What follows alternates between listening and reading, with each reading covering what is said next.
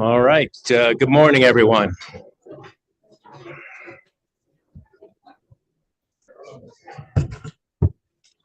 Good morning, everyone. Today is Wednesday, March 6th, and this is the time and place for the regularly scheduled Nevada Gaming Control Board meeting for the month of March 2024. Before we get started, I'd like to ask everyone to please silence your cell phones so we don't have any disruptions during the meeting.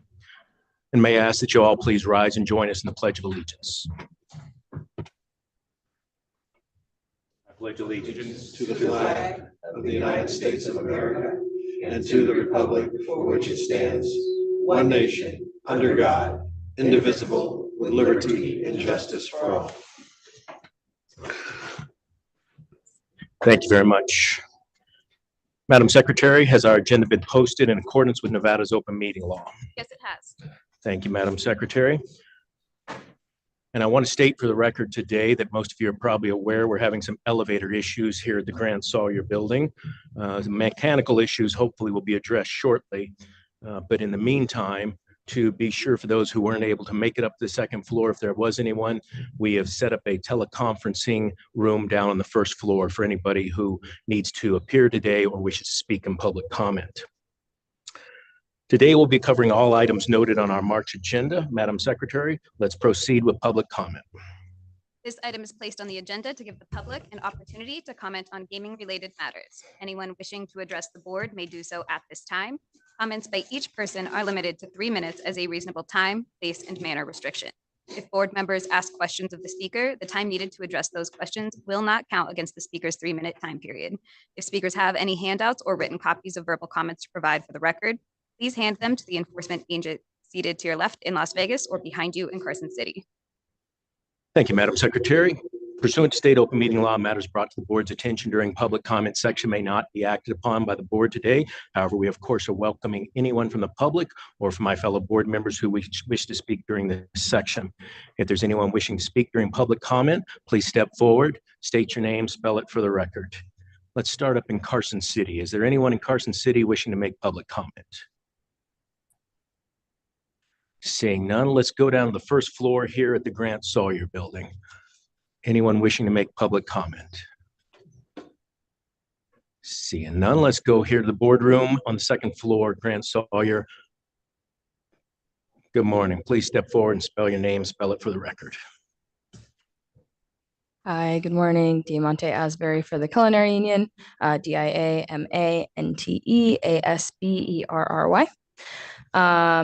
Red Rock Resorts Chief Operating Officer Robert Finch has retired after 40 years with the company. So today we'd like to talk about some of the events that took place during Finch's time as COO. Finch is a member of the Fertitta family by marriage. His office is located at Station Casino's corporate headquarters by Red Rock Casino. Station Casinos used mud lists categorizing workers as pro-management, pro-union, or don't know to decide which workers to rehire during the pandemic. On June 13th, 2020, during the pandemic, Finch, as COO of Red Rock Resorts, wrote to general managers, "Please send Phil and I your mud list from Fiesta Rancho, Texas, Fiesta Henderson, and Palms. Also, please resend your open positions requested sheets." In this instance, Phil refers to Phil Fortino, who was the corporate senior VP of HR at the time, and Finch, as COO, asked for mud lists and open position requests at the same time. On April 12th, 2022, Administrative Law Judge Jeffrey D. Wiedekind of the National Labor Relations Board issued a 138-page decision with proposed findings of fact and conclusions of law against Station Casinos. An important part of Judge Wiedekind's role in the case was to assess the credibility of witnesses who testified at trial, including several Station Casinos executives. In footnote 11 of that document, Wiedekind wrote, "However, as noted above, Finch was not a credible or reliable witness generally."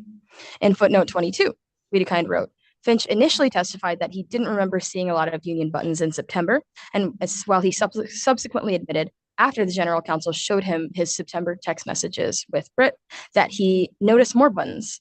He testified that the increase didn't mean anything to him. Again, I discredit this testimony both because it is contrary to the record as a whole and because of Finch's poor credibility generally." Now, the National Labor Relations Board in Washington is reviewing Judge Wiedekind's proposed findings, including his proposed findings of his about Finch's lack of credibility. In his time as Red Rock Resorts COO, Robert Finch and the company used mud lists to determine which workers got work, and he was found not credible under oath by an administrative law judge. We believe that these occurrences cast a negative light on the Nevada gaming industry and should not go unnoticed. Thank you. Thank you. Anyone else wishing to make public comment? Please step forward and spell your name, spell your last name for the record.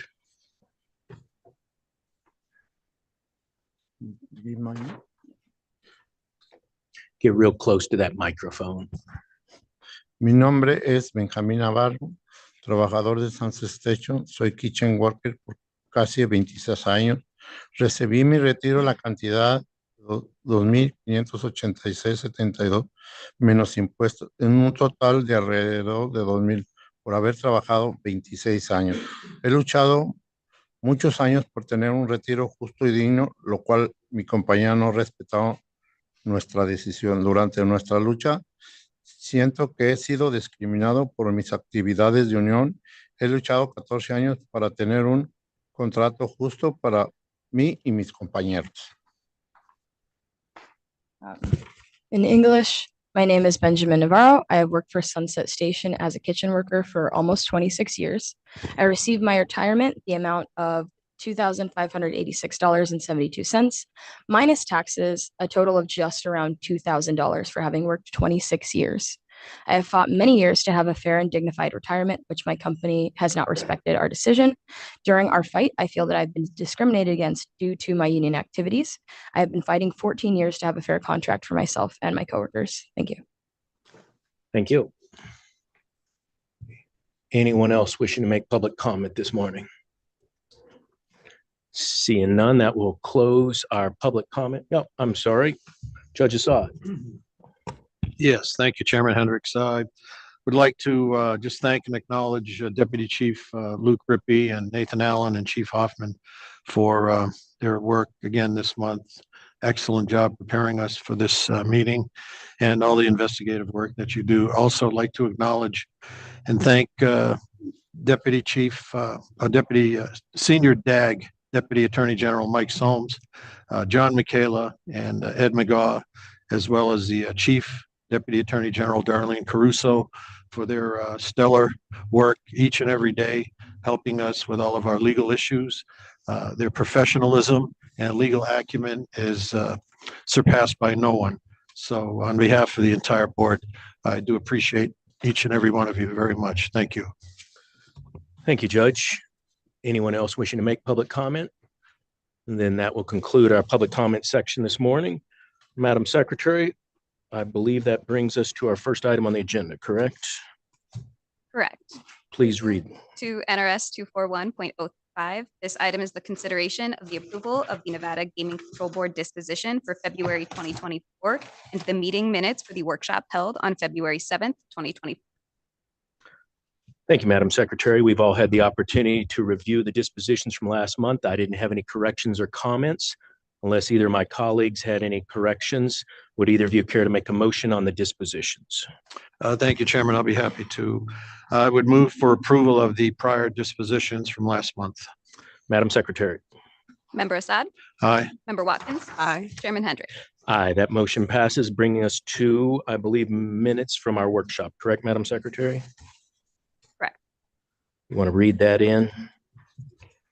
Pursuant to NRS 241.035, this item is the consideration of the approval of the Nevada Gaming Control Board meeting minutes for the workshop held on February 7th, 2024. Thank you. I didn't have any corrections or comments regarding the minutes. If either of my colleagues had questions or comments, let me know. Otherwise, I would accept a motion on the minutes from the live entertainment workshop regulatory workshop from February 7th. Seeing no comments or questions, I would move to adopt the minutes from the February 7th, 2024 meeting. Madam Secretary. Member Assad? Aye. Member Watkins? Aye. Chairman Hendricks? Aye, that motion passes. Madam Secretary, does that bring us to our first item? It does. All right, please read in non-restricted number 1. Non-restricted number 1 is the application of Bally's Corporation for a continuous or delayed public offer. You also have the application of Tropicana Las Vegas, Inc., doing business as Tropicana Las Vegas, to guarantee securities and hypothecate assets in conjunction with continuous or delayed public offer. Lastly, you have the request to withdraw the application of Premier Entertainment Tahoe, LLC, doing business as Bally's Lake Tahoe Casino Resort to guarantee securities and hypothecate assets in conjunction with a continuous or delayed public offering. Morning, Good Mr. morning. Reeser. Good morning, Chair Hare, members Watkins and Assad, Madam Secretary, Dan Reeser of Fenimore. And I'm appearing on the Regulation 16115 applications of Bally's Corporation and the application of Tropicana Las Vegas pursuant to Regulation 16100 is placed on the record by Madam Secretary. I'm pleased to introduce to the board Marcus Glover, who is with me at the podium, Executive Vice President, Chief Financial Officer of the company. Also present, and I'd ask them to stand when I introduce them, is Don Westcott, Bally's Senior Vice President, Global Chief Compliance Officer, and Lou Dorn, Senior Vice President and General Counsel, North America. We appreciate the diligence and assistance of Chief Hoffman, Deputy Chief Teggio, Supervisor Abba, and Senior Agent Logan in advancing the application to agenda today. And with your leave, Chair, we do have an affirmative presentation. Thank you, Mr. Reeser. Please proceed. Thank you. Before the board is a routine application for renewal of the continuous and delayed public offerings approval as permitted pursuant to NGC Regulation 16115 for publicly traded companies. As reflected in the company's application, we're requesting another 3-year approval. We are also requesting that Tropicana Las Vegas, Inc. Be approved to guarantee securities and hypothecate assets in connection with any public offering by the company as permitted under Regulation 16100. There is additionally a request to withdraw as legally moot under Regulation 16100, the application of Premier Entertainment Tahoe LLC. The approval sought today allow the company from time to time to offer additional shares of its common stock for use in making adjustments to its capital structure, to retire debt, to fund asset acquisitions, or to make capital improvements to hospitality and entertainment facilities and venues, pursue share repurchases, or to engage in any other lawful general corporate purpose. Given the company's expansion, development of new resorts, and potential acquisitions, flexibility is necessary for the companies to address capital structure issues and promptly respond at the direction of the board of directors if market conditions indicate new public shares should be issued. Senior Agent Logan advised us that the board wanted us to affirmatively address a handful of topics on which the board needed additional information, and we will do so. The first of these involves the processes for the April 2nd, 2024 closing of the Tropicana Hotel and Casino. As the chair is aware, there is a pending Regulation 9010 closure approval request, and I am in the process with working with compliance folks here in Nevada on the draft closure plan. I'd ask Mr. Patel to join us at the podium to give you a little bit additional information on what's going on with the closure. Mr. Patel is the Senior Vice President of Western Regional Operations for the company. Thank you. Good morning, Mr. Patel. Please state your name and spell your last name for the record. Good morning, Chairman, and good morning, board members. Amit Patel, Patel. Thank you. And what can you tell us about what Mr. Reeser set the table for? We have a pretty historic week coming ahead of us. And I say that mostly from the angle of our proud team members at Tropicana Hotel and Casino. We have currently about a little over 700 team members who are proudly serving customers every day all the way to April 2nd. Just at about April 1st, we will have about 600 of those team members continuing to work with us. And why it's a special moment is because beyond just the building and the property history, team members, union and non-union both, have tremendous amount of pride. Go to our cafeteria today, out of the house operation. These team members are walking with pride, serving with pride. And over 26% of our workforce today, Chairman, is over 20 years of employment with the same company. It's a family. And so there's some unique emotional moments that we're capturing. We're recording team member testimonials where people are going back to where they started and how they're moving forward. As for the continuing employment opportunities, how we are helping the resources as well, we have partnered with several of our competitors on the strip. They've been very helpful in engaging the workforce. We have help from county commissioners who are doing job fairs. The first one occurring this Friday, March 8th. Separately, Tropicana has designated a very targeted job fair coming on 2 days prior to closing on March 19th and March 21st. Over 20 employers have signed up already for the designated job fair that is designated only for Tropicana employees. And the companies that are representing in this job fair coming to our property to recruit are strip properties, off-strip properties, the downtown properties as well. So we've had pretty much transition resources. We have transition teams right now meeting every day, working with the team members where their preferences are, where they would like to work, how would they transition post-closing as well. And tremendous amount of positive momentum. If you were to stop by our property today and get a cup of coffee, I would say that coffee will come with a big smile and tremendous amount of pride as well. Any questions that I can answer? That's great. Thank you for that. And you're correct. We're obviously concerned about your employees as much as you are when a property of this size temporarily closes. So glad to see that you have a plan in place and you're working with all the other properties and county commissioners and the rest of the community to be sure that they find a home during this temporary closure. Can you tell us approximately how many employees there were before the temporary closure was announced? We had a little over 1,000 employees post-pandemic. Great. And we have currently a little over 7. Yeah. Wonderful. What can you tell us about anything publicly at this time regarding the transition and the closure and the actual eventual demolition of the Tropicana? Sure. Yeah, Mr. Chairman, did you have something on it? Yeah. Before we do that, let me see if other board members have questions for Mr. Patel. Whoever's going to address the redevelopment. Wonderful. Other board members, questions for Mr. Patel?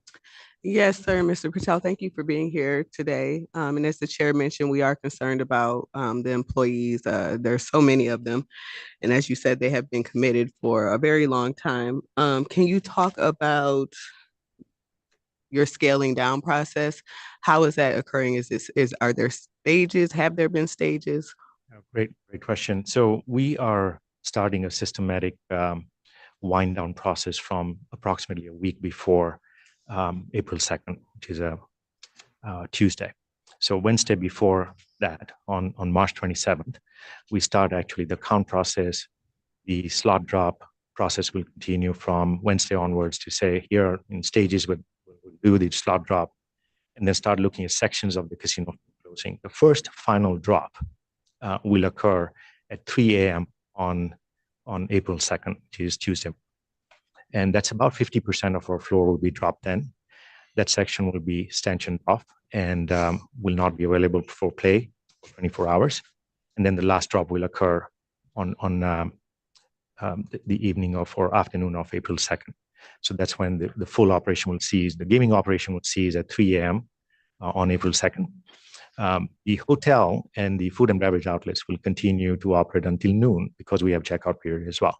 We still have guests coming to the property. We still have ongoing demand that we're serving. And we also have group business all the way up to the last day of the property. So continuing operations as is normal up to April 2nd is how we're planning to transition. The team members who are committed to staying with us as we work with them on other employment opportunities, they have committed to us, and in the job fairs we'll reiterate to our potential partners that let them continue to work with us through April 2nd, and they can transition to their future employment right after. Okay, so are you saying that you plan to continue with the same number of employees until the eventual shutdown? That is correct. Okay. Yes. And what we'll have is post shutdown, we have a 90-day decommissioning process that all the operational employees will start winding down, and that employee count will quickly go from 600 to 500 to 100 down to 0. Okay, that makes sense. Understood. And can you talk publicly about any potential return of employees? Sure. We have committed to the employment seniority for the same team members who are Tropicana right now. They come back on redevelopment. Clearly, Marcus will talk a lot about our redevelopment timetable and what we're looking at next post decommissioning and demolition. Yeah. Just to finish up, Chair. Go ahead and introduce yourself, spell your last name for the record. Chair and fellow members, Marcus Glover, Glov, V as in Victor, ER. To answer your question specifically, we are contemplating, obviously, continued collaboration with the unions to ensure that seniority is taken into account when we get to the redevelopment opening. As you've seen publicly, the date that has always been out for stadium development and opening has been the 2028, the season for Major League Baseball. So we're working in conjunction with our stakeholders, GLPI and the A's, to develop and contemplate what that development will look like for opening in that time frame. Obviously, at that point, we'll have callbacks accordingly based on agreements. As it relates to the development, Chair, in your earlier question, April 2nd will be the shutdown. There will be a decommissioning process, as Mr. Patel just stated. At that point in time, we are working with our construction development partner on demolition, site abatement prep for the A's, which has to be complete and a site ready to hand over to the A's by April of 2025. So that is the initial timeline we're working on. A bit serendipitous, if you will, that the A's released renderings on yesterday, in the sense that we are working on a 3-party agreement, and it will be a master redevelopment plan that contemplates all needs of all stakeholders, that we can bring something to Nevada that is that will make the city proud. But the stadium had to be the first kind of domino to fall in terms of how they are thinking about that from a vision standpoint. We will do a master redevelopment around the stadium as the anchor of that corner. Those conversations will continue. We are in the midst of a 3-party agreement. And as we get closer to something that we can unveil collectively, we will share that publicly. Thank you. I had another question for you, Mr. Glover, while you're up here. Obviously, as mentioned, the Tropicana is a very historic property for Las Vegas and for Nevada. Is the intention of the demolition, do you know at this time, are you looking at construction demolition, or are we looking at a Las Vegas celebratory send-off demolition? You know, it's been interesting. We've talked a little bit internally. I don't know if it's been confirmed yet. You know, in a few conversations with our chairman, I think he got excited with the possibility of an implosion. But as soon as we can confirm that, we will definitely make sure that those plans are shared publicly. Thank you. As the board can appreciate, an implosion would require significant environmental permitting. So it's not quite the way it was in the dunes. Busy intersection. When the dunes imploded. Absolutely. Let me see if there's other questions. Judge, did you have questions for Mr. Patel or Mr. Glover at this point? On the Tropicana. Correct, on the Tropicana. Yeah, thank you, Chairman. I'm really looking forward to Tropicana 2.0. As a former employee of the Tropicana, before the high-rise tower was built, back in 1978, I was a 21 dealer there. It was a great property. It was my first job on the Strip, and it helped launch my career into law school and so forth. So I'm really looking forward to it. The stadium and the Tropicana relationship, can you elaborate a little bit on that? If you can. If you can't, I understand. But people are always very curious about who's going to be paying who, and who owns it, and who's leasing it, and what types of public money will be involved and so forth. If you could just give us a little synopsis on that. Sure, Judge. I can share with you, GLPI owns the land. We have development rights. Bally's has development rights of the 36 acres, of which we donated 9 to the A's for stadium development. Right now, it's a collaboration between all 3 parties on how that site gets developed. There's a lot of obviously a lot of consideration that needs to be had. I think as you see us move forward collectively, what was shared yesterday. I'm sure there will be iterations to massage and get that right for development to surround that stadium and bring something that works for traffic, that's also pedestrian friendly, and that's also aesthetically pleasing to that corner. That's as much as I'm able to share right now, but there are collective conversations constantly going on right now. And it's projected to have a 30,000 seat stadium, I I believe. think the exact number that I've seen published by the A's is 33,000 to be exact. 33. So Okay. yeah, roughly in that neighborhood. Okay, great. Thank you. Thank you, Mr. Reeser. Appreciate you going through some of that and understanding that the agenda item is actually on your request under Regulation 16, but perhaps the hypothecation of the assets and the request for the shelf would make sense for what happens down the road. So appreciate you updating us on that. You had a couple other things you were going to update us Chair, on as the well. third item that we were asked to address was the company Chicago project. And first, Mr. Patel will provide you some color on current operations, and then Mr. Glover can provide some commentary on the development project to the extent that these matters are public. Thank you. Mr. Patel. Good morning again, Chairman. Good morning, board members. As you may know, we commenced our Chicago operations in September of last year, right in the heart of the city of Chicago. And coincidentally, we've hired over 700 team members for the temporary casino opening in September.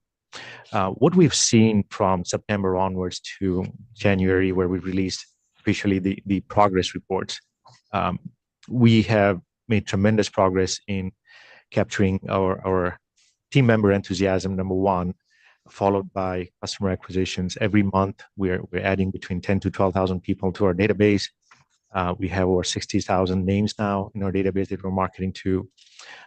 When you look at our growth pattern between where we are every month, despite harsh winter weather impact as well, we've continued to grow our revenue base in Chicago, and the temporary gives us tremendous amount of optimism and enthusiasm for our permanent project. And our permanent project, we expect to have shovels in the ground sometime this summer, which is transitioning from where we are today to getting about 4,000 gaming positions. And that is scheduled for the late third quarter or September of 2026. That operation will have 3,000 seat theater. We have museum space. We have gaming positions. We have Riverwalk. It's a holistic entertainment complex that we're building in the city of Chicago, and the city is very proud of it. The community surrounding us in the casino right now is already very engaged with us. We have tremendous amount of support and enthusiasm from the neighboring communities as to what we brought to the equation. And our team members, again, proud team members, have started volunteering at the local St. James Cathedral as well in the first 5 months of operation, and will continue to be a significant part of the community and the neighborhoods surrounding our operation. Great.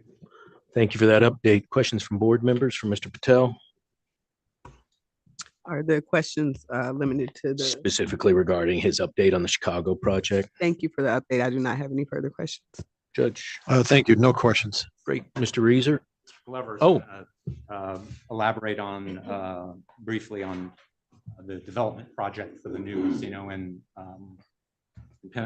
Chicago, which was the second prong of the question that was asked us to address. Very good. Thank you. Mr. Glover. Yeah, just to continue a little bit on Mr. Patel's commentary, the temp has actually started to gain some really good momentum. So we're proud of what we're seeing in terms of people giving us a trial and then hopefully gain a little bit of stickiness from that trial, from the execution and service delivery of the team members. That operation is very unique. If you haven't visited, it sits right in the heart of downtown Chicago, and it's a temporary facility. But if you were to walk in, it wouldn't give you a feel of anything temporary in terms of the finishes and how quickly we got it up. So kudos to the team on that. In terms of the permanent development, we are, to Mr. Patel's commentary, looking at sometime in third quarter of 2026 opening.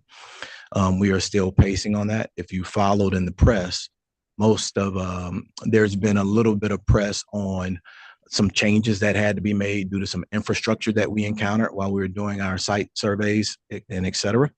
And so we've repositioned that. We've gotten clearance from the city of Chicago on those changes and modifications.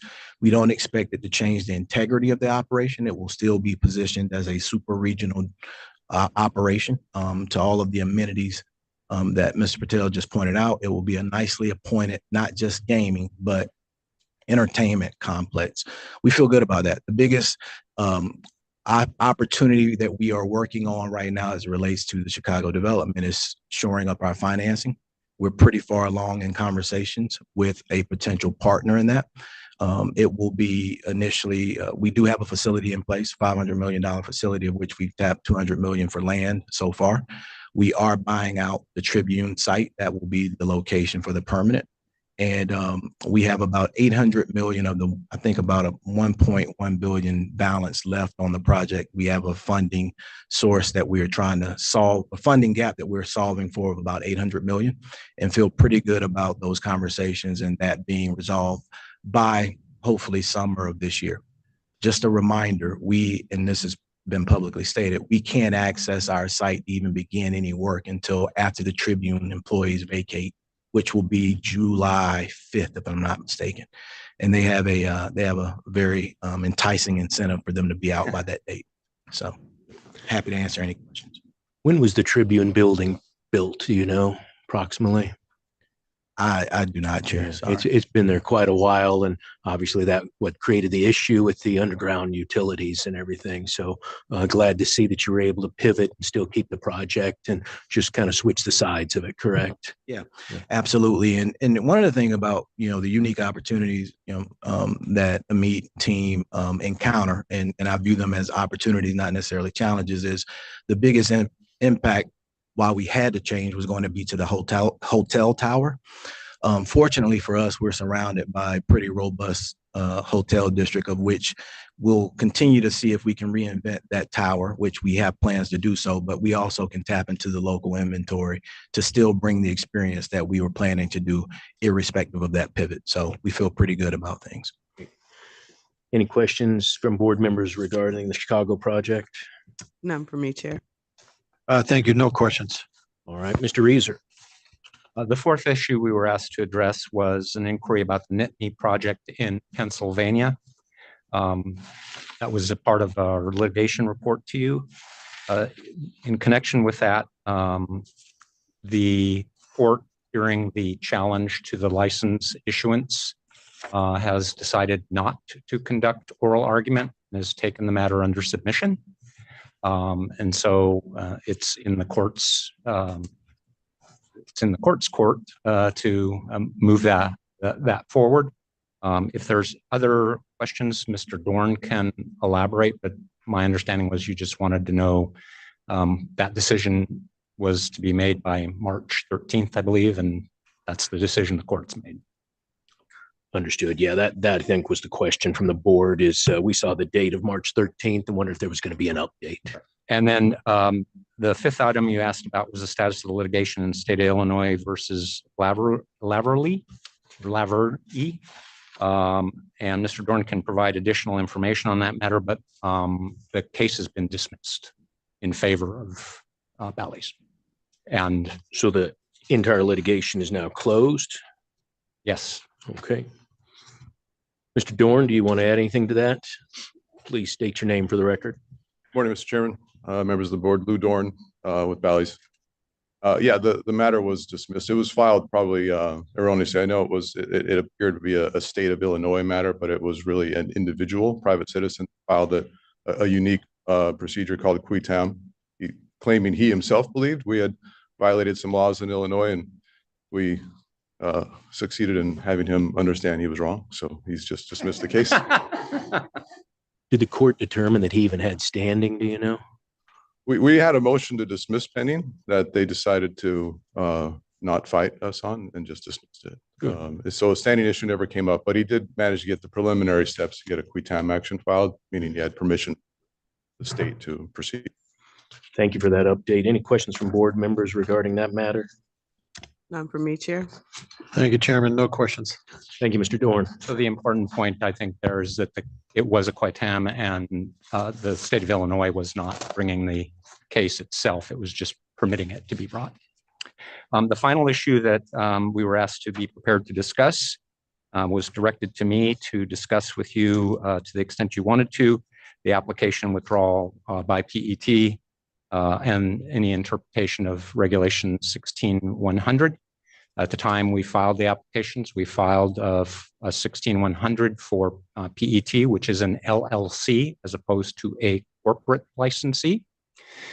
We did so knowingly because we did not know if the board had, I could not find any precedent of where the board had to publicly debate the issue of notwithstanding the definition of corporate licensee, the policy was to require any corporate licensee, no matter type of entity. I do agree with Deputy Chief Teggio, the regulation's pretty clear on its face. We did share with staff that there is an alternative argument that could have been made for jurisdiction. Staff told us they were comfortable with a withdrawal. And if that's the board's pleasure, then we're comfortable with the withdrawal as well. Thank you for that, Mr. Reeser. And I'm sure you filed that in overabundance of caution and appreciate that. I don't believe there's anybody else on the planet who knows the commission regulations as well as you do. So I think your position of being better safe than sorry was good. And then after an evaluation by the Corporate Securities Division, we looked at it, and I appreciate the request for the withdrawal today. Finally, Chair and members of the board, we've reviewed draft number 1 of the proposed order dated February 7, 2024. It is proper in form and substance, and the company accepts the requirements and the terms thereof.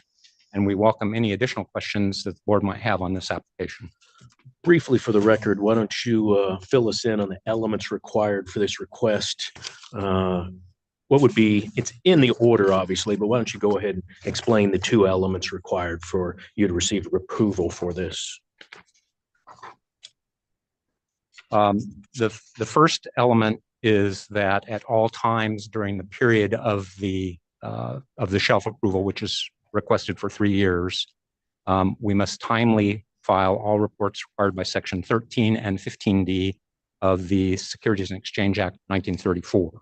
And the second is that upon filing documents with the U.S. Securities and Exchange Commission regarding the sale of any securities for which approval would have otherwise been required under the regulations, Bally's Corporation or any affiliate involved has to contemporaneously provide written notice and copies of those documents to the board's Investigation Division Corporate Securities section, and keep the division a long-standing favorite piece of language I know that Chair Hendrick agrees with, continuously and promptly informed as to the progress of all public offerings made thereunder, and in the event would have any material effect on Bally's Corporation's subject to the 8K reporting requirements.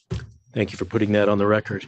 Any questions from board members regarding the order or any of the other requests except for the withdrawal? We'll take that separately. Yes, I do have a question. How did you utilize the previous shelf? I'm sorry? How was the previous shelf utilized? How was the previous shelf utilized? Mr. Glover will keep me straight on this. I believe there was one there was one public offering that was made under the previous shelf. And if you give me a moment, I will find that date of that. We did disclose this to the agents. Pardon? Yeah, my recollection was a 2021, April 2021. So the company used its shelf approval in April of 2021 for a common stock offering. And we provided documentation in the data room on that to the agents. It has the second prong of the question that was asked at the time was whether there was a current immediate plan to use the shelf, and there's not a current immediate plan to use the new shelf. Okay, thank you for that. And then it's my understanding that one of the shareholders is above our 10% threshold. Is that correct? Correct. Mr. Hayden is above the 10% threshold. And as I believe you were advised by a rump memo yesterday, he signed his application. We received a request from Chief Hoffman on February 15 for him to file. And he signed his application forms in London, England yesterday and got his fingerprints. And they are winging their way to my office. Okay, so it hasn't yet been filed, but he has. No, we're within the 30-day time period that Understood. Chief Hoffman set. But they're He's at 10. He was at 10.34. I think he's slightly above that now as well. My understanding from Mr. Hayden's counsel is he has not bought shares. His going above the 10% threshold was by reason of Bally's doing repurchases. So he was always under the 10% when he received his shares as a part of the Gamesys transaction. As the capital structure of the company has changed, he's been edged up, not by reason of activity in the market, by reason of Bally's activity in the market. Understood. And so in summary, he's planning to file that application in short. Yeah, we will file on time as requested by March 15th. Okay, thank you for putting that on the record. I'm glad to do so, Member Watkins. Judge, any questions? Yes, thank you, Chairman. Just in the future, this idea of corporation versus LLC and the policy behind that, do you think there may be some discussion in the future regarding modifying that language to have LLCs on a equal status with corporations under 16.100? Well, reasonable minds might differ, Judge Assad, but I will tell you my view. And this is not to generate work for private lawyers.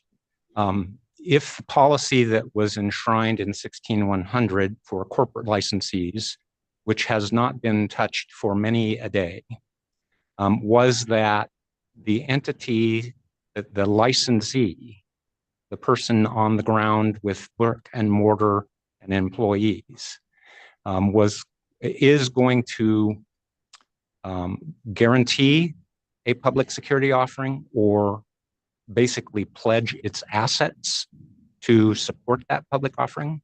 There's really not a reasonable policy difference between a C Corp and an LLC in the 21st century. As I discussed with Agent Logan, at the time that regulation was adopted, there was no such thing as an LLC in Nevada. They had been created in Wyoming. The Nevada legislature had not adopted Chapter 86 yet. But it doesn't make logical sense, I don't think, that you could be an LLC licensee and hypothecate or guarantee without prior approval. But if you're a C Corp, you have to. I think the only policy issue that that finance people might bring to bear is pass-through entity versus non-pass-through entity. And I'm not going to try to practice public accounting. I'll leave that to others should you decide to do a workshop. So would you be in favor of that? I would be in favor of whatever a client hires me to say. That's an honest lawyer right there. I try to be an honest lawyer, remember? So somebody better get to you first. I do have engagements from public agencies. All right, very good. Thank you. That's no all rate discount. And we are going through several regulatory workshops and updates, so maybe that'll be a topic for discussion, and we'll certainly invite you into that discussion. Yes, I've been invited to show up Thursday. Good, wonderful. All right, any other questions from board members regarding item number 1, except for the withdrawal? I don't have any further questions, but thank you, Mr. Reeser, for your preparedness today. You're always so very well prepared and informed, and you have such a long history in Nevada of gaming law and really understanding the regulations, and you help us further our goals. So thank you. Thank you for that kind comment. Judge, anything else? No, thank you. All right, then I would entertain a motion on non-restricted item number 1, saving the withdrawal as a separate motion. All right, thank you, Chairman. I would move that we recommend approval of non-restricted agenda item number 1 as read into the record by Secretary Rupert with draft number 1 dated 2/7/24. Madam Secretary. Member Assad? Aye. Member Watkins? Aye. Chairman Hendrick? Aye, that motion passes. Now I would entertain a motion for the request to withdraw. Yes, thank you. With regard to the Premier Entertainment application on the motion to withdraw, I would move that we accept that request. Madam Secretary. Judge, did you make it that's with or without prejudice? That'd be without prejudice. Madam Thank you. Secretary. Member Assad? Aye. Member Watkins? Aye. Chairman Hendrick? Aye, that motion passes. Thank you, Mr. Reeser. Thank you. Bringing us to non-restricted item 2, Madam Secretary. Non-restricted number 2 are the applications of Tracy Harris, Marcus Glover, and Amit Patel for finding of suitability and/or licensure as a director, officer, manager, key employee, and/or key executive as noted on the agenda. Good morning, Chair Hendrick, Morning. members Watkins and Assad, Madam Secretary, members and staff of the board. Dan Reeser with Fenimore on behalf of the applicants as indicated by the Madam Secretary, excuse me. Together with me appearing today is Scott Andrus, the Bach and Bingham firm in Jackson, Mississippi. He was enrolled on my application pursuant to Reg 10050 and was approved by Commission Chair Tagliati in an order entered August 8th of 2023. Mr. Andrus is here on Ms. Glover's applications with me. If I might just on all 3 applications, with your leave, we'll take one applicant at a time. Please. As indicated on the agenda. But I would like to again thank Chief Hoffman and his staff for their professionalism in processing these applications. In particular, Deputy Chief Rippey, Supervisors Doyle and Moyle, Agent Thompson, Agent Lundeen, and Agent Mark Robertson. They did a great job. As you know, they collapsed everything into a master report, which made it very, very, I think, readable and easy as we reviewed those matters with them. So we appreciate that. We do have brief affirmative presentations on each of the applications with your leave. Thank you. I'm pleased to introduce Tracy Harris. Ms. Harris is here on an individual application filed June 29, 2023. And she is requesting a finding of suitability as a director of the company. Her application was submitted following her appointment as the chair of the audit committee and was filed in accordance with NGC Regulation 16.415.3b. I will provide a brief snapshot of Ms. Harris, which I have learned in helping Mr. Andrus represent her. She was born in St. Louis, Missouri, where she graduated high school in 1981. Her father was a police officer, and her mother, who is retired now, worked in financial services, hospitality, and retail. Ms. Harris received her BS in marketing from Von Bonn, and I probably mispronounced that university in 1985, and earned her Master of Business Administration in 1993 from St. Louis University. She completed her Master's of Public Administration in Government Administration at the University of Pennsylvania in 1995. Since graduation, she's been employed in corporate and government finance, served as the chief financial officer for several public institutions and private organizations, which include the Washington Convention Center Authority, DeLon Hampton and Associates, a professional engineering firm, the American Institute of Architects, Bond Factor Company, a startup firm in the municipal bond insurance guarantee space, the Bullis School, a K through 12 private college preparatory school, UMUC Ventures, high impact economic development nonprofit organization for the University of Maryland Global Campus, which the University of Nevada System ought to look at, MIB Group, a provider of insurance for underwriting services. In 2022, Ms. Harris formed her private consulting firm, 40 Green Acres LLC. You'll have to ask. She is a resident of Washington, D.C. and she's previously served as a board member of the American Geophysical Union, Tyson's Regional Chamber of Commerce, the National Art Strategies Association. Ms. Harris currently serves as a trustee and audit committee chair, yes, of the District of Columbia Retirement Board. And in addition to her position on the board of directors with Bally's, Ms. Harris also is an independent director of Care First Blue Cross Blue Shield of Baltimore, Maryland, and 1847 Holdings LLC, a publicly traded New York private equity firm. She's submitted licensing or qualification applications in 15 jurisdictions, and she's been licensed or found suitable in Colorado, Louisiana, Maryland, Mississippi, New York, Rhode Island, and Virginia. More to come. She has a temporarily key in Indiana and New Jersey, and she is available to respond to any questions you might have. Thank you, Mr. Reeser. Good morning, Ms. Harris. Good morning. Pleasure to have you here. Tell us a little bit about yourself and primarily what your duties are in this role for Bally's. My name is Tracy Harris, Harris. In my role at Bally's, I am on the board, and I am also chair of the audit committee. Very good. Mr. Reeser did a fine job of giving us your background, but why don't you tell us a little bit about how you came to end up in this role with Bally's publicly traded corporation? I've been a CFO in various institutions for the last 20 years. And as part of my career journey, I decided to pursue board work.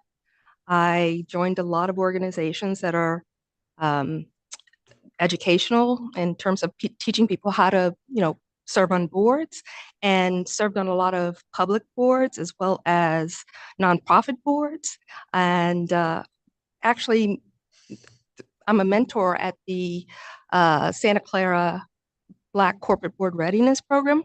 And we were at a fundraiser, and I met someone from NAIC who actually knew Sue and introduced me to Sue. And that's how I made it to this board. Very good. That's Sue Kim, Sue Kim, chairman. the chairman. Yes, correct. And understanding this is your first time in front of Nevada's gaming regulators, we welcome you here, but also understand that, as Mr. Reeser stated, you've applied or been found suitable in multiple jurisdictions. How have you found the Nevada licensing process? It was wonderful. Good. That's what I'm looking to hear. You got very easy, correct? Super easy. Very good. You're very impressive educational and business background makes me very comfortable in supporting your application. And I'm sure you'll understand that the gaming regulations are very similar to the SEC regulations, that there's a lot of them and we expect strict compliance. But with your background, I'm sure you'll have no trouble doing that, and look forward to you leading the audit committee and being in touch with you and through our agents. So welcome to Nevada. Thank you. Questions from board members? Good morning, Ms. Harris. Good morning. It's a pleasure to have you before us today with your, multiple master's degrees and, storied career, your participation at the board level in various industries. We very much appreciate that and welcome that education and expertise here in Nevada. I think you'll be an excellent addition as a licensee. And I can see also from our background report that you are someone who serves with a lot of integrity, and I really respect that about you. Thank you. You also serve on nonprofit boards, or have in the past, is that right? Correct. And what are your current roles in nonprofit boards? So on the District of Columbia Retirement Board, which is a public pension board for fire, police, and teachers, I'm the chair of the investments committee as well as chair of the audit committee. Care First Blue Cross Blue Shield is a not-for-profit, Maryland, Virginia, and DC. And I serve on the finance committee as well as the audit committee of those boards. Okay. Well, thank you for your service. And like I said, it's a pleasure to have you here before us today, and welcome to Nevada. Thank you. Judge Assad. Yeah, thank you, Chairman Hendricks. I would just echo the comments of my two colleagues. It's a very impressive resume, stellar background. Doesn't get much better than UPenn. So congratulations on that. And I want to also extend thanks to your dad for serving as a police officer. Thank you. I'm happy to support your application. Approximately how much time a month do you spend running the audit committee? The audit committee meets maybe two days every quarter, but during the month, I am constant contact CFO, the internal audit person, and the auditor. So I could spend as much as 2 to 3 days a month talking to them. Great. And do you travel to, I assume, corporate headquarters I to do that? I can travel or we Zoom. Right. Very good.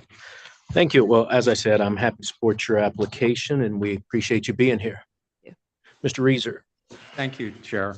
I'd ask Mr. Glover to join me. Mr. Glover, please state your name again for the record for this item. Marcus Glover, Glover. And Mr. Andrus is also on this application, but unless there's questions of him, I won't make him get back up unless he wants to. We'll let you know, Mr. Andrus. Thank you. Our same appreciation to the same group of agents on this matter should be incorporated here by reference. I'm sorry. Get close to the microphone there, Mr. Reeser, so I the will. court reporter Thank can you. hear you. Try not to crowd Mr. Glover because, we have our territory.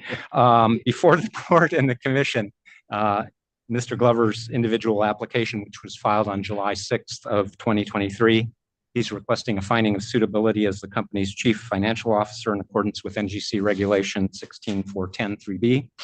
He's also asking pursuant to NGC Regulation 15585-7-5 for a finding of suitability as a manager of Bally's Management Group, LLC, which is as you'll recall, the intermediate holding company that holds all of the licensees all over the country, and as an officer and director of Tropicana Las Vegas Hotel and Casino, Tropicana Las Vegas Intermediate Holding Company, and for licensing as an officer and director of Tropicana Las Vegas in accordance with NRS 463530. And finally, as a manager with PET under NRS 4635735. So Mr.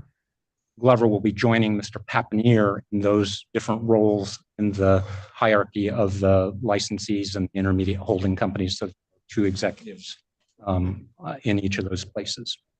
I will briefly, with your leave, give some background on Mr. Glover. He was born in Orangeburg, South Carolina, and graduated from nearby Aiken High School in 1993. His father and mother are retired. His father, an engineer, and she an educator. Mr. Glover is a 1997 graduate of Morehouse College in Atlanta, where he earned a Bachelor's of Arts in Finance. He completed his Master's of Business Administration in 2004 from Duke University in Durham. Following his graduation from Morehouse, while he was still working on or toward his MBA, Mr. Glover was a business analyst at Accenture. That's a global business strategy and operations consulting firm. And he worked as a consultant also for Deloitte Consulting and the Atlanta Commercial Board of Realtors.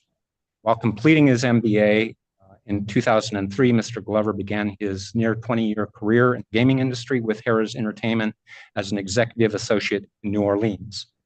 In 2006, he was named Vice President of Operations for Harrah's in Biloxi, Mississippi.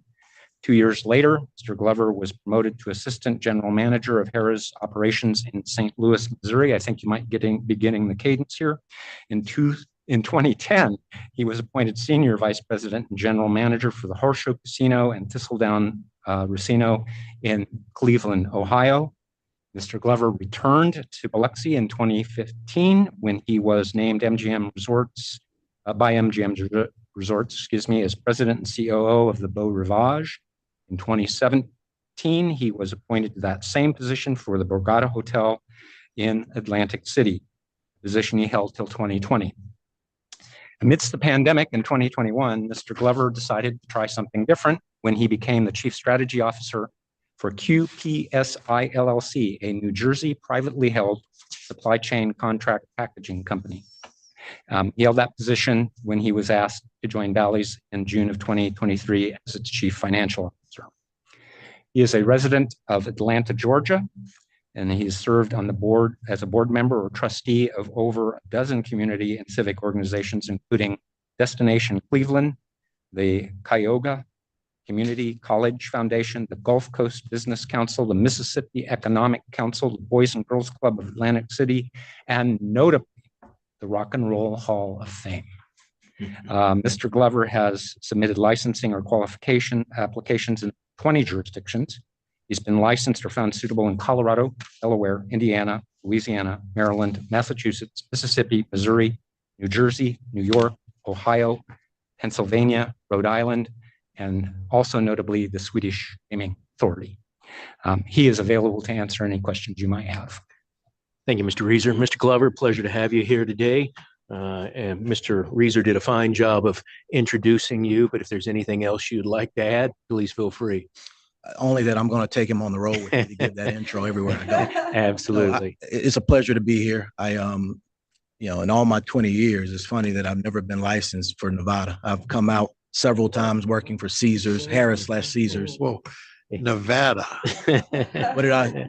Nevada. Nevada. Sorry. They don't let you get licensed. That's South Carolina. And without prejudice. but no, happy to be here, and I'm happy to answer any questions you may have. Great. I'm with you with your very stellar background in the gaming industry. I'm surprised you haven't come through Nevada's gaming regulators before, but again, we're pleased to have you here in front of us today. Tell me a minute or two about your daily or weekly responsibilities, including how much travel time that takes you if you're based out of Atlanta and you getting to the properties. Yeah, luckily I have a good operational team. And so most of my time is back and forth pretty much every week to Providence, which is our headquarters. And so I spend a lot of time there with our team. Most of the finance professionals are based in Providence. We do have a fairly large international finance team that's based in London, and a few people scattered throughout Gibraltar and Isle of Man. But I spend most of my time in Providence, between Providence, Toronto, which is where our global financial planning and analysis office is, in London. I've ventured out to a couple of properties, but most of my time is between the 3 locations that I've shared with you. Throughout the week, obviously my responsibilities are for ensuring that we put ourselves in the best circumstance for financial prudency and performance. And so any given day is spent on ensuring that we manage our assets appropriately and make sure that anytime we are engaging in any consideration for investment, that it's very thoughtful and that we receive the appropriate return on that investment moving forward. That's the general, but as you can imagine, there are several scary details that go into the sausage making of this role. Very good. Well, I'm impressed with your history in the gaming industry as well as your educational and community background and service. So I'm very pleased to support your application this morning. Questions from board members? Good morning again, Mr. Glover. Thank you for being here today. You are certainly a busy man, and you're well-traveled as well, right? So you've spent a lot of time in other gaming jurisdictions and in various positions. You've climbed the ranks quickly, and I just want to say congratulations on all of your success, and thank you for your service in numerous board positions where you were not compensated in the past and currently, and yeah, it is very surprising that you haven't been licensed here in Nevada. How long was it that you were operating here in Nevada? Well, never been based here. Always worked out on projects that didn't require licensing. But if I can have a candid moment, the way I joined the industry back in 2003 as an intern, the program I felt allowed for more of a robust experience in the regional markets. I saw many of my fellow colleagues that started out in the same place that came to Vegas and kind of got lost because of the size and scope of these operations. As a lone intern in New Orleans, I was able to be a big fish in a small pond and got the attention of the executive team and, quite candidly, C-suite leadership because of some of the projects. And so that just continued for me in the regional markets and kind of carved a niche in learning how these regional markets work, such that until I got to a level of where I could be at the president level, would I consider Las Vegas. And at that point in time, I think I had gotten so entrenched in regional expertise that that's how leadership saw me. But would love to. I was out here for a soccer tournament in December with my oldest, and both of us said, "Boy, we love to live in Nevada." Judge, I'm sorry, Nevada. I apologize. Well, there's certainly an excellent leadership team in place at Bally's. Earlier in my tenure as a board member, I had an opportunity to meet another individual from your leadership team, and it's shaping up to be amazing. I can say that. And welcome to Nevada. Thank you. Thank you. Judge Saad.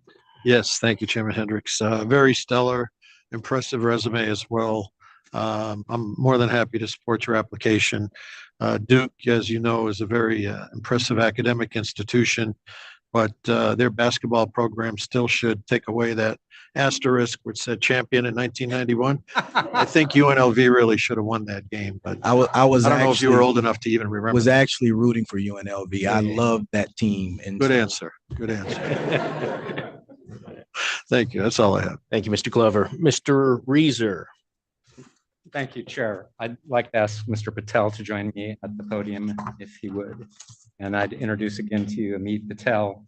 Mr. Patel is Senior Vice President and Regional Manager West.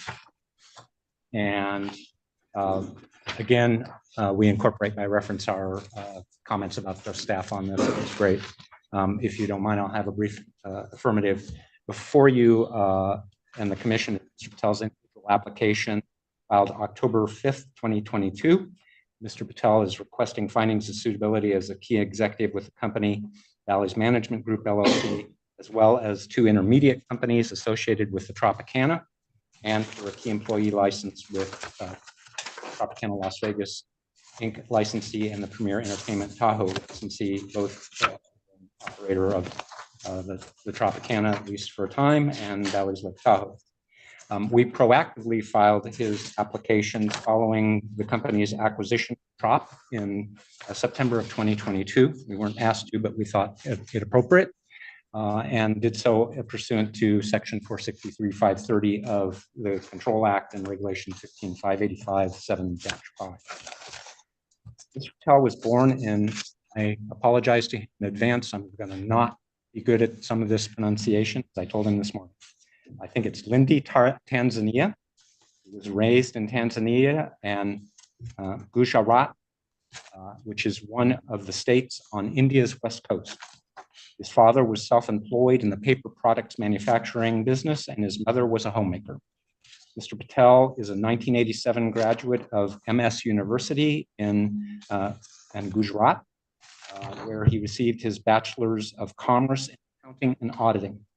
He earned his Master's of Business Administration in 1989 from Philadelphia College of Textiles and Science, now Jefferson University, and he became a United States citizen in 2000. He holds a CPA license issued in the state of Pennsylvania. Upon graduation, he began his 35-year career in the gaming and hospitality industry when in July of 1989, he became a staff accountant at the Sands Hotel and Casino in New Jersey.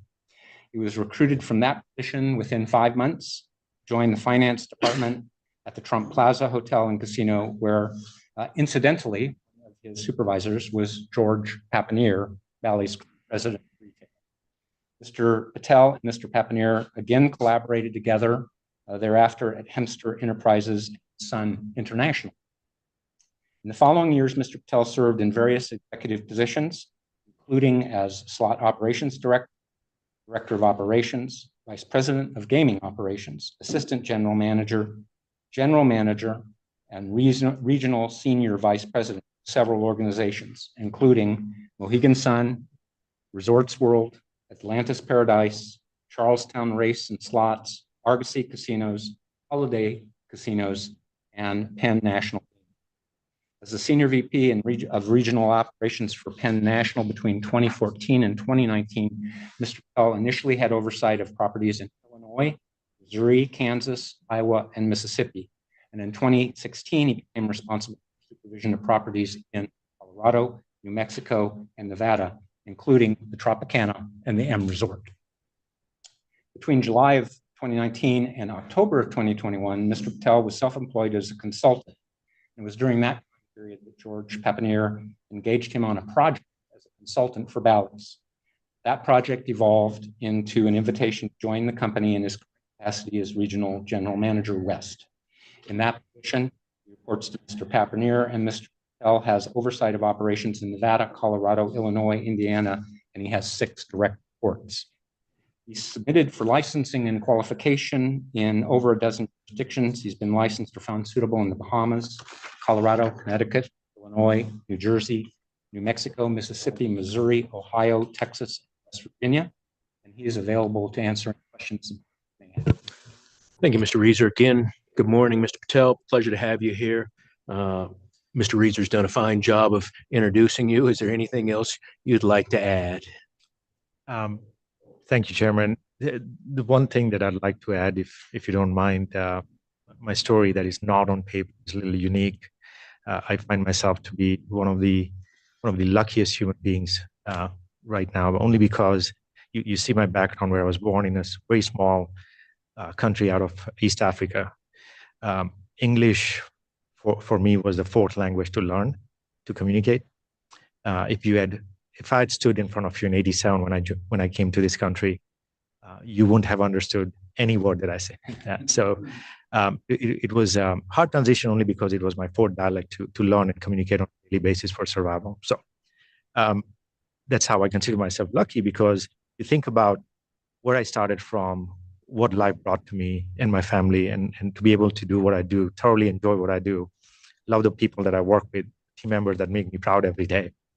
It's an incredibly lucky story that I'm proudly telling my kids all the time, because it's something that we don't take for granted at all. Having said that, from a career standpoint, my luck continued to be just working with tremendous number of mentors. Just joined the gaming industry and look back, and at each step of the way, where I think about people like Marcus Glover to George Papanier there's just been so many good gaming industry leaders who've been influencing my career, and have been good mentors as well. And hoping to replicate the same for many thousands of team members that I oversee today. Thank you for that. Quite a background you have, and certainly a long history in the gaming industry. So that always makes our job easier when somebody has that kind of experience. I did have one question. I don't know if your counsel mentioned to you, but you have quite a few family loans that I understand sometimes you don't do formal documentation for that. And it's my understanding that your CPA and your family CPAs have looked at that. Are you paying an applicable federal rate on these loans, or is your family members, paying applicable federal rate on the loans? So these family loans are to immediate families, primarily my in-laws I'm supporting, and they are not gifts, so they're not subject to any gift tax. As far as the agreement goes, we don't have a formal promissory note between the family members.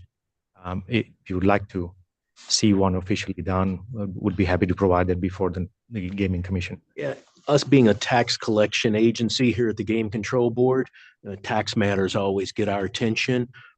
Federal tax family loans is just something that I would encourage you to work with your legal counsel. You're a finance gentleman. You're very well familiar with it. So I would just encourage you to look into documenting those, look at whether or not family loan rate is required under the applicable federal rate, and whether you should document those.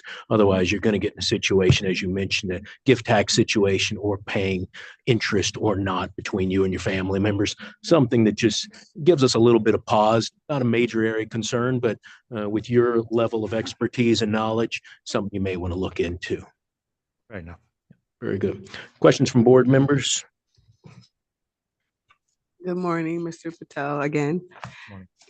It's a pleasure, like I said before, to have you here with us today.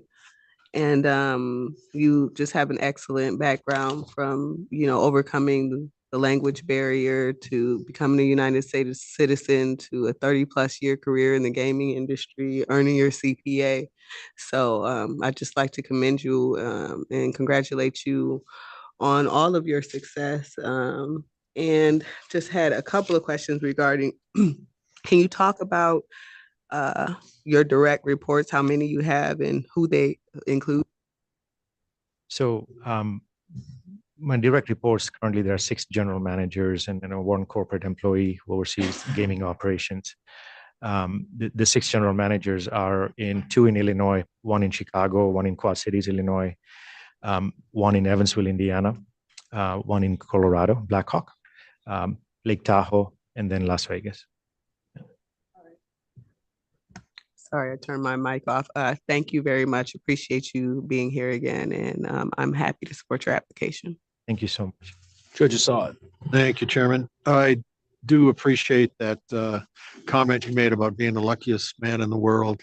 I can relate to that. You're to be commended for your achievements and your rise through the gaming industry and all the accomplishments that you have been able to achieve. You're an excellent example of only in America could your success probably take place, especially coming from Tanzania. I'm sure you appreciate that. I'm more than happy and honored to support your application. Thank you so much. And I as well, based on your experience and your background in industry, I feel very comfortable that you'll be an important member of the Nevada gaming community. So happy to support your application today. Thank you so much. Mr. Reeser, anything else you'd like to add? Chair, members of the board, in closing, we submit that Ms. Harris, Mr. Glover, and Mr. Patel have satisfied the requirements and met their burden under NRS 463-170 for approval of their licenses or findings of suitability. We therefore request that you unanimously recommend to the commission that the applications be granted. Thank you, Mr. Reeser. Anything else from board members? If not, I would entertain a motion on this item. Thank you, Chairman Hendrick. I would move to recommend approval of non-restricted agenda item number 2 as read into the record by Secretary Rupert. There are no concerns or no conditions attached. Madam Secretary. Member Assad? Aye. Member Watkins? Aye. Chairman Hendrick? Aye. Motion passes. Thank you very much for your time and consideration. Thank you. Thank you all for being here. Bringing us to non-restricted item number 3, Madam Secretary. Unrestricted number 3 is the application of Fifth Street Gaming LLC doing business at Western Hotel and Casino for a non-restricted gaming license, slot machines only. Mr. Gottwald, how are you this morning? Good. Dennis Gottwald with the law firm of McDonald Carano. With me is Joe Kane, General Counsel for Fifth Street Gaming, and Dara Goldsmith, a representative for the estate of Tony Shea. In the audience is Richard Shea, Tony Shea's father, and a representative of the estate. And this is a typical one-day opening to preserve the grandfathered rights. We've been doing it over a number of years. Tony Shea acquired the property back in around 2013, 2012. He was in the process of developing it after the recession. He passed away. It's been in probate. With your permission, I'll have Dara give you a little update regarding the status of the probate and what they're doing with the property, and we can go from there. Thank you, Mr. Gottwald. Morning, Ms. Goldsmith. Good morning, Commissioners. Dara Goldsmith, Goldsmith, Goldsmith. The estate, an estate's an interesting, it's not an entity, it's not a person.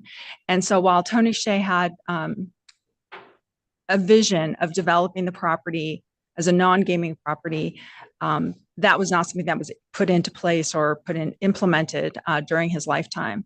At the present time, the estate understands the value, and as a fiduciary wants to preserve the license. The estate is in the process and had an LOI with already an operator, a gaming operator here in Southern Nevada, as well as elsewhere, but who was interested in purchasing the property. The purchase agreement was canceled. We're now in the process through marketing with Logic and are looking to sell the property. The Western is an amazing property. It is very important for the community, probably to have it developed as a gaming property, preserving what's there. I heard you ask some questions earlier about the Tropicana and whether there was gonna be a big explosion or a tear down, what that was gonna happen. I think the Western presents a different issue. The Western is a wonderful property. The bones are fabulous, and whether it's gonna be developed through redevelopment or whether it's going to be a complete overhaul, that remains to be seen. But the estate anticipates selling this asset and wants to be able to sell it with the licenses that it has in place. It's preserved its tavern licenses on the property with the city and seeks to preserve the gaming license and has the able assistance of Fifth Street Gaming helping it operate the one-day openings that are required every 2 years, and we would request the ability to continue to do so for the short future, because we're very hopeful that we'll get someone fabulous to develop and further engage the community in that area. Thank you for that update, and you're correct. It's important to us in the community that properties like this, the grandfather clause is extremely important to the value of the property, but something we look forward to as well as the development of it, the development of the community around it, the increase in jobs. And so we understand the need for these kind of applications, but appreciate the fact that you and the estate are trying to move forward to revitalize and do something with the property rather than have it sit vacant. I think Mr. Gutwald, you said 2012, 2013, so it's been quite some time. Are there questions from board members? Are the questions limited to the previous conversation? Nope. Any questions you have regarding the application? Not at this time.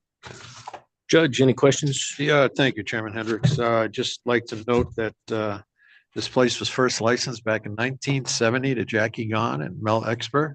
So there's a long and rich history here, and it's part of the whole Las Vegas story. And thank you for appearing, Ms. Goldsmith. Nice to meet you in person. Please say hello to Marjorie for me.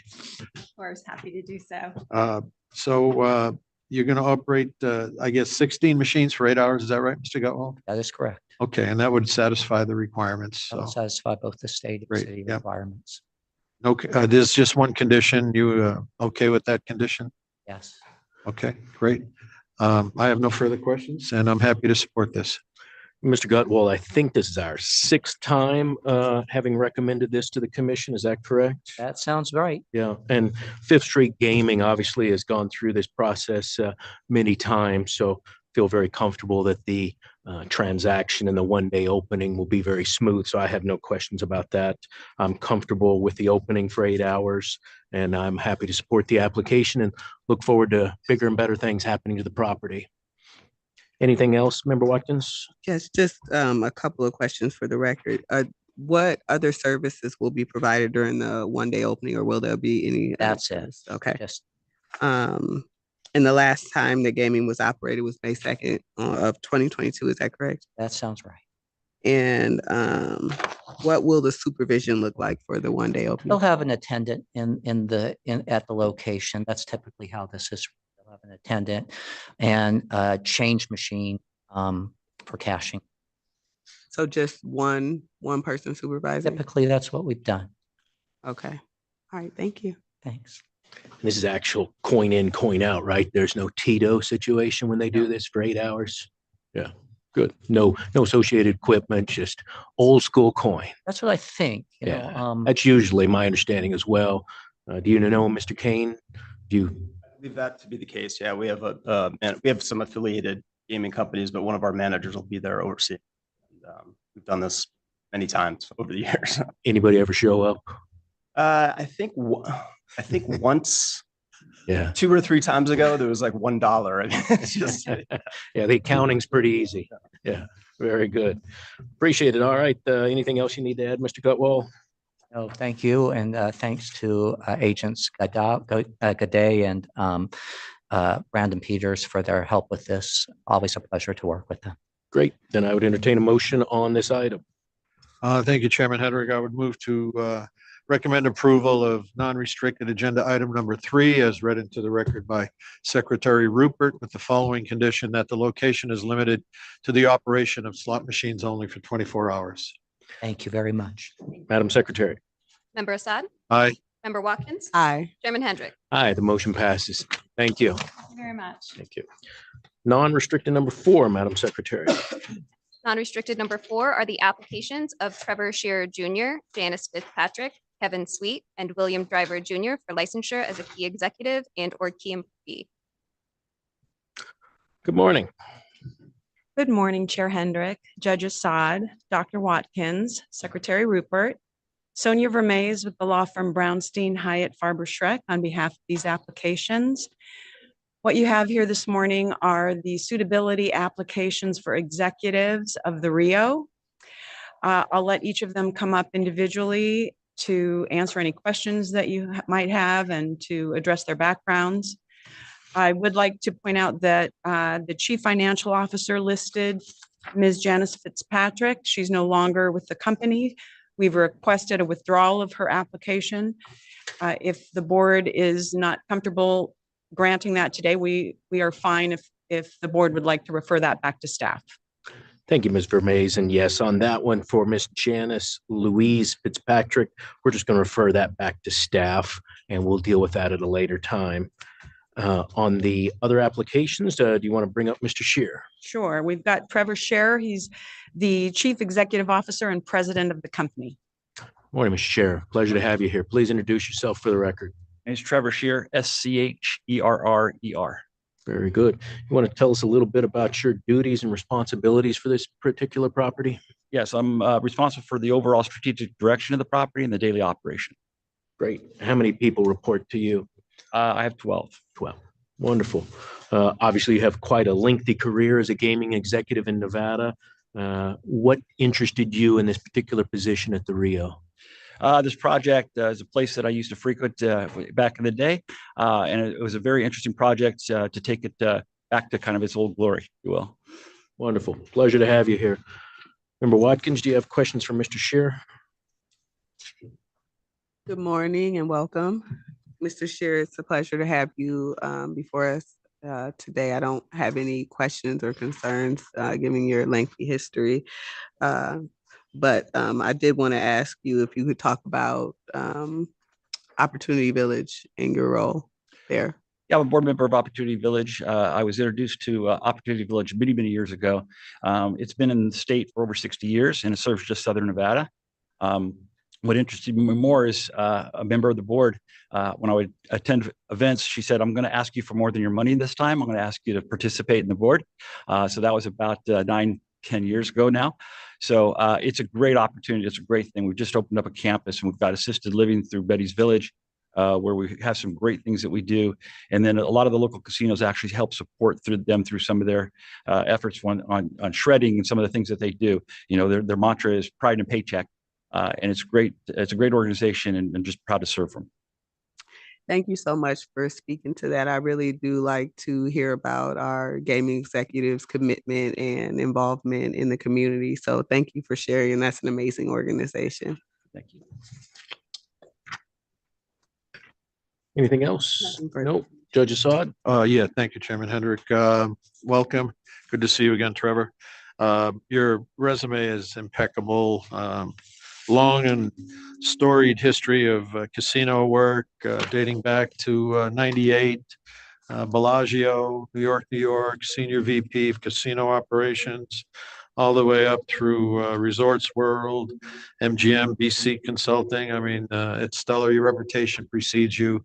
I am more than happy to support your application and wish you all the best. Thank you, Judge Assad. I had a question. The surveillance director, we had reporting to the CFO. I don't usually see that. Who's the surveillance director report to now?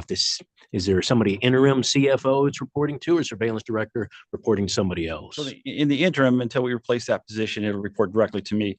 I'd like to separate the duties of surveillance and security, just so I can kind of keep everybody honest on both sides. So I like to split up those duties. Good. Thank you. Thank you very much. Thank you. Ms. Vermaze, I guess we can bring up Mr. Sweet. Good morning. Please introduce yourself for the record. Morning, Chair and members of the board. My name is Kevin Sweet, SWEET. Anything you want to tell us about your background or why you decided to take this position at the Rio? Background, I was born to be in the gaming industry from a small town just south of Buffalo, New York. But from the time my grandmother took me to the bingo in the fire hall, and I just love what the industry does. I've been a fan of it. I knew from the second I graduated college, Vegas was where I needed to be. I was fortunate enough to work many great jobs. Started in the management intern program with MGM, went from MGM to Las Vegas Sands, a little junket down in Florida with the Seminole Tribe. Had the opportunity to work under Bill Macbeth at the Cosmopolitan, where we had some pretty good success there. after Cosmopolitan was done, started a consulting company, which was great. I was traveling to Caribbean casinos, and the opportunity to redevelop, redesign, and bring back Rio to what it once was came up.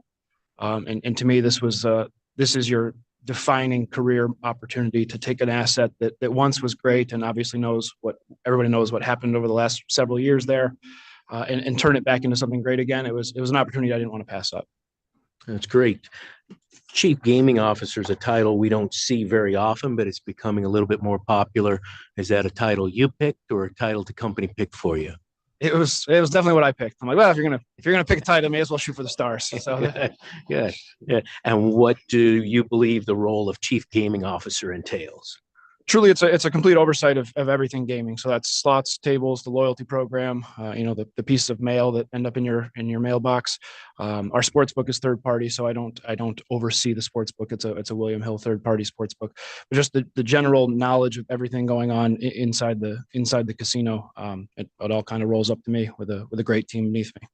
Great. And obviously you've been involved in the Nevada gaming industry for quite some time, and this is your first time coming before Nevada's gaming regulators, and your background, your experience, all very stellar, and I'm happy to support your application.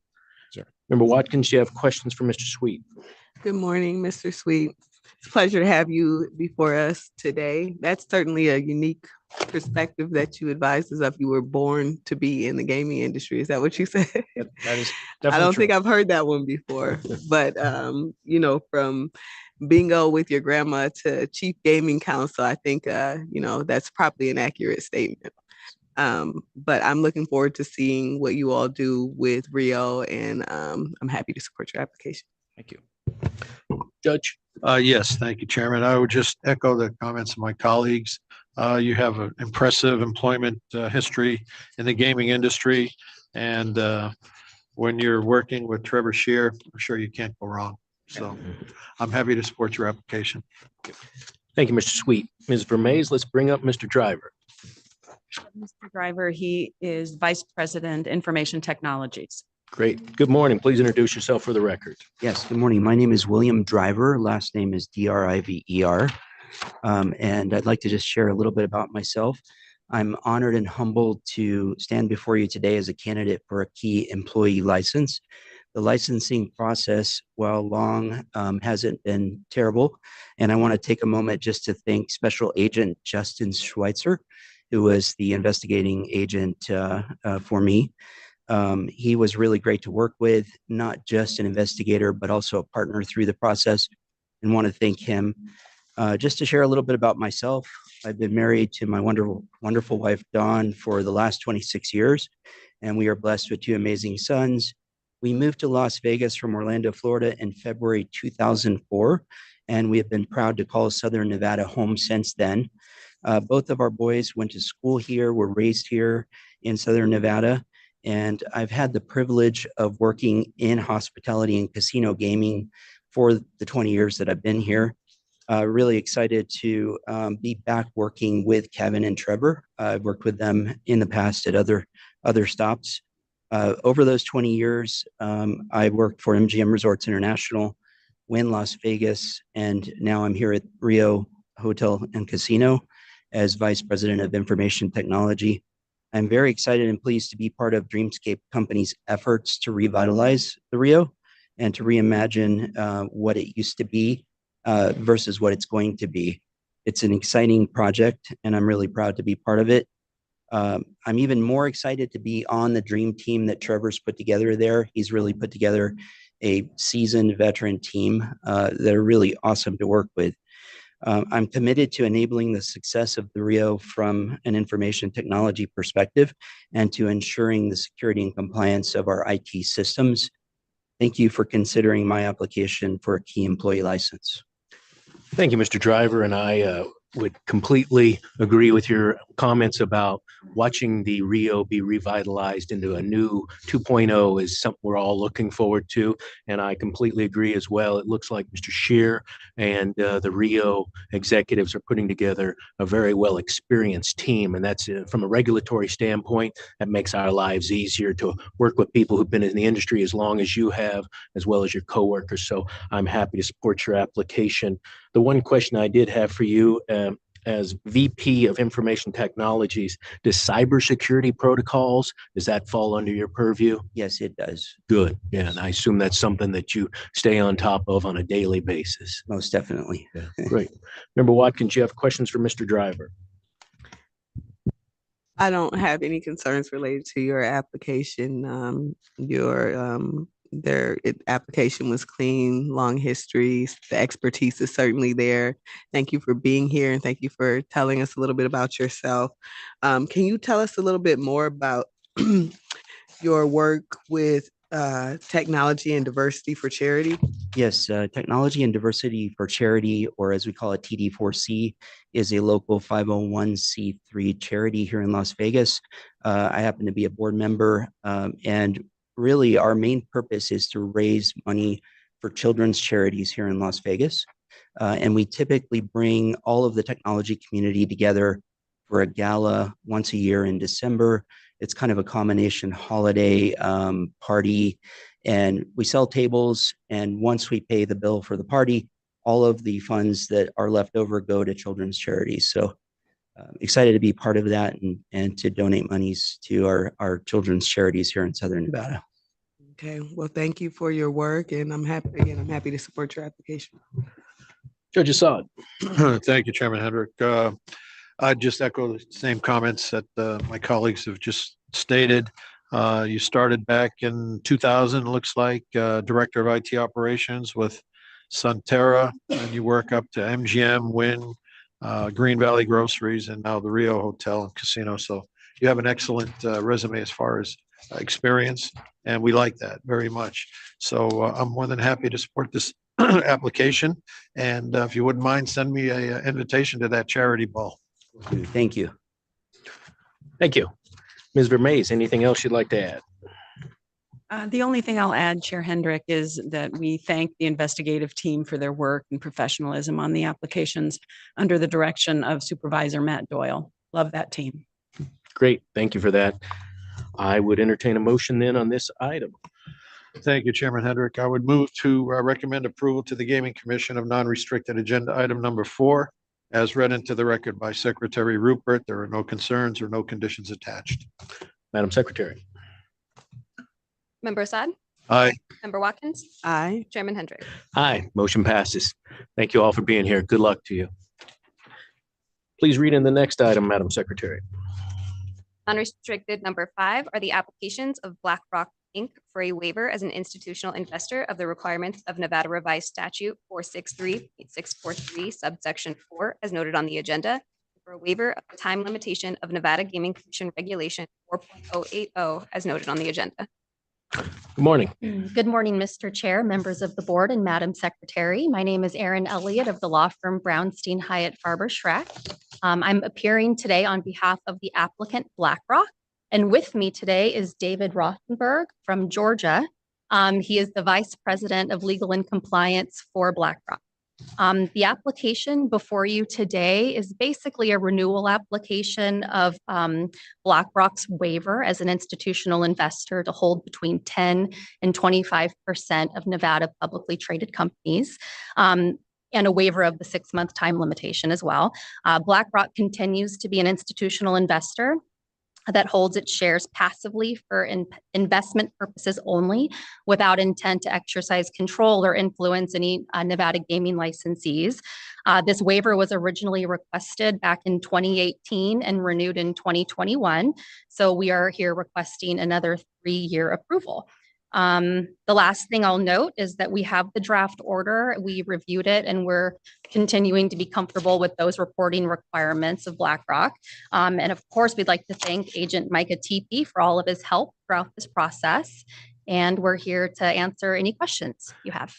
Thank you, Ms. Elliott. Appreciate you putting on the record the requirements of reporting that are necessary for this type of request, as well as you noting the fact that the company would not have any interest in causing directly or indirectly the election of members of the board of directors or affecting any change in the corporate charter, bylaws, management policies, or operations of the corporation or any of its affiliates.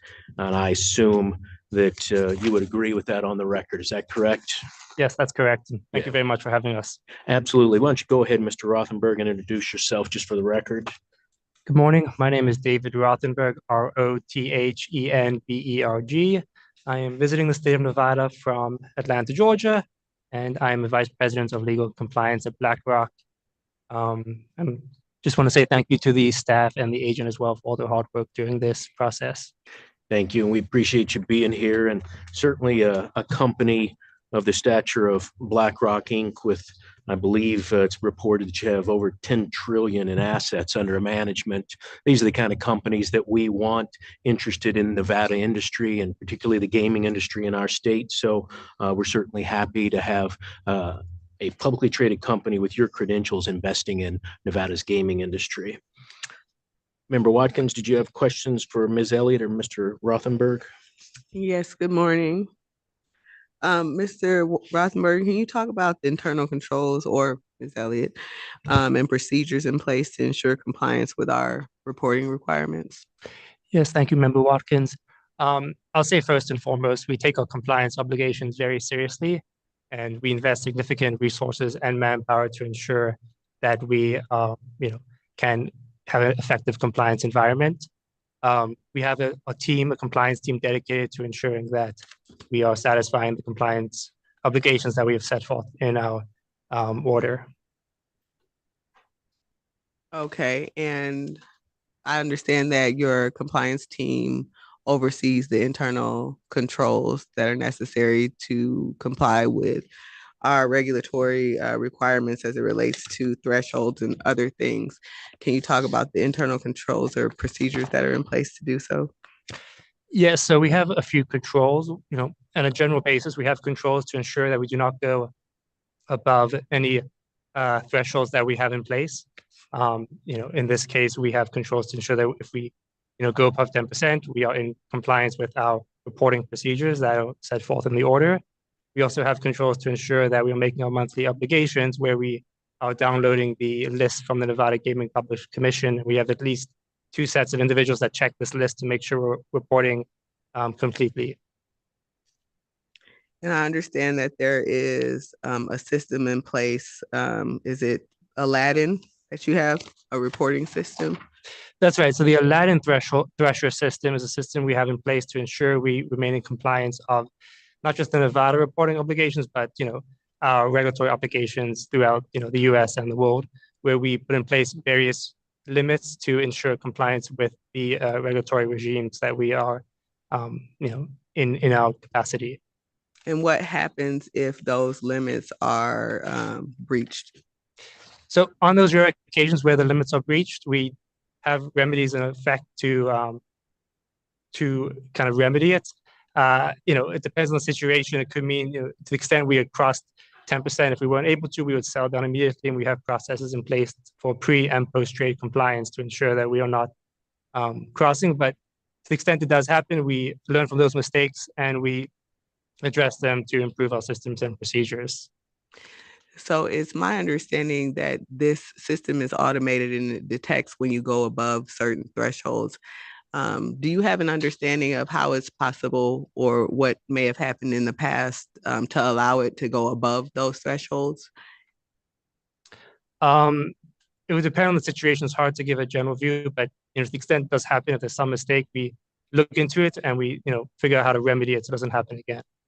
And I just would like to add, I don't believe that that's ever happened in the gaming context. I think there was something reported back in 2021 where a threshold was crossed in a different industry. But as far as I know, they're very strict about making sure the limits are in place for their gaming licensees, because in other jurisdictions, the cap for a passive investor might be 15%, or we have to provide notice at 10%. So I don't know how exactly it works, but there's limits in place for gaming that I don't think they can cross certain percentages, right? That's right. And we also build in buffers in our compliance regime to ensure we don't cross certain thresholds in the gaming world. To Aaron's point, we have limits of 15% in certain jurisdictions. So we put in place kind of a buffer to make sure we're staying in compliance of those threshold reporting obligations as well. Okay, understood. And I believe the incidents Ms. Elliott was referring to was the 2019 incident where certain BlackRock managed accounts breached a position limit in soybean futures. Is that what you're referring to? That's what I'm referring to. Okay, and so what you're saying is that incident is different because it occurred outside the gaming context, and there are different requirements or protections in place within the gaming. I just know from my experience working with BlackRock in the gaming context that they seem to be very strict about putting their limits at 15% really for most gaming licensees, because that's the cap in certain other jurisdictions. And they talk to me, they'll say, we're over 10%. What do we need to be doing internally? What would be the limit? And so just from those conversations in the gaming context, I know that there's limits set internally. So the limit here is set here for Nevada is at 15% rather than our 25% for an institutional investor. Is that correct? No, it depends on if the. Sorry. No, go ahead. Oh, it depends on if the the gaming companies also licensed in other states that have limits of 15% or some lower threshold. So we might have other thresholds in place for the same gaming company, given that it has licenses in various states in the U.S. Okay, but the expectation is that if that limit is breached, that you will hear from we will hear from you, and you will take affirmative action to decrease that position. That's right. Okay, thank you very much. Judge Assad. Yeah, thank you, Chairman Hendrick. I don't have any specific questions. I think they've all been answered regarding, I think it's 10%, isn't it, here in Nevada? For an institutional investor. Right. 10%. That's what we're here. Yeah. Requesting the waiver Right. across that 10%. Yeah. Yeah. And I mean, it's a simple remedy. You just don't vote those shares. If you get proxy votes back that are going to give you more than 10% voting shares, you just vote 10% of the shares, and you don't vote those other shares. All right. Well, there's also, you can't own more than that, whether you voted or not. There's a reporting requirement. Right. Yeah. But I'm saying, like, I get, Schwab will send me, it's time to vote for XYZ company. I just send them back, just vote whatever you want. It's a proxy vote. And if you go over the 10% ownership, you just go below it. Simple enough. Just for clarification purposes, right now, the limit is 10%, but you guys are seeking to go above that threshold as an institutional investor for 25%. Is that correct? Renewing the approval to do so. That's right. Right. And then the order, you have any issues with the order? No, it's the same requirements that have been in place for a while. So no, we're Great. comfortable with it. All right. And Mr. Rothenberg, nice to see you. Glad you could be here. So I appreciate you being here in person. Thank you very much, members and chair. I'm happy to support the application. Very good then. And I, as well, as I stated, a company with your assets under management is the type of companies we want looking to be invested in the state of Nevada. So I'm happy to support the application. And again, it's a renewal of an application that you've had a couple prior times. So thank you for that. And thank you for working through with staff on any issues that may have arose. I would entertain a motion then on non-restricted item number 5. Great. Thank you, Chairman Hendrick. I would be happy to make that motion. I move to recommend approval of non-restricted agenda item number 5 as read into the record by Secretary Rupert with the order draft number 13124 to expire at midnight on the date of the March 2027 Commission meeting. And as stated by Ms. Elliott, you've reviewed draft number 1 and agree with everything in it, correct? Correct. Very good. Madam Secretary. Member Assad? Aye.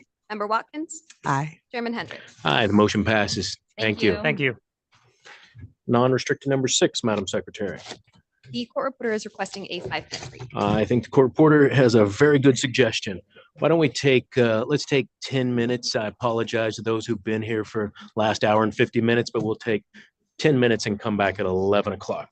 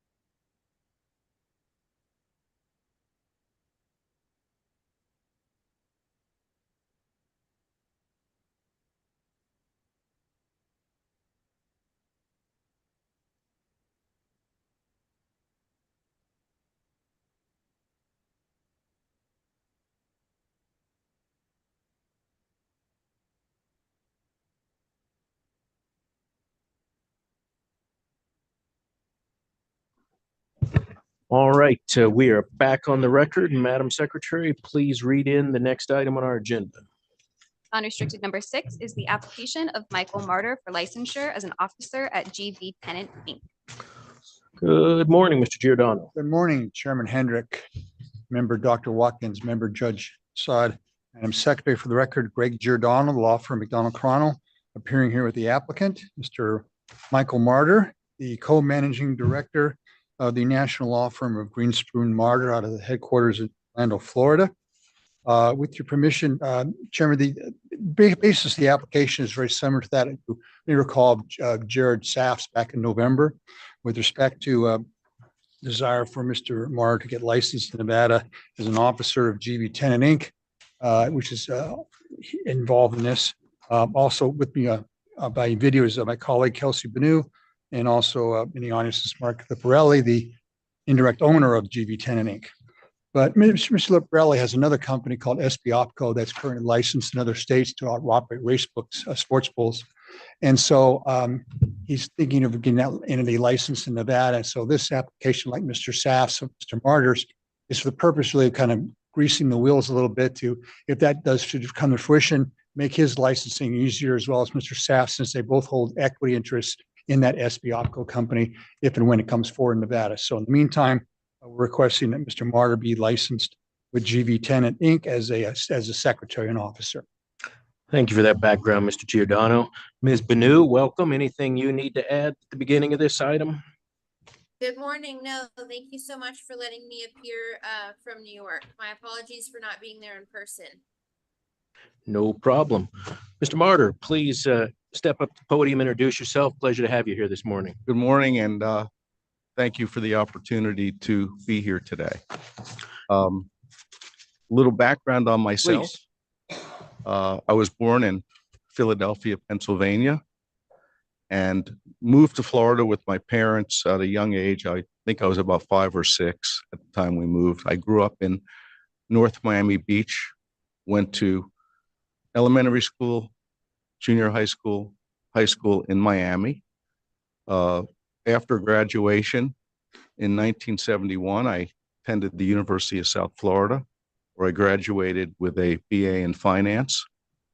I then went to the Stetson College of Law, where I graduated in 1977. And I hold a position on the Board of Overseers of the law school, remain connected with the law school. My 2 youngest children are both attorneys as well. One graduated from the University of San Diego, my daughter, and she is in our Los Angeles office, and my son, who is in our Orlando office. I'm the proud father of 4 and 4 grandchildren, and very blessed to have a lifelong companion, my wife of going on 32 years, and that's probably my greatest accomplishment. I started practicing in 1978 in Miami, where I went back to after graduating law school. I practiced in a firm in downtown Miami for 3 years. And I met my first day practicing law, Jerry Greenspoon, who's my partner now. And we became lifelong friends. And 3 years later, it was actually April Fool's Day of 1981, we had this idiot idea that we could start a law firm. And I was, I think, about 27 at the time. I had a 1-year-old.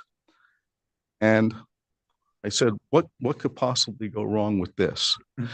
And if I didn't succeed, I was young enough to go back and find a job. I wasn't making much money. My first year of practice in 1978, I think my starting salary was $14,500. And I was happy to have it. I thought that was a lot of money. And, I was blessed because I thought I had hit the jackpot, that I was able to make that kind of money and survive with a wife and a 1-year-old. So we embarked on our firm, Greenspoon Martyr, on April 1st, 1981. And I'm proud to, couple of things I'm proud of about it. My partner, Jerry Greenspoon, is still my partner after all these years. We're going to celebrate our 43rd year this year in April. We had two legal assistants that joined us. They were crazy at the time and said, "You really think this is a good idea?" And I said, "Well, just let's see how it goes." One retired with us after 40 years, and one is still with us. And the one that's still with us was my very first secretary, the very first day that I started practicing law. So little by little, we grew from 4 people to now I think we have over 700 employees, almost over 225 lawyers. It changes. I think it's probably around 250. Or an AmLaw 200 firm. I co-direct and co-manage the firm. And I'm thankful that I'm able to continue doing this into my 46th year. I love what I do. And, I'm also blessed to be able to work with my 2 children and see them thrive and grow and be able to mentor them. And that's a parent's dream, to watch them grow. The only downside to having a Los Angeles office right now is that my daughter loves Los Angeles. And I'm trying to pry her back to Florida. She did take the Florida bar and pass it this last summer. So maybe she'll inch. She might go from LA to Phoenix, Phoenix to Denver, Denver to maybe Atlanta, and then head south. I don't know. But that's pretty much it. My practice through my career has been very varied. I've tried probably over 100 cases, maybe 150 cases in my lifetime: arbitrations, security fraud cases, brokerage cases, business disputes, employment cases. I also have an expertise in finance and transactional and hospitality. And I'm blessed that I'm able to do this, still able to love what I do and continue to enjoy what I do. And I'm happy to answer any questions. I will say one thing about the application process. It did help me learn everything about my life that I had forgotten. So when going through the application, I was able to take a trip down memory lane. It was like, did I do this? Did this happen? And that happened? And all these other things happened. So it was kind of educational at the same time as it was very taxing and annoying. But I'm glad we were able to complete it and get through the investigation. Very good. Thank you for being here, Mr. Martyr, and thank you for that background. Quite a success story in the legal profession. So congratulations to you. And you're right, our investigative background checks are very thorough. All of your life now is in one spot that you can easily find out everything you did in the last couple of decades. Yeah.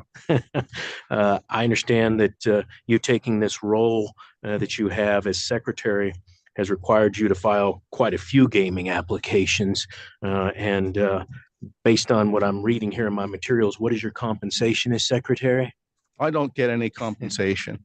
Okay. I'm just a volunteer secretary. Just out of joy that you went Just through out of those joy. background Just investigations. out of joy. I did this all as a good Samaritan, so to speak.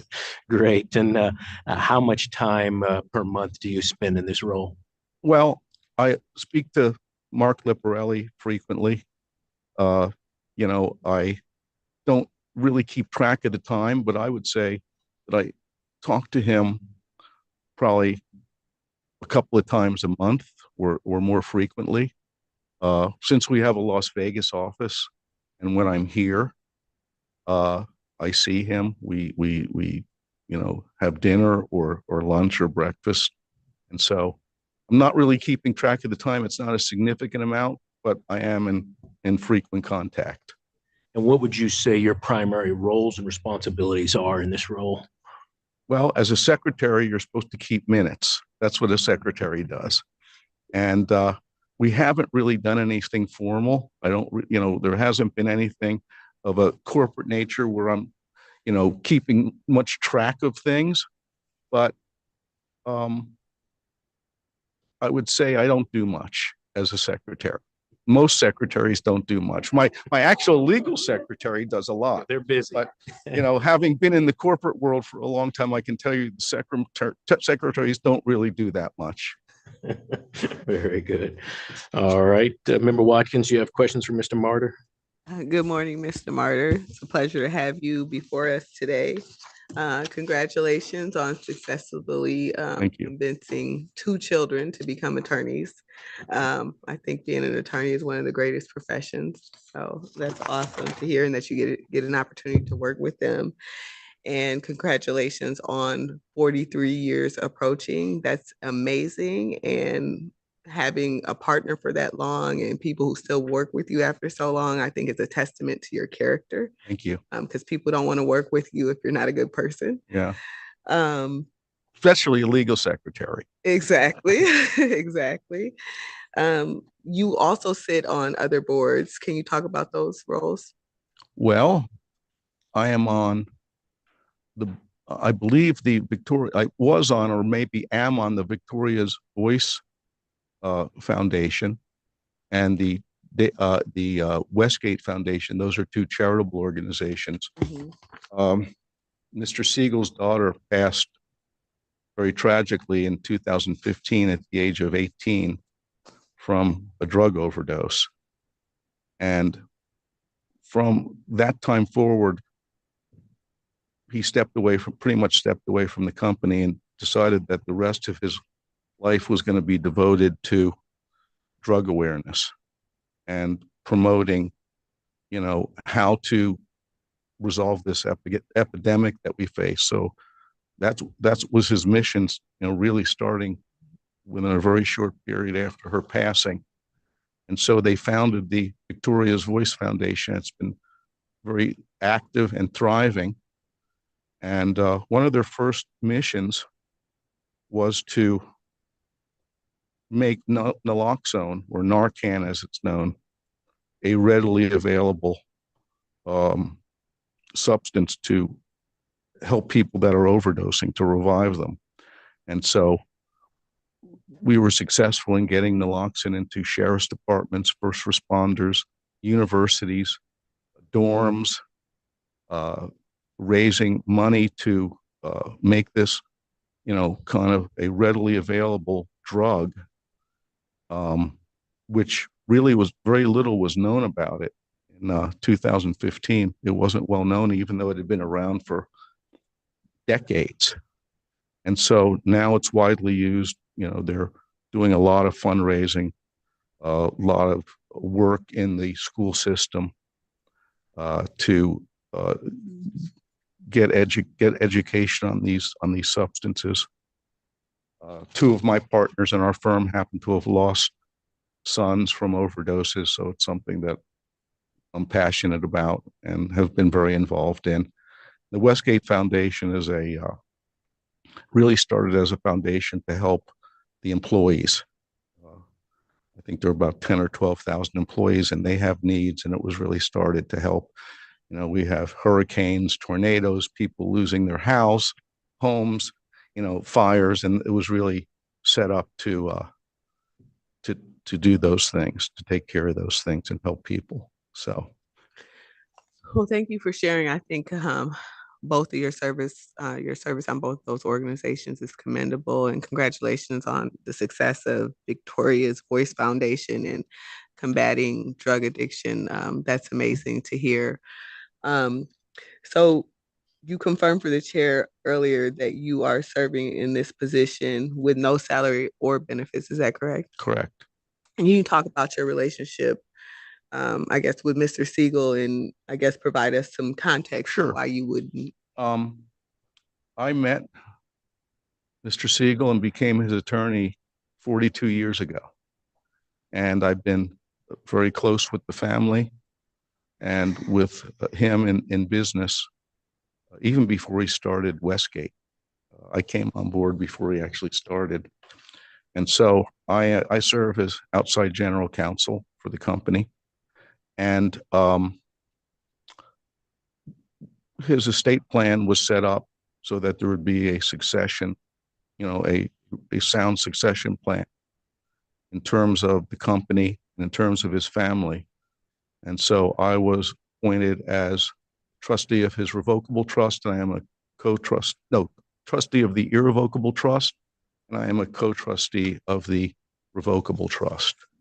For the most part, Mr. Siegel has stepped away from active role. He had some very serious health problems coming out of COVID. We thought that we were going to lose him back in 2021. He's thankfully rebounded and he's doing quite well, although he's turning 89 in May. And, you know, he's doing pretty well considering the age and the serious health concerns that he went through. Thank you for that explanation. It's appreciated, and I'm happy to support your application. Thank you. Judge Assad. Thank you, Chairman Hendrick. I'd like to first acknowledge Deputy Chief Allen and Supervisor Bradford and Agent Gaudette for an excellent investigative report. It's very thorough, very comprehensive. I don't have any specific questions about the information contained therein, but I just wanted to thank you, Mr. Marta, for sharing that story with us. It's very heartwarming and inspirational, and I'm sure it'll help a lot of people. You have a stellar background, stellar resume. You went to an excellent school, University of South Florida. Also want to extend, if you would, thanks to Mr. Siegel for that work on trying to help people addicted to drugs, and Victoria's voice. It's a foundation that's doing God's work, and we really appreciate, I do anyway, I really appreciate that type of endeavor. I had a drug court program when I was a municipal court judge I was on the bench for about 9 years. I ran a drug court for about 6 years, and I dealt with it every day. Methamphetamine, cocaine, you name it, it came before us. This narcon,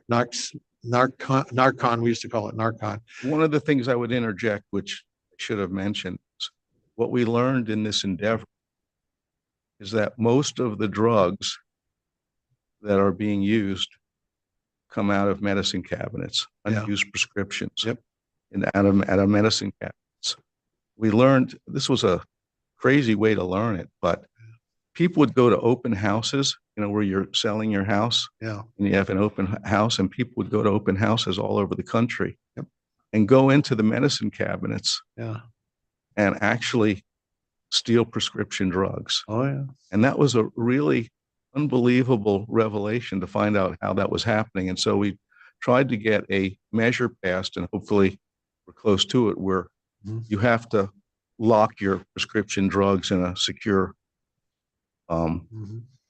it's kind of a locked bag, so that kids in the house, teenagers in the house, you know, friends that are visiting, you know, you have these parties at houses that there's nothing problematic where they can get into these things.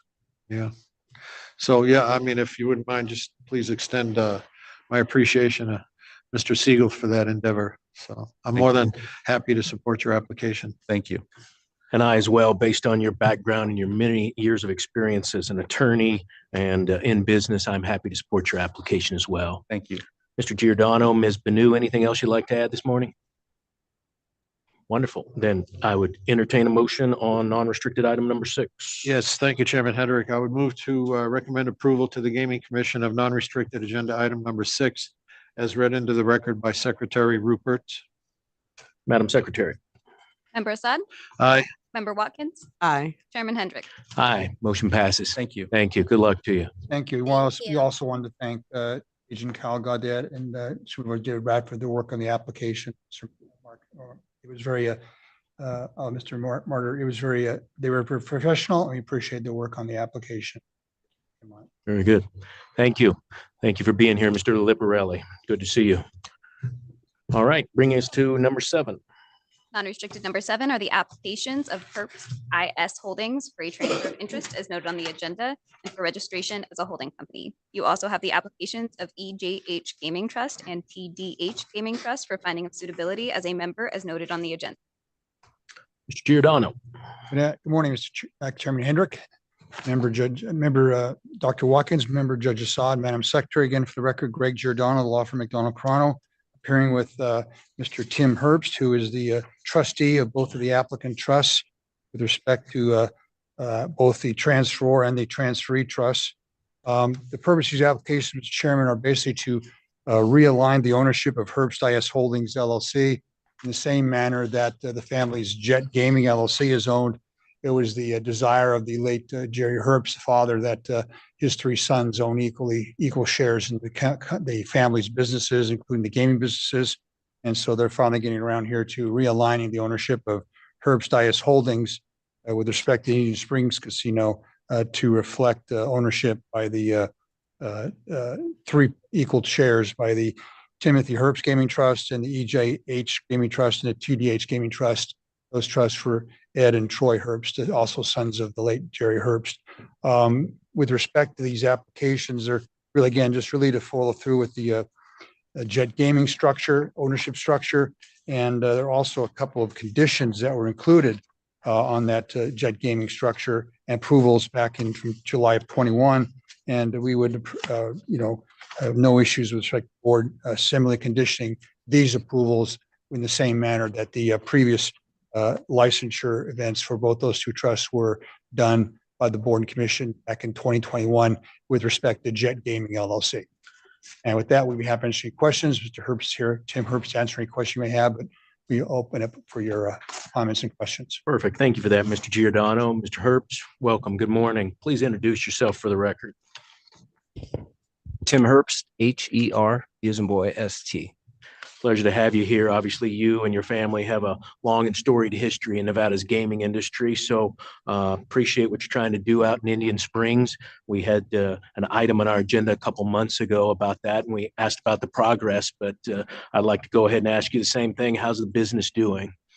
The business out in Indian Springs is it's doing pretty well. It's traditionally a travel plaza with games in it, and we get most of our customers come off of the folks going 95 up to Reno. Plus, we get some base activity after work and stuff like that. But it's been a wonderful little project that we're very proud of. Good. Glad to hear it. And it's my understanding that these transactions today, the transfer of interest to the trust, will not have any change or effect as to the day-to-day management of the gaming establishment. Is that correct?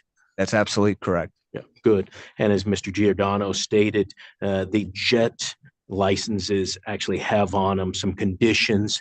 And as Mr. Giordano noted, we'd probably be putting those same conditions on these registration and finding of suitabilities. Are you understanding of that and have any questions about that?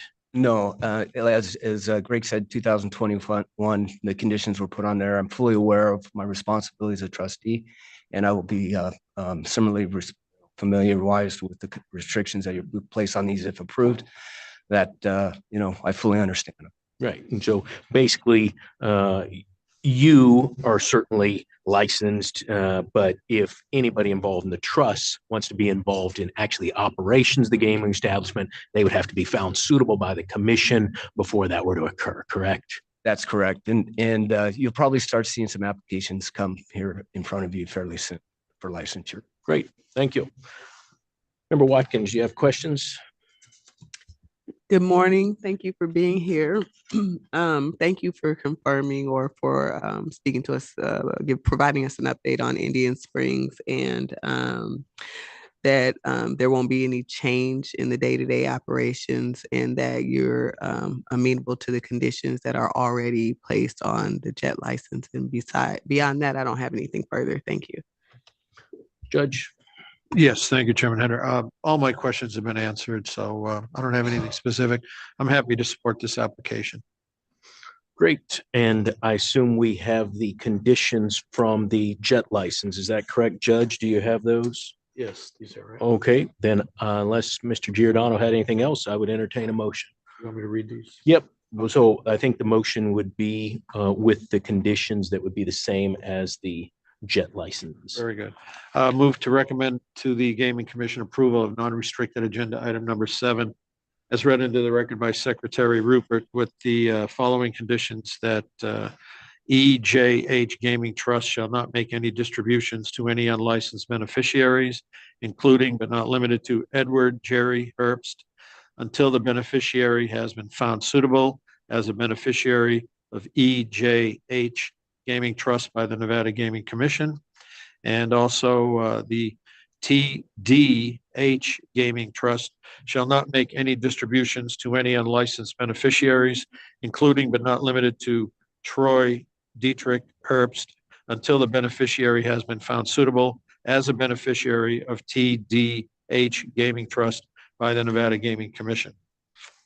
Mr. Giordano, do those sound correct to you? Absolutely correct. Thank you, Mr. Chair. Very good. Madam Secretary. Member Assad? Aye. Member Watkins? Aye. Chairman Hendrick? Aye, the motion passes. Thank you and good luck to you. Thank you. And we also want to thank Supervisor Matt Doyle and Agent Colin Lane for the work on the applications. We appreciate their efforts. They're very professional and we wish to thank them for the work. Great. Thank you. Thank you for your time. Bringing us to non-restricted number 8, Madam Secretary. Unrestricted number 8 are the applications of Sally Denby for finding of suitability and or licensure as an officer and or director as noted on the agenda. Good morning, Mr. Giordano. Good morning. One more time, Chairman Hendrick, Member Dr. Watkins, Member Judge Assad, Secretary for the record, Greg Giordano, the law firm McDonald-Carano, appearing here with the applicant, Sally Ann Denby. She's applying as a read and recommended Madam Secretary for a number of officer positions for findings of suitability and as a CFO of Aristocrat Leisure Limited, as well as a director of other subsidiaries of the company read in the record by Madam Secretary. With me at the podium is Sally Denby, the CFO of Aristocrat Leisure Limited. And with your permission, Mr. Chairman, I'd ask her to provide you a little brief description of her background, training, and experience, and then we'd be happy to answer any questions. Thank you. Good morning, Ms. Denby. Please introduce yourself for the record. Tell us a little bit about your role and your background. Okay, good morning. My name is Sally Denby, D-E-N-B-Y. I'd like to thank you for the opportunity to appear in front of the board today. And I'd also like to thank Senior Agent Julie Petronzi for her due diligence and support during the investigation, which, as we've learned today, is very thorough. A little bit about myself and my background. I'm currently the CFO of Aristocrat Leisure Limited, and I'm based in Sydney, Australia, where I live with my family, my partner, and my 14-year-old son. I've been in this role since November 2022. It's about 16 months now, and I've been with Aristocrat for 9 years. I've held a number of different roles in Aristocrat during the 9 years of tenure. As you may be able to tell from my accent, I'm not American, I'm not Australian, I'm actually originally from the UK. And I'm going to get Nevada wrong. I'm probably not going to say that right today, so I apologize up front for that. I spent 6 years also in the Netherlands before moving to Australia, which was nearly 20 years ago now. My career started in the UK and I qualified as a member of the Chartered Institute of Management Accountants, and I worked in a number of UK-based organisations before starting with General Electric and moving to the Netherlands. I worked in the European headquarters of a GE division and progressed to financial controller of that organisation, covering 17 countries across Europe. I built a good understanding of financial requirements and operations across multiple jurisdictions and different ways of engaging with people from different countries, cultures, and backgrounds. After 6 years in the Netherlands, it was time for a change, and neither my partner or I actually wanted to go back to the UK. So we started exploring opportunities in Australia. He'd been there as a backpacker in his early 20s and had always wanted to go back. And I was fortunate enough to be able to secure a position with GE actually in Australia. And I took the role as financial controller of their GE commercial business for Australia and New Zealand. I was 5 years in that role before I took an integration role for just under a year with them. And then I left to have my son and took a break from work. I then went back to GE as the CFO of their GE Capital Insurance business, again, based in Australia, covering both Australia and New Zealand. And I was in that 2 years. In total, I spent 14 years with General Electric, and I absolutely loved it. I built a lot of muscles from a professional perspective in terms of governance, affecting sustainable change, process focus, and disciplines in execution. And those skills have continued to support me through my career post-GE world. I then moved to an online media organisation, and I was the finance director there for 2 years. Again, great experience into another industry, and also navigating the challenges and opportunities of working in a very acquisitive joint venture business. And I then actually took a short break of 5 months to spend some time with my son before he started full-time school. That then led me to Aristocrat in 2015. I started with Aristocrat as the General Manager of Planning and Reporting, with responsibilities for monthly financial reports, quarterly forecasts, annual plans, external management analysis, and also running the Executive Investment Committee. That role allowed me to work across global finance teams. It helped me get exposure to the broader Aristocrat business globally. And key part of my role was ensuring delivery and the processes and output to meet both management or deliverables. I then took an expanded role as the General Manager of Group Finance, where I took on additional responsibilities, financial controllership, tax, internal audit, and risk. And again, they gave me an opportunity to further expand my exposure to the operations of the business across the globe. I then stepped into the Deputy CFO role before stepping into the CFO role in November 2022. I lead a global matrix finance team, largely dispersed across Australia, Las Vegas, and Europe. And in my role, I provide the delivery of the core financial requirements of the total organization and appropriate governance and structure to actually ensure that these are of high integrity. I'm a strategic partner to the CEO, and I deliver on capital and risk management strategies for the organization, as well as representing the organization externally in front of investors and analysts, as we're an Australian listed organization. I spend about 3 months a year traveling, largely to Las Vegas and the UK, which is where we have larger volumes of the finance team and also larger portions of the business. And I spend regular time with both our business unit CEOs and CFOs, ensuring that I stay close to the activities of the business and understand the implications for us as a total organization. I'm licensed in many jurisdictions as a requirement of this role, and I'm licensed and approved in 16 states within the United States. I really enjoy the role. I've really enjoyed my time at Aristocrat and looking forward to many years ahead within the organization. So I'd like to take any questions that you may have for me. That's great. Thank you. Appreciate you filling us in on your background as well as your roles. How much of your time is spent in Nevada? You said you travel quite a bit between UK and Nevada. I'm probably here about 10 weeks a year, 8 to 10 weeks a year. Yeah, wonderful. And obviously your background and your time at Aristocrat are very impressive. Aristocrat's a company that the board and commission know very well and have dealt with for quite a number of years. So very happy to see that you're with such a great company, and I'm happy to support your application. Appreciate you being here today. Member Watkins, questions for Ms. Denby? Good morning, Ms. Denby. Thank you for being here today. It's a pleasure to have you before us. And as the chair mentioned, you have a very lengthy background in various industries. That diversity and expertise is appreciated. I'm sure it will help you shine some light into the Nevada gaming industry. So thank you for that. And I agree with you that especially your work as it relates to sustainable change is something that a knowledge base that will transfer and be very helpful to you here in Nevada and throughout your career. You talked about your duties. You talked about where you were licensed. You pretty much answered every question that we could ask you. So thank you for your affirmative presentation. You said that you spend 10 months a year in Nevada, and I assume that time is, or I'm sorry, weeks. I assume that time is broken up somehow, or do you do long bursts of time, or? I tend to do 2 weeks at a time. I'm actually here for 3 weeks this time. And then I'll probably do 2 weeks in July, 2 weeks in September. So it depends. It actually rotates around board meetings and other internal management meetings. Okay. but I tend to do a couple of weeks at a time. And you're here for board meetings typically? Is that what you're saying? Board meetings and management meetings typically, yeah.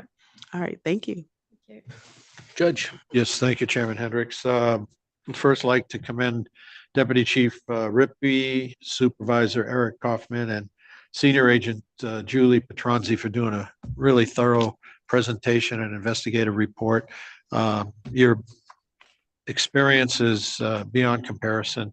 Your stature and experience is welcome to the Nevada gaming community. So I'm more than happy to support this application. Thank you, Mr. Giordano. Anything else you'd like to add?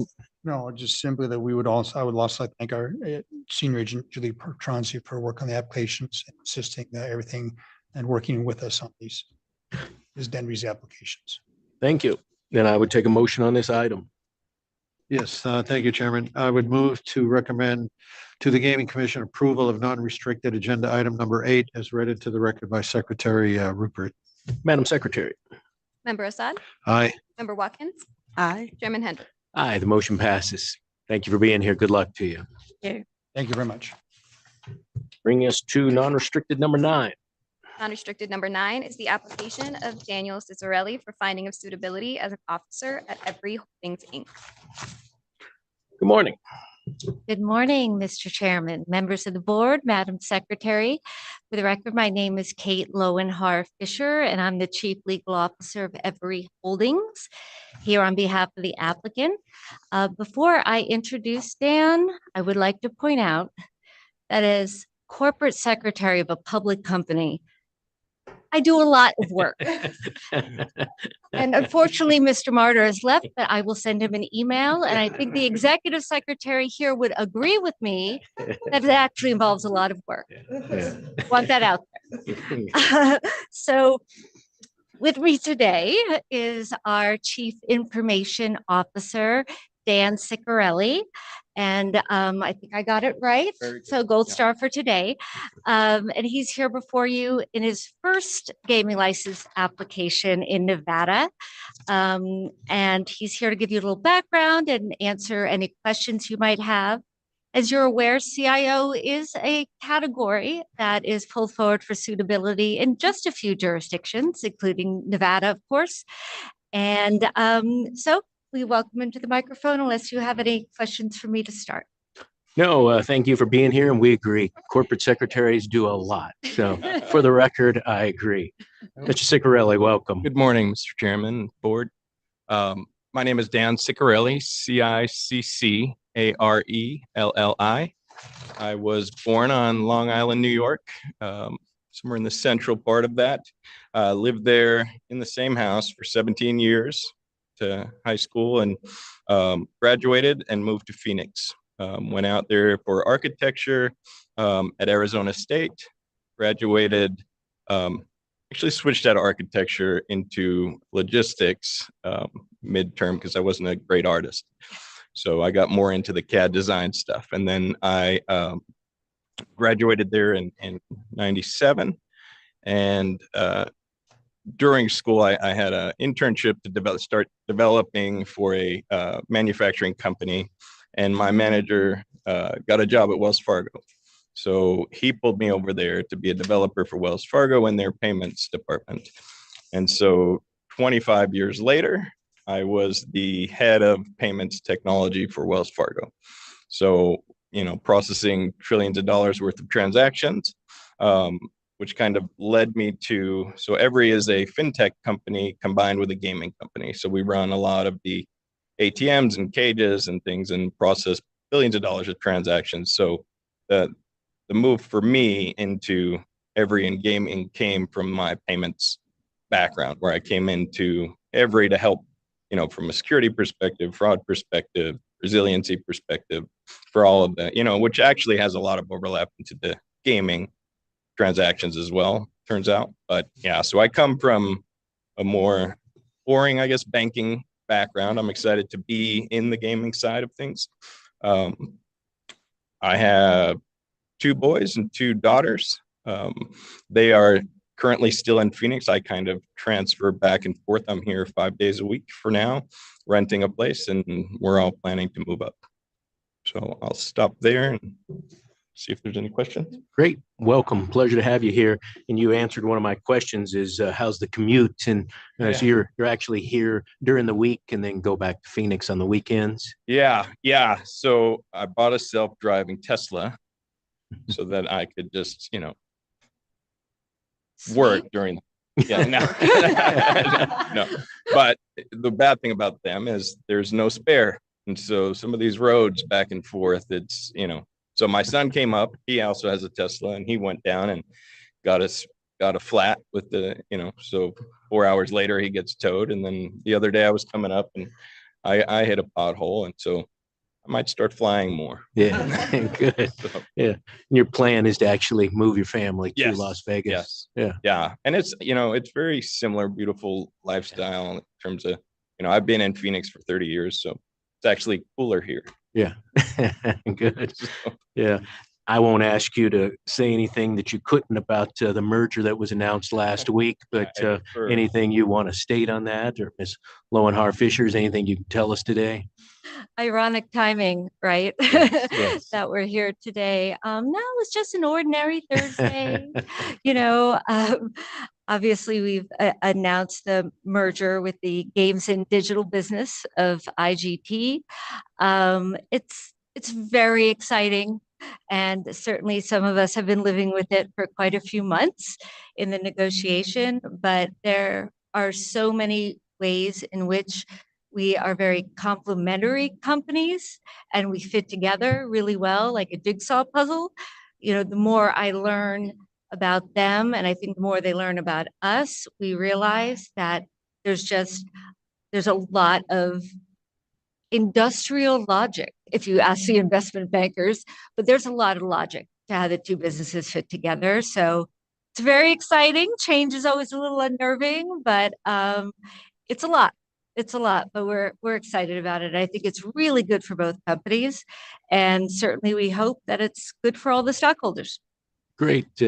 Thank you for that. And yeah, congratulations on the announcement. We look forward to receiving the applications and looking through the transaction. But from what I've seen publicly stated, it does look like a nice combination of two companies and a wonderful merger that will be good, hopefully, for your company as well as Nevada. Yes, thank you, Mr. Chairman.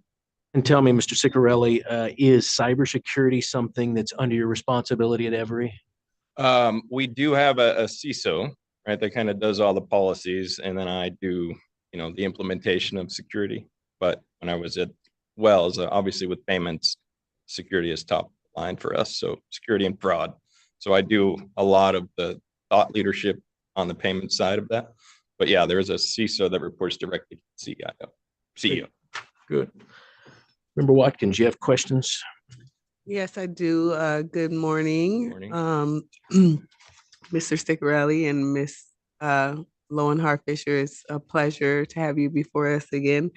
As I said to you many times before, you always insert some sort of flavor into our board meetings, and you did not fail to disappoint today.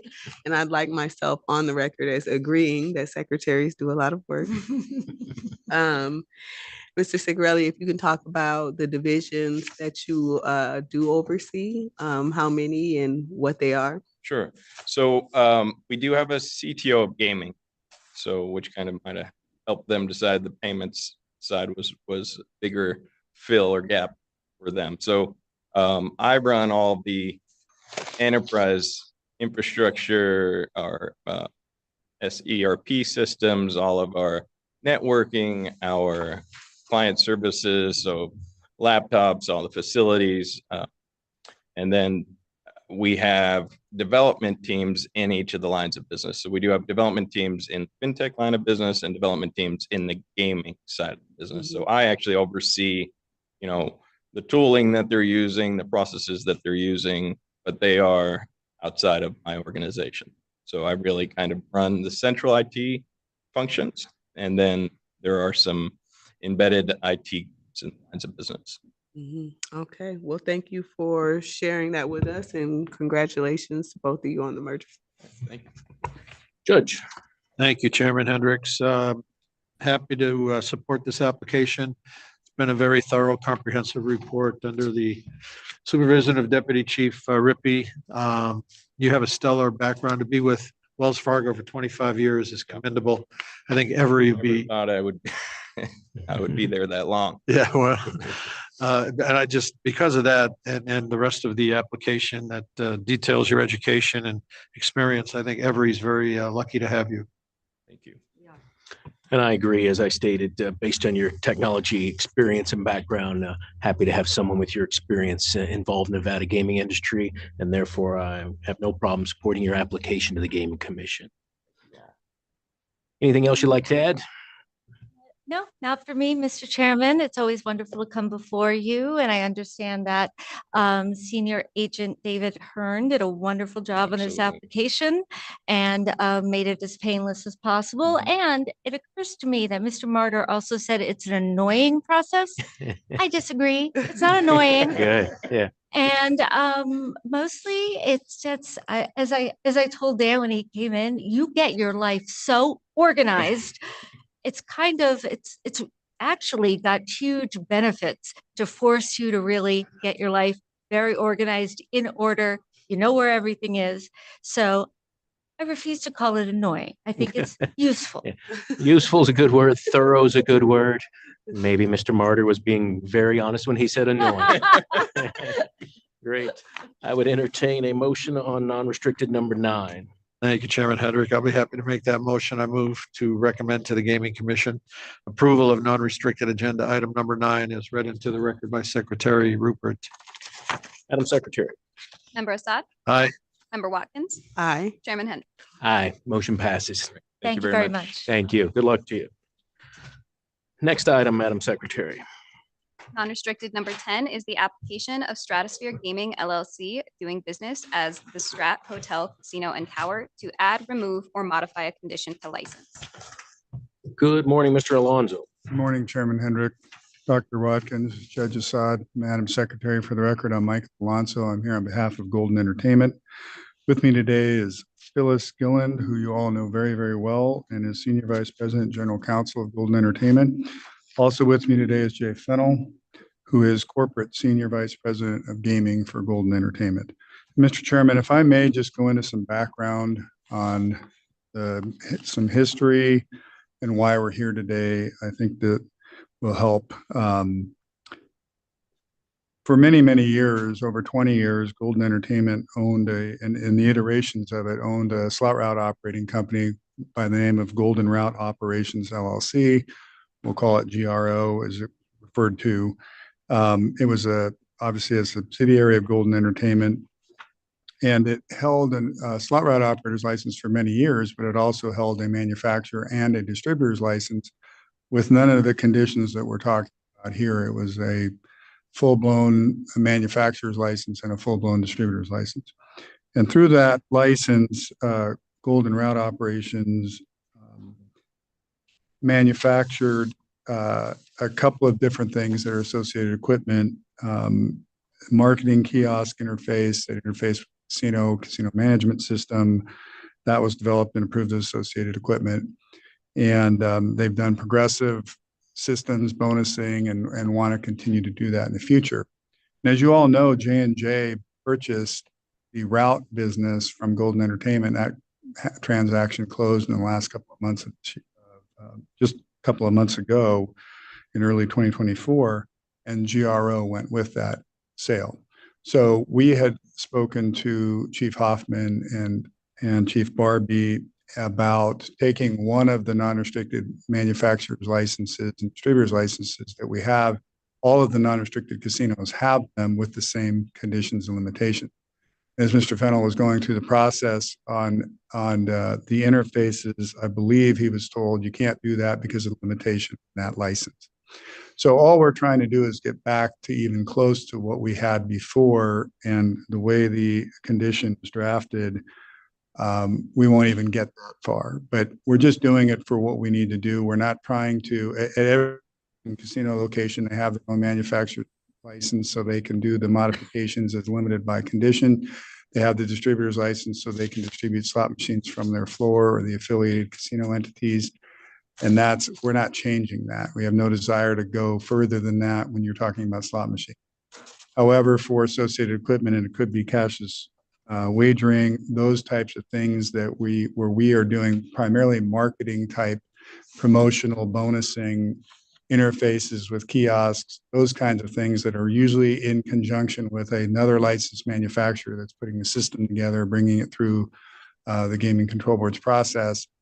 We would like to be able to continue to do that. And that's the purpose of this. So nothing really changes from our viewpoint or from the board's vantage point in terms of what we've been doing for the last 20-some years. But we had to make this change or something like it in order to be able to continue doing what we were doing. And hopefully that helps. We're not going to build slot machines. We're not going to build casino management systems. That is not our core business. And it's not something we're interested in doing.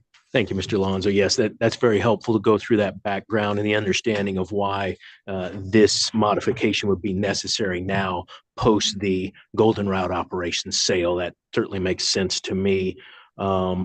I know that the technology division worked with the Attorney General's office on crafting some conditions that lays out exactly what you just said. Have you seen those draft conditions? I have, and at the risk of making this hearing more exciting than it already is. We're going to lawyer this thing up. And I had a conversation with Mr. Somps on this. I'm not asking for the language to be changed. I just think on the record, it's an important discussion. The distributor's license, the existing limitation is rewritten here, is limited to the sale of slot machines that are on the floor at its licensed gaming establishments or on the floor of its affiliates that are licensed gaming establishments. No problem with that. And the distribution of associated equipment. So I read that to mean it's limited also to the distribution of associated equipment, cashless wagering systems, and gaming devices, not to include slot machines or interactive gaming systems. So I would just like the record to reflect, I mean, this is difficult language to draft. I think we could go back 20 different times. So that's why I'm not focused on changing the language, but it's already limited what we can do with slot machines right at the beginning of the condition. And so I want to make sure that we're all in agreement that that second reference to slot machines isn't taking away what we already got in the first reference to slot machines, if that makes sense. It was my understanding that it was broke out to make it clear. Apparently that goal was not accomplished. Well, put two lawyers in a room. Senior Deputy Somps, do you understand what Mr. Alonso is stating? And do you think that the condition language is appropriate, or is there a tweak that would be suitable to make the clarification?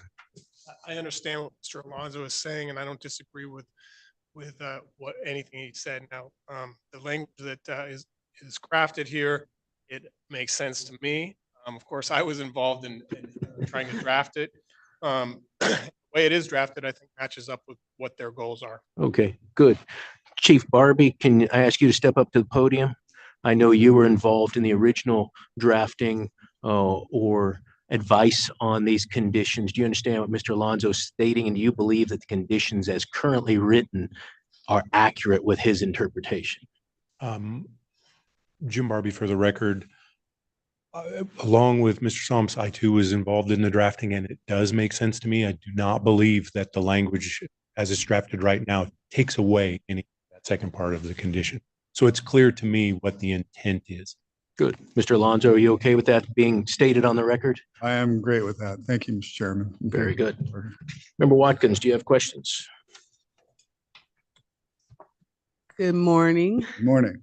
I do not have any further questions. I think that they were answered in understanding that the policy for limiting the manufacturers and distributors license is intact, with your assurance that you won't be developing slot machines. I'm in support of this application.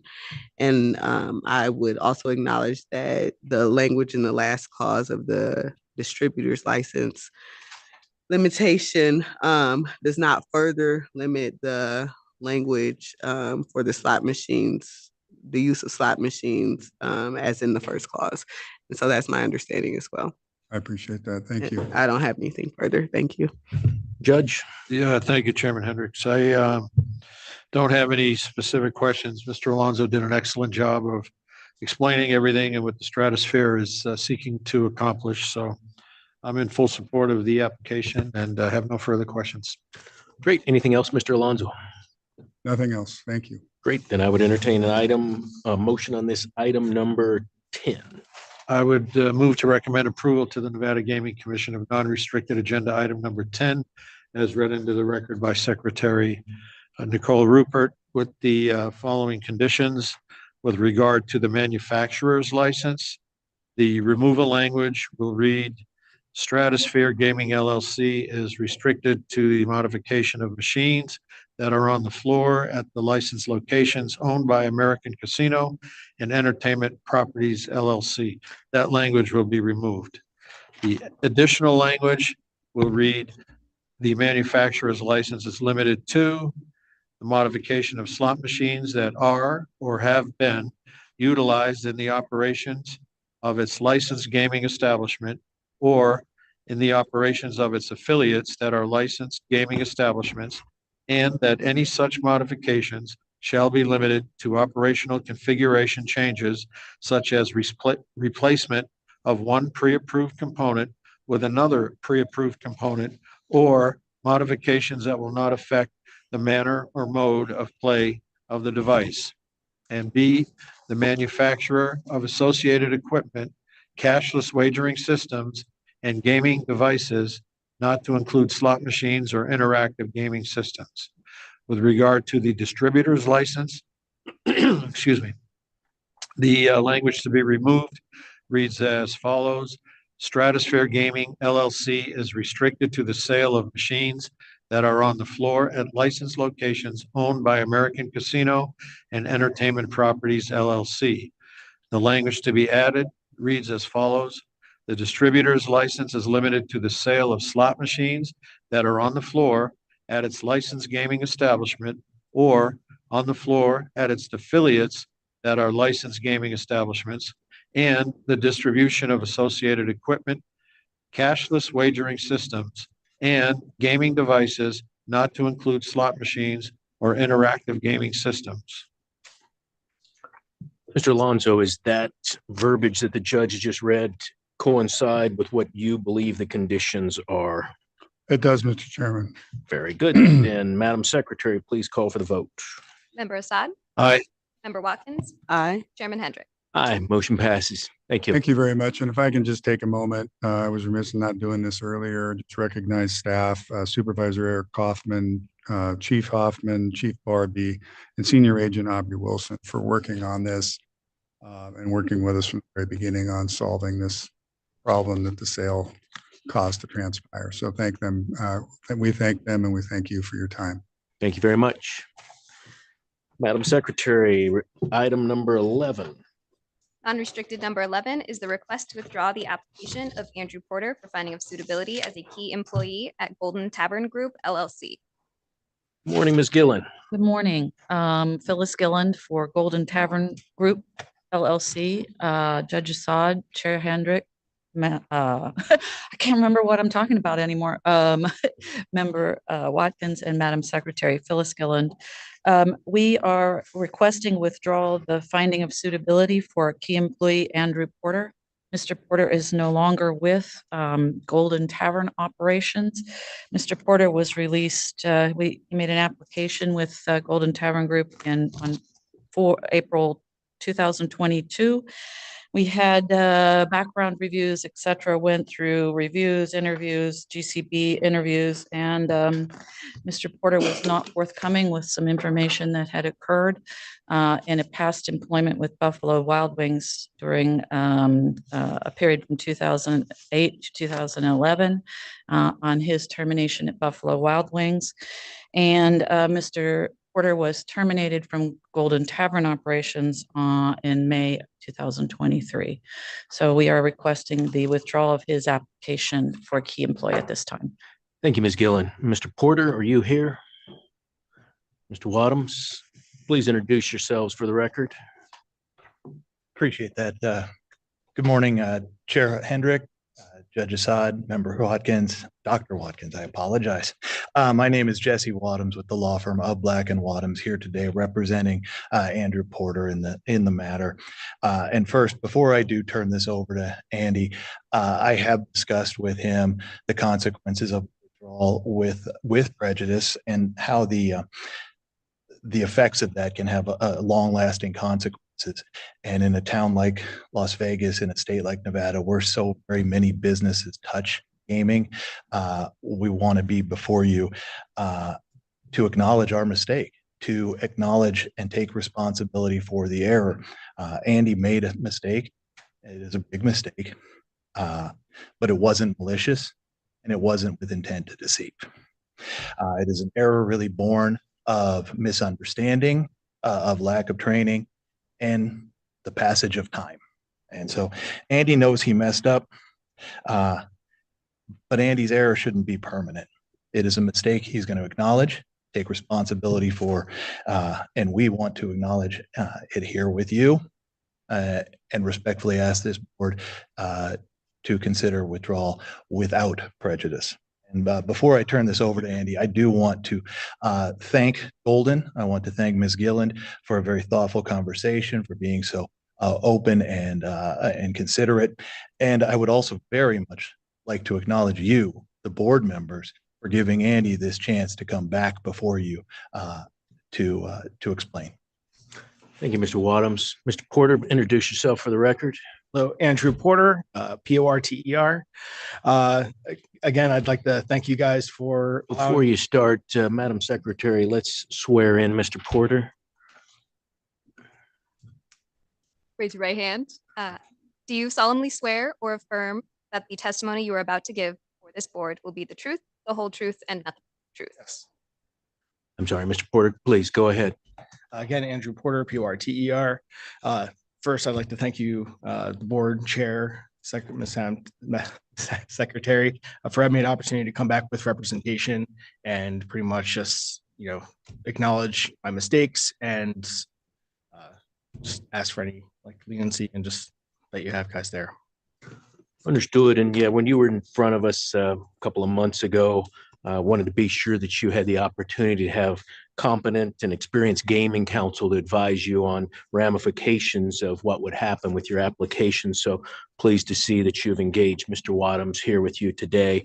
The oath you just took is the same oath that you would give in a court of law. So just want you to be clear in understanding the fact that any testimony you give today has to be completely honest and forthright to us. Otherwise, you have the penalties of perjury that would be the same as a court of law for a criminal violation. So I do have a series of questions for you, and I'm sure the board members as well.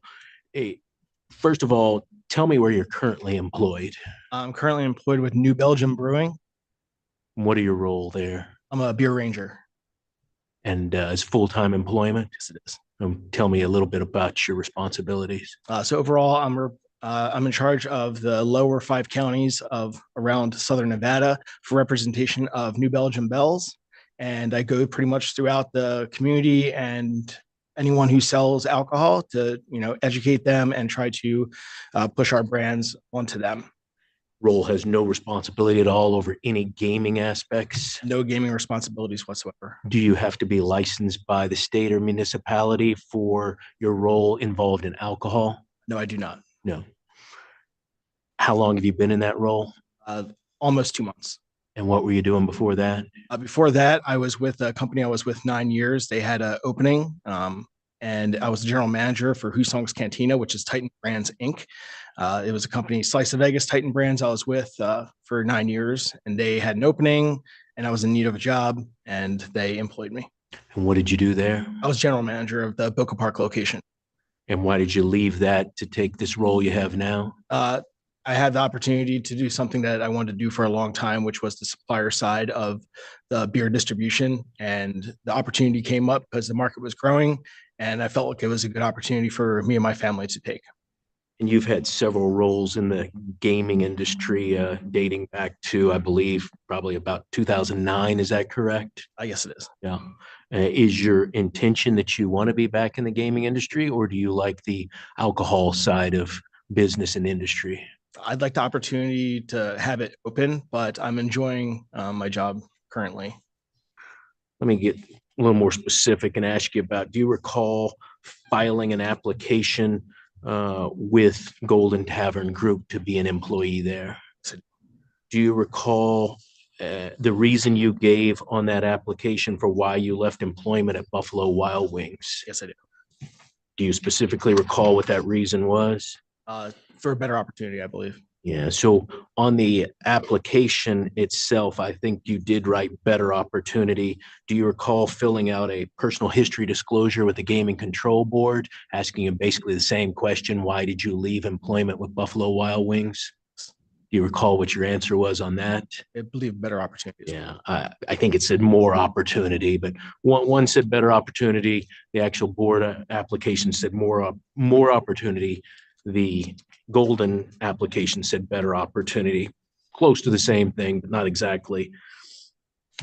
As you stand here today, do you believe that either of those answers, more opportunity or better opportunity, were accurate or complete? No, they were not at all. Can you tell me in your own words why they were not accurate or complete? Ultimately, for the reasons I got asked to resign from Buffalo Wild Wings, when I reached out to previous manager from Buffalo Wild Wings, they said there was no file in place. It didn't exist since they were bought out by Arby's and moved locations. So me just excited about the opportunity at Golden. I was just super excited about it. I said the wrong thing. If you filled out that Golden application or the Game Control Board's personal history disclosure, both of those documents today, what would be your reason on why you left Buffalo Wild Wings? I was asked to resign. And why were you asked to resign? Ultimately, there was free play given out that was not monitored due to just lack of education and not knowing anything about really the gaming industry at Buffalo Wild Wings. Because Buffalo Wild Wings is Buffalo Wild Wings. It offers gaming. So there was really no education through the gambler bonus program, through any of the managers, and ultimately just not knowing anything about the industry. Just too much free play was given out. On a separate issue, you had a performance improvement notice when you were at Golden. Do you recall that? Yes, I do. Do you recall whether or not you advised the Game Control Board investigative agents about that performance improvement notice? It was during the interview process and it was not informed at that time. Did you bring it to the board investigators' attention, or did they bring it to your attention that it was not put in your application? We brought it to them in the second interview. So you had a first interview, I believe, in March, where that performance improvement notice was not raised, but then you had a second interview, I'm guessing a month or two later, and you brought it to their attention? Council did, I believe. Council did. Who was your counsel? It was Ms. Gillen. So on behalf of the company, they mentioned that you had a performance improvement notice. correct. Any reason why you wouldn't have brought that up in your initial disclosure to the gaming agents? Ultimately, they said it was just going to go away and they didn't advise it. Explain that to me a little bit more. Ultimately, it was a circumstance where an employee took a large amount of money. And I happened to be the regional manager at that location at that time. So in that course of action, I was suspended for the weekend. And then I was brought back the Monday when I was found to have no involvement in it. I don't have the exact question in front of me, but it usually says something like, have you ever been disciplined in any employment? Is there any reason during your initial interview that you didn't feel it was necessary to tell the gaming agents about that? Because when it was a suspension, it went to a final and they said it would just go away.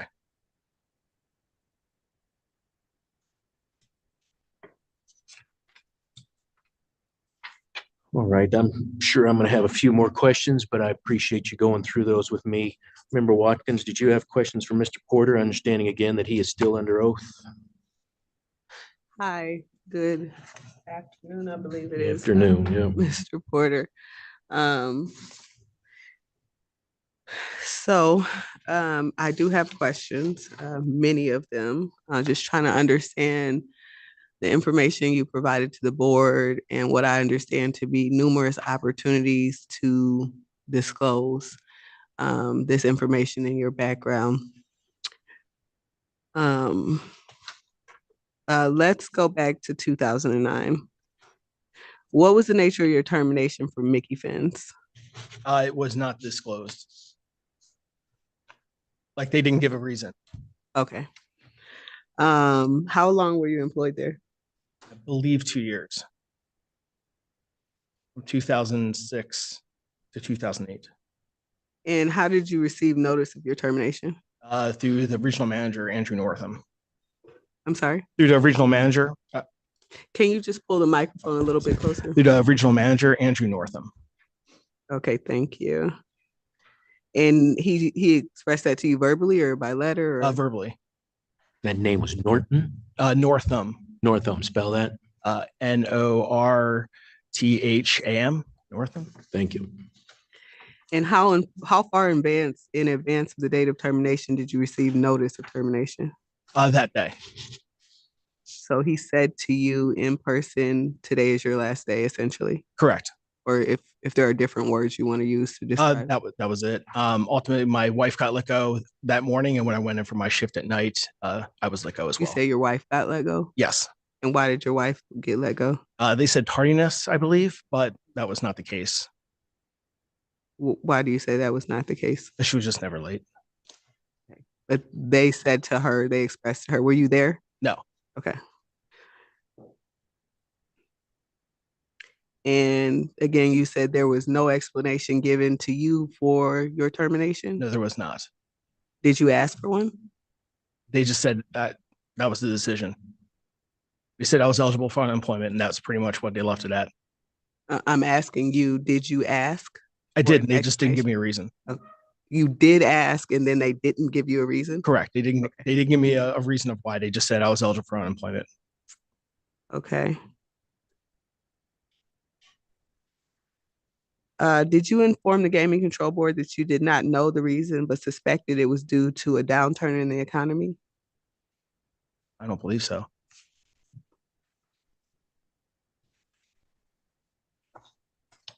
And as you stand here today, essentially what you're telling me is that you have no idea, even through, hearsay or some other way, following your employment, following your termination, that you still have no idea why you were terminated? They did not give me a reason. So what I'm asking is different. I'm asking, do you have an understanding of what the reason is today? No. Okay. What was the nature of your termination from Buffalo Wild Wings? And some of these questions may appear to be a bit similar to what the chair has already asked you, but if you could just. I was asked to resign due to just over free play management. And you confirm through the chair's question that you did not report on your personal history disclosure form that you left Buffalo Wild Wings for more opportunity, or that's what you affirmatively represented, is that you left for more opportunity. Is that correct? That's what I wrote, but that was not the reason. Okay. And you also informed board members during your initial interview or during an interview that you left BWW for more opportunity. That's correct. And as you stand here today, you do not believe that representation was correct? No, it was not. Right? And so what you believe is the reason that you were terminated from Buffalo Wild Wings is due to giving out too much free play? I was asked to resign for that reason.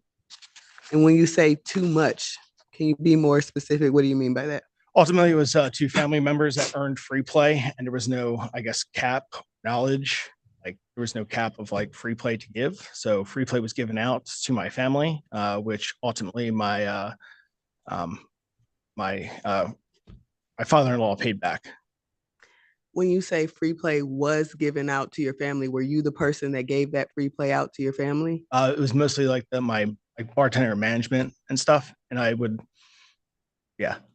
Were you the person that gave? Not at all times. No, I never directly gave it. So is it not at all times or never directly gave it? It was so long ago. I don't even recall giving it out. Okay. It was 13 years ago. I apologize for not being more clear. Okay. So you don't have an understanding of whether it was you who gave the free play out or whether it was someone else? I know my AGM did. He multiple did for times. sure, but Yes. you don't know whether you did or not. The card was always behind the bar to give free play out. Again, lack of training and coaching of the whole processes was the total breakdown. So you didn't know that what you were doing was wrong? Is that what you're saying? To give, it wasn't excessive free play. It was just to my family when they were playing. It wasn't excessive? As far as no, because like when my father-in-law would play like slot tournaments and stuff, he would win money for those like first, second, third prize, everything. But it just, I guess, was too much for. There was no guidelines or regulatory of how much free play to be given. Okay, so you're saying you got in trouble for what someone else did for not monitoring it, because ultimately I'm in charge of it as the general manager. Okay. So did you have any kind of influence over, or did you ask the general manager to give more free play to your family members? I was the general manager, and ultimately, if my family came there and they gamed, just like any other gamer, they were entitled to free play. So what position was the person in who you said gave out the free play? The AGM. It was like the bar The manager. assistant general manager then. So you were in the position of general manager. It was the assistant general manager who you're saying gave free play to your family. Yes. And so did you ask the assistant general manager to give free play to your family? If they asked permission, and I approved at times. Just like any other gamer, it didn't need to ask. Did you ask the assistant general manager to give free play to your family members? Yes. I'm sure at some point.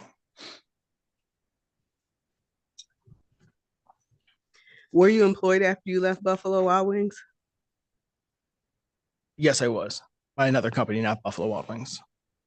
And what company was that? After that, it was Smashburger. Okay. How long did it take you to become employed at Smashburger after you left Buffalo Wild Wings? A couple weeks through the hiring process. We have reflected 2 months. Does that sound accurate? Yes. Because there wasn't an opening at that time when I applied, and there was going to be one if someone was leaving.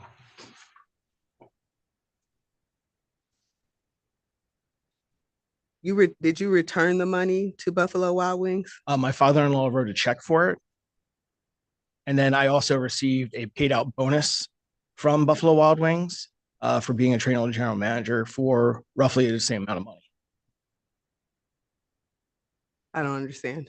So when I was terminated from Buffalo Wild Wings, my father-in-law wrote the check for, I think it was like $1,100. Does that sound accurate? Around that amount. And then I ultimately received a bonus from them, from Buffalo Wild Wings, for the bonuses that I was entitled to, which generally you are not entitled to when you are asked to resigned or fired. So I think that's where all the confusion lies of my termination, because I was paid out what I paid them. I guess I'm trying to understand what you're saying is that you don't think that there was anything wrong because you were paid a bonus upon leaving? It definitely, is that what you're trying to it's a confusion. I don't know what the scenario was. Ultimately, me being asked to resign and then them paying me out a bonus for, they did not need to do that. Did you add any bonus points to your own account and that of a family member? I don't believe so. You don't believe so? So you don't remember whether or not you added any bonus points to your own account? No.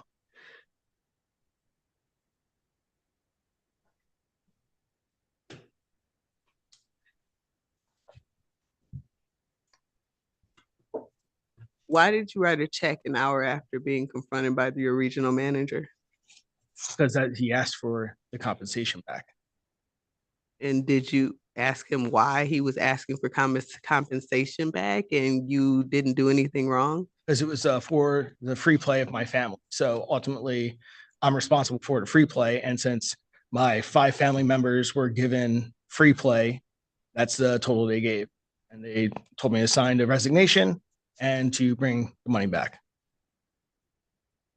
And so did you think that was a fair ask since you didn't think you did anything wrong? Well, I mean, I didn't have any, I took responsibility for it and wrote a check for it. What was the nature of your termination from Smashburger?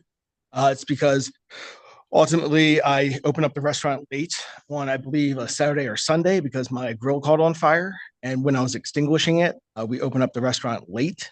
And two guests came. We gave them coupons to redeem at another location or us at a later date. Went to another location. And ultimately, since I didn't alert corporate, since I opened up late, 15 minutes, I was fired that Monday. How did you receive notice? It was the district manager or regional manager. They came and personally let me go. In person, verbally? Yes. And they said today's your last day, essentially? Correct. What was the nature of your suspension from Golden Entertainment? You spoke about it before, but if you can address it again. Ultimately, the suspension was a previous employee stole a large amount of money. And ultimately, I was the regional manager at one point over that location during a transition between regionals. And since I oversaw it, they wanted to make sure that I had no involvement in it because it was such a large amount of money. And they had to do their due diligence. And it's my understanding that the performance improvement notice provided in February of 2023 provides that you failed to follow appropriate protocols when handling markers and drop, resulting in the misappropriations of funds. Do you agree with that? Yes. Did you explain to our staff that another general manager stole $90,000 during transition and you were suspended pending the outcome, which concluded no fault on your part? Yes. Is that accurate, that it concluded that there was no fault on your part? Yes, there was no fault at my fault. There was no fault. So is it accurate that the report concluded that, or is that something that you believe? The report, there was not certain systems in place that are in place now to catch these kind of things. Why were you terminated from Golden Tavern? I didn't disclose the correct information on my gaming application, as we're discussing. Did you disclose the issues at Buffalo Wild Wings to Golden Tavern? No, I did not. Have you ever been asked to, have you ever been discharged, suspended, or asked to resign from other employment besides the ones that we have discussed today? No.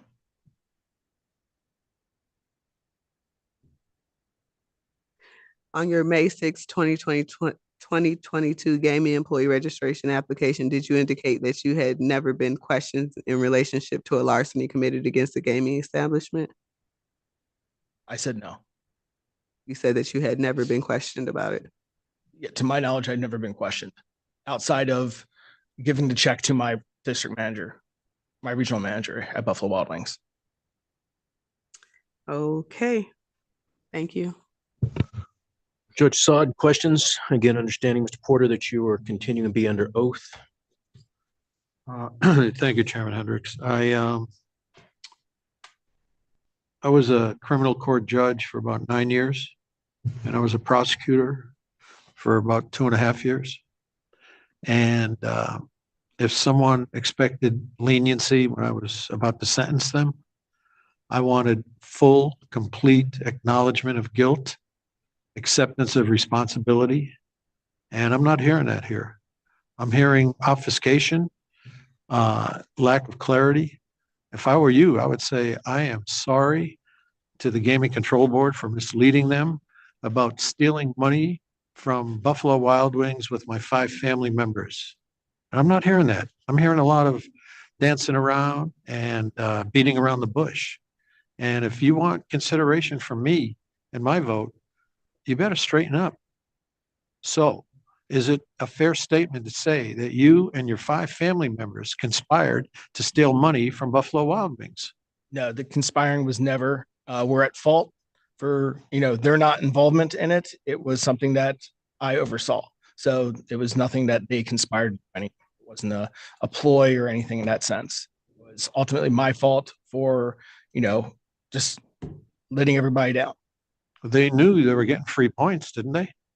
Yes, just like any gaming bar in town that gives free play for like match play. So there was a meeting of the minds. You're giving them free points. They accepted it. They understood that. That's a conspiracy. Let's direct it to you. You knew you were stealing money from Buffalo Wild Wings, did you not? No, I thought I was giving free play away, and ultimately, See, this is what I don't understand. I know Free play is money. means money. Yes. I mean, anybody that knows anything about the gaming industry or playing slot machines or video poker, whatever they were playing, when you're giving them free play, that's like giving them money to keep playing. That's stealing. I'm not hearing you acknowledge responsibility or acceptance of guilt. I agree. It is my fault. I am guilty of it. It's just, I'm sorry. I'm just really nervous. And Remember, a moment just to confer with my client for a second. Sure, of course.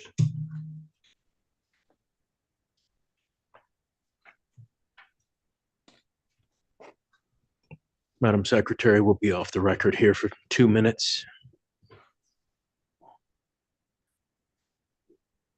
I guess that's not really true in an open meeting. Let me rephrase that. We'll be in recess for 2 minutes.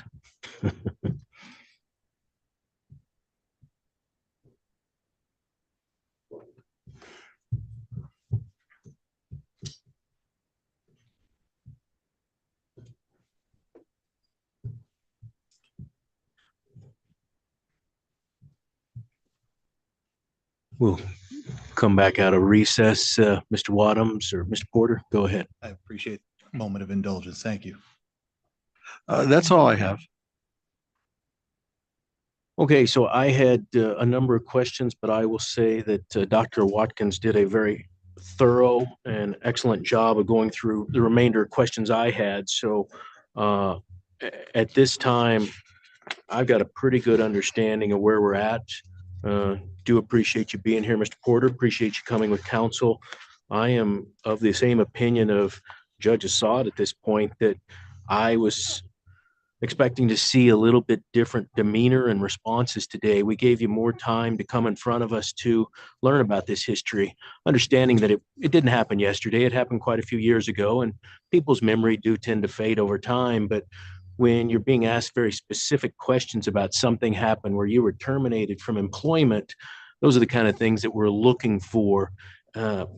As you know, the Gaming Control Board, the Gaming Control Act is based on coming forward and acknowledging issues that happen in your past. There's a belief that we want people in the gaming industry that not only have issues in their lives, which we all do, but they affirmatively come to the Game Control Board. They affirmatively come to their gaming employers and acknowledge those issues and deal with them head on. I personally haven't seen that kind of answers today, and certainly don't see that in your applications to the Game Control Board, your candor to Game Control Board agents, and your candor and forthrightness on Game Control Board applications. So I am personally not of an opinion to allow a withdrawal without prejudice today. Certainly want to hear from my other members. I am not completely over the edge to say that I would move this application forward to denial, but I would tell you that it's real close to that edge for me, is not only denying the withdrawal, but moving it forward to a denial of your application. That has severe and significant consequences, which I'm sure your counsel can explain to you. As I stated, I'm not there, but I'm close to that. And I'm certainly not close at this point to a withdrawal without prejudice. So I would want to hear from my other fellow board members on where they're at, and then accept the motion of this matter. Dr. Watkins. Under NRS 463.170, qualifications for license, finding of suitability or approval. An application to receive a license or be found suitable must not be granted unless the commission is satisfied that the applicant is a person of good character, honesty, and integrity. I am not satisfied with that, especially after your testimony here today in response to our questions. It seems to me also that this was a pattern of behavior, not an isolated incident, in that you were terminated from multiple jobs or let go or suspended based on theft-related concerns. There seems to also be a lack of accountability here today, in that you appear to be blaming others for activity that you engaged in without taking accountability for it. I think the history of termination of employment is concerning, whatever the reason, but the consistent terminations, even where they didn't relate to theft. I'm not in support of a motion to withdraw without prejudice. As I came into this meeting, I was thinking, perhaps, if I heard some acknowledgement, acceptance, responsibility, admission, that I was prepared to vote in favor of a withdrawal with prejudice. But as I listened to you during the meeting, I just did not find the credibility there. I think the credibility is significantly lacking. As I asked you very specific questions, either you couldn't recall or held someone else accountable to very key issues. And I just want to remind you that it is your burden to demonstrate to us that you're suitable to be a key employee in the gaming industry. And I don't think that you have met that burden here today. So I am leaning more toward a denial. Like I said, I was prepared as I came in here today. If I heard some acknowledgement and what I've mentioned before, but I'm just not hearing that. I'm hearing that you're making excuses. And I see a pattern of behavior. So I'd like to hear if my other board members have further thought. Judge Assad.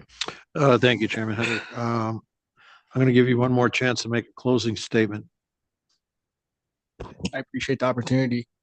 I mean, I do take accountability for all my actions I know I didn't display that. I'm sorry. I'm very nervous. I don't deal with pressure like this. I apologize.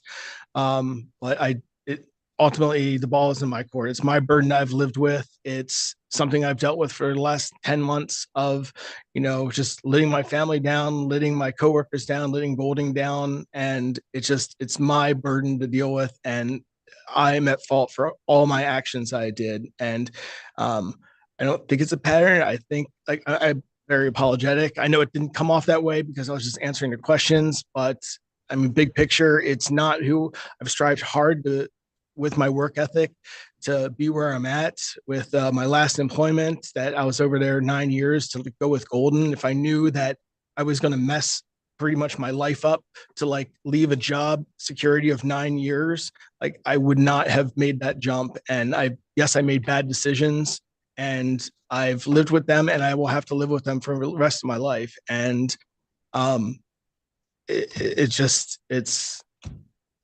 it's humbling. It's very, I am at fault for everything. It's my burden. I let my family down. I've let everything my friends down. I've lost friends because of this. And it's just something that I have to now carry more weight for the rest of my life in regards to this. I'm sorry. Go ahead. I think Chairman Hendrick's assessment and analysis was spot on. I do believe in second chances.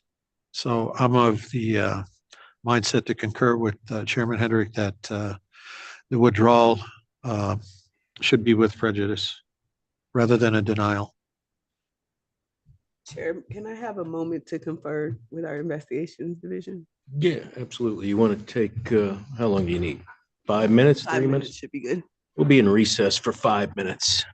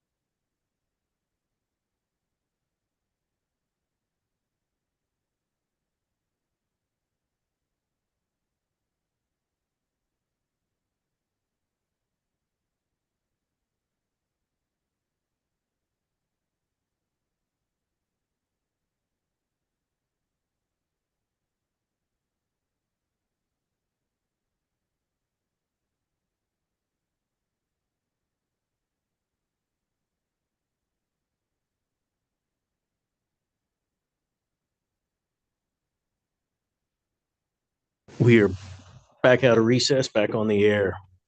Member Watkins, did you have questions Yeah, or just to comments? yes, follow up on the questions and comments before. I need an opportunity to confirm some facts. Is it accurate that you did admit to our agents that you gave yourself free play? Yes. At one point, I probably did. And so why is it that earlier today when I asked you whether or not you gave free play to yourself, you didn't recall? Again, I don't.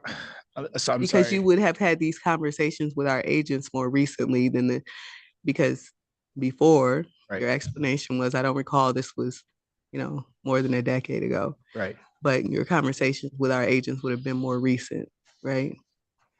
In that you admitted that you did give yourself free play. Is that correct? Yes.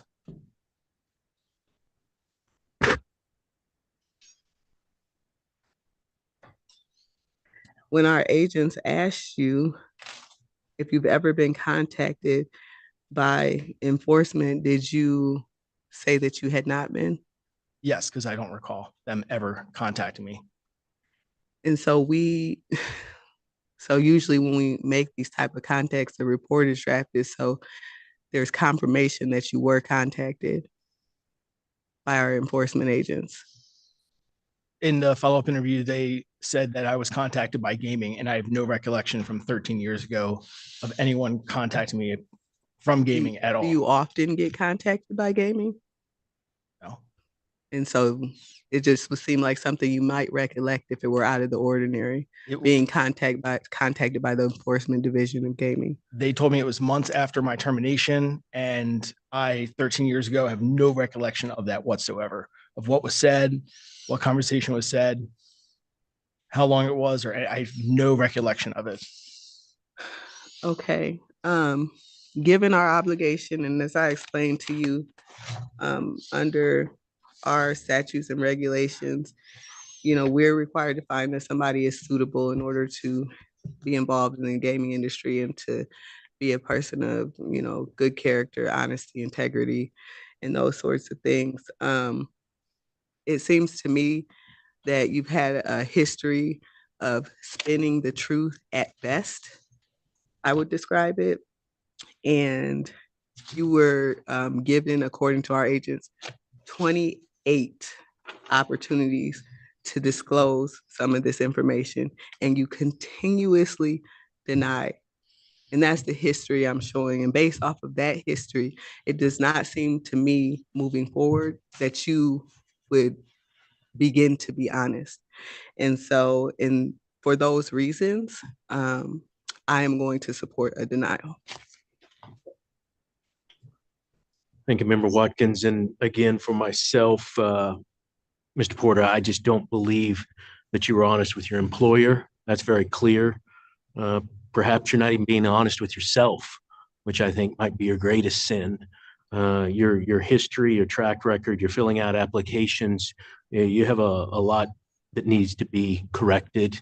I'm not saying you're a bad person, but I'm saying you have a real trouble with being honest and forthright when it comes to filling out applications to the Game Control Board. You're dealing with Game Control Board agents.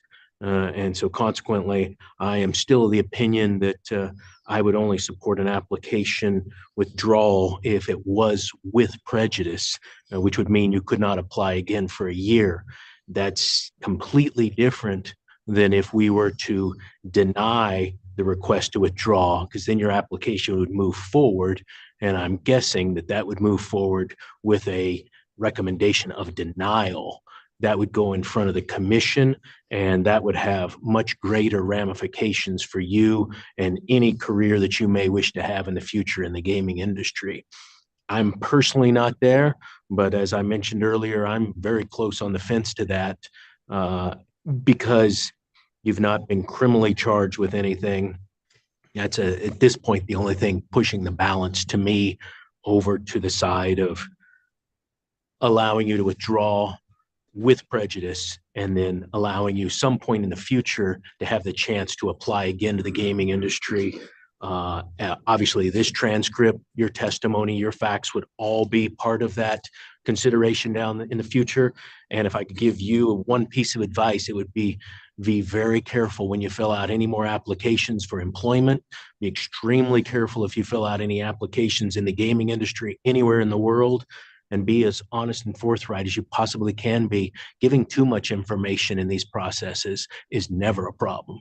Giving less than too much information is always a problem. Judge, anything else you want to say, or otherwise I would entertain a motion? Thank you, Chairman. I think it's all been said.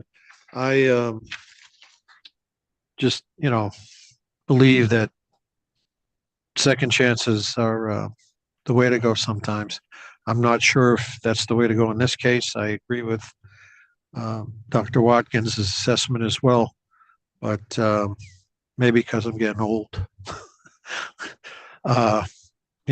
So I would make a motion that we accept the withdrawal of the application with prejudice. And yes, please. Can there be discussion on that? Absolutely, yeah. I would also like to add that I do believe in second chances, but I don't think you've earned that second chance with your testimony here today.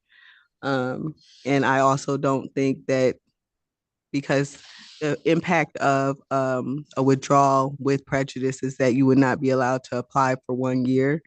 And I don't think that within 1 year that is going to change your lengthy history of dishonesty with the board and history of taking from gaming licensees or termination history.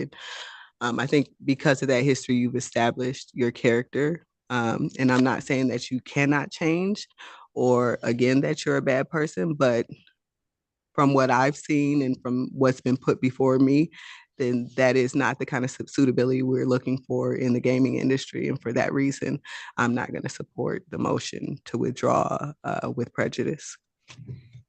And as I stated earlier, if you are ever to in the future apply in the state of Nevada and probably anywhere else for a gaming license, this transcript, including your testimony under oath, would certainly be part of that. And based on my prior comments, I would agree to the motion for the withdrawal with prejudice, which doesn't, what that ends up meaning is you're not barred from being in the gaming industry. It means that you can't apply for a license or for finding a suitability for at least a year. So that's to the judge's comment. It's one last second chance. But I'd give yourself time. I would tell you to do what you're doing in the industry you're doing now and be the best person you can be for that. What we're not doing is saying that you can't earn a living. I want to be clear on that for the record. We're not saying that you can't be involved and raise money for your family and raise your family. This is simply a question of whether or not you should be in the gaming industry. And if this motion were to pass, it would say you can't even apply for a year. Doesn't mean at all that you can't earn a living and support your family. Anything else from board members? Nothing further from me, Chair. Nothing for me, thank you. Great, then Madam Secretary, call for the vote. Member Assad? Aye. Member Watkins? No. Chairman Hendrick? Aye, so the motion passes 2-1. Your attorney can advise you on the ramifications of it, but it's spelled out in our regulation 4. And we appreciate you being here today, and we wish you good luck. I'd like to thank you, board and secretary and chair. I know it's hard and I let a lot of people down, like I said, like Golden and my family, but I appreciate you giving me this second opportunity. We wish you luck. Good luck to you. Members. Thank you, Mr. Wadhams. Madam Secretary, please read in our next item. Unrestricted number 12 are the applications of Darren Unick for licensure as a key employee as noted on the agenda. Hi, good afternoon, Chair, Member Watkins, Member Assad, Madam Secretary. For the record, I am Erica Okerberg. I am appearing today on behalf of Golden Entertainment on this item. And to my right, I have the applicant, Darren Unick. He was last licensed and appeared before the board and commission in 2016. Since it's been a while, I thought it might appropriate for him to share a little bit about his background and talk with you about his duties and responsibilities. Thank you, Ms. Okerberg. Mr. Unick, please step forward, introduce yourself for the record. Tell us a little bit about your background. I'd like to give you a little background, just where I came from. Originally outside of Chicago, I grew up there. Started F&B World Restaurants in 1984. Been a long time. I'll jump ahead, came out to Vegas in 95 to open the Hard Rock Hotel and Casino as the executive sous chef. Skipping ahead a little bit to gaming, I joined Golden Entertainment originally in 2005 as the regional food and beverage manager. Oversaw, I believe at that time, it was only 35 taverns, so they've come a long way. Got promoted to the director of food and beverage over the 3 casinos in Colorado. So I transferred out there from 2006 to 2009. Came back to Las Vegas in 2009. Jumped into the gaming part. Became one of their general managers of one of their taverns. In 2010, I left Golden Gaming for about 4 years. I got back into the culinary side. Had some good experiences opening casinos such as Aria and Cosmopolitan. 2014 brought me back to Golden Gaming, again as the regional food and beverage manager. After a short time, about a year and a half, I jumped over to becoming one of the regional operations manager and oversaw 10 other taverns. Since then, in 2020, I moved out to Pahrump with Golden as the assistant general manager over the 3 taverns out in Pahrump. In 2022, in August of 2022, I came back to Vegas as my current role as vice president, general manager of the Arizona Charlie's casinos. 8 people direct report to me at this position. I oversee both properties. Like I said, I kind of divide my time throughout the weeks. Usually it's about 5 days at Decatur and at least 3 at Boulder. We have the teams both, we cover both properties similar ways and have meetings at both. One thing I really enjoy about the Arizona Charlie's properties is we're truly local, serving locals. And we've implemented a lot of community events. We've implemented parking lot events such as, farmers markets. We've done 2 pet microchipping events, which we've had up to 650 to 1,000. Because I know in August, it's going to be a law in Clark County that you have to have your pet microchip. So we're getting great responses with this. Every Thanksgiving and Christmas, we do the Feed a Family. So we touch about 300 local families in town, give them a full Thanksgiving or Christmas dinner. And just last year, we implemented something in-house where we take care of our own, kind of adopt a family, where we kind of take boats. I guess I kind of stole it from Walker Furniture, how they help families around the holidays. And so we nominated 7 of our families, and it was really amazing to just make the impact, because the families would have no Christmas without it. So it was really something special to see, and I'd be happy to take any questions. Thank you, Mr. Unick. Pleasure to have you here, and thank you walking through your background there and explaining to what you do in your current role. It's a testament to you and both Golden Entertainment, what you've been able to accomplish, and watching you move up the corporate ladder and doing all the roles you're doing. So based on that, along with your background and your experience, I'm certainly happy to support your application today and appreciate you being here. Member Watkins. Good afternoon, Mr. Unick. Thank you for being here today. I don't have significant questions, and I don't have any concerns at all. How much time are you spending at each property? About 5 days a week at the Decatur. And a lot of times that might be a split day where I will go over to Boulder Highway. Mhm. That's usually I touch that property at least 3 to 4 times a week. Okay, and you have, is it 12 direct reports? Or 8. Oh, you're responsible for 12 directors. Right. Is that correct? Yes. Okay. All right. Well, I'm happy to support your application. I don't have any concerns, and yeah. Judge Assad. Yes, thank you, Chairman Hendrick. You've already been licensed in Colorado, right, through the Gaming Commission there? Yes. Great. And yeah, the report's been done very well, very thorough. Congratulations to DC Nathan Allen for supervising this with Agent Colby Young and Supervisor Olia Barbie. They did a great job. And your attorney did a great job as well. Nice to see you, Ms. Oakenberg. And I have no issues or concerns with this application, and I'm more than happy to support it. Thank you. I grew up not far from Arizona Charlie's Boulder. How's that part of town doing and how's business? It's actually nice to see it bouncing back. We had a tough January. I think it was just due to the illness of whatever virus was going around Vegas. So we were a little concerned, but we are seeing a big bounce back. And I'm happy to say that the good group at Golden is actually investing some money back into that casino. We're doing a whole inside renovation as well as we get to touch the hotel room. So all new elevators, we got escalators new. So it's nice to put some money back in there and be part of that community as well. Yeah, that's great to hear. That part of town needs some revitalization, and I know the county's looking at that all the way down the Boulder Strip there. So glad to hear it. It was a favor of my mom's going over to Arizona Charlie. So glad you're putting something into it. We work very close with Metro down there on the Boulder Strip. Yeah. Glad to hear it. All right, then, Ms. Okerberg, do you have anything else you wanted to add? No, I think we just want to say thank you to the agent and echo the comments by the judge on how hard everyone worked on the investigation. We really appreciate the professionalism. Thank you. I'd entertain a motion on non-restricted number 12 then. Yes, thank you, Chairman. I would move to recommend approval to the Gaming Commission with respect to non-restricted agenda item number 12 as read into the record by Secretary Nicole Rupert. Madam Secretary.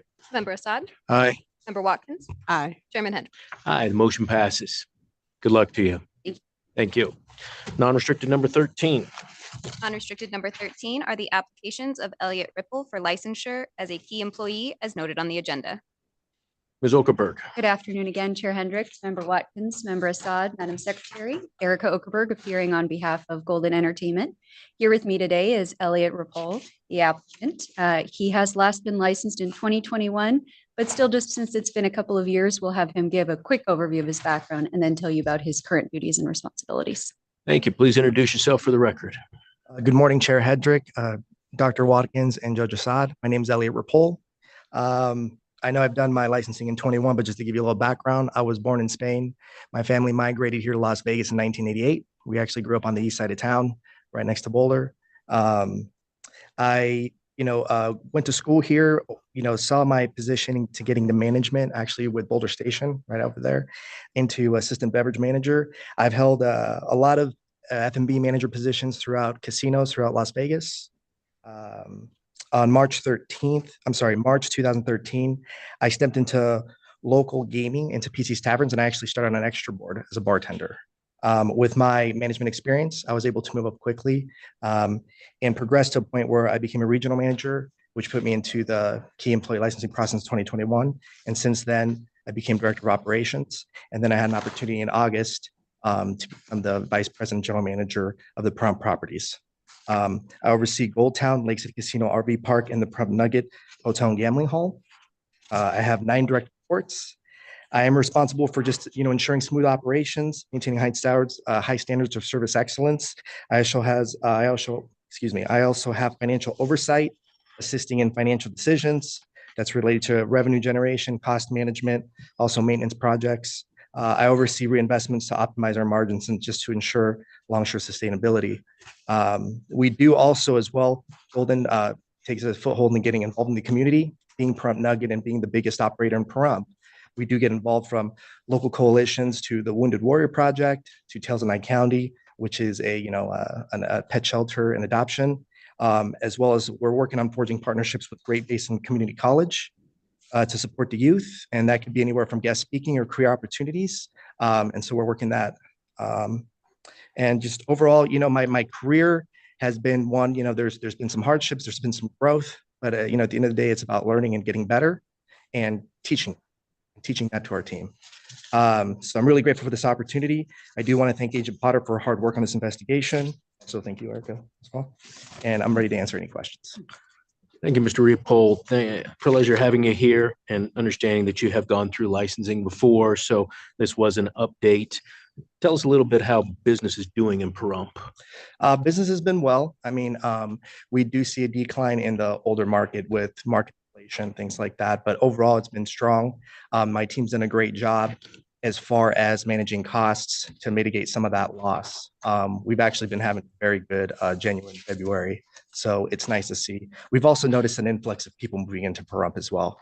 You know, I think with the real estate market and everything, you know, growing up in Vegas, getting land is kind of tough, right? So a lot of people are actually moving to Vegas to buy bigger properties in California.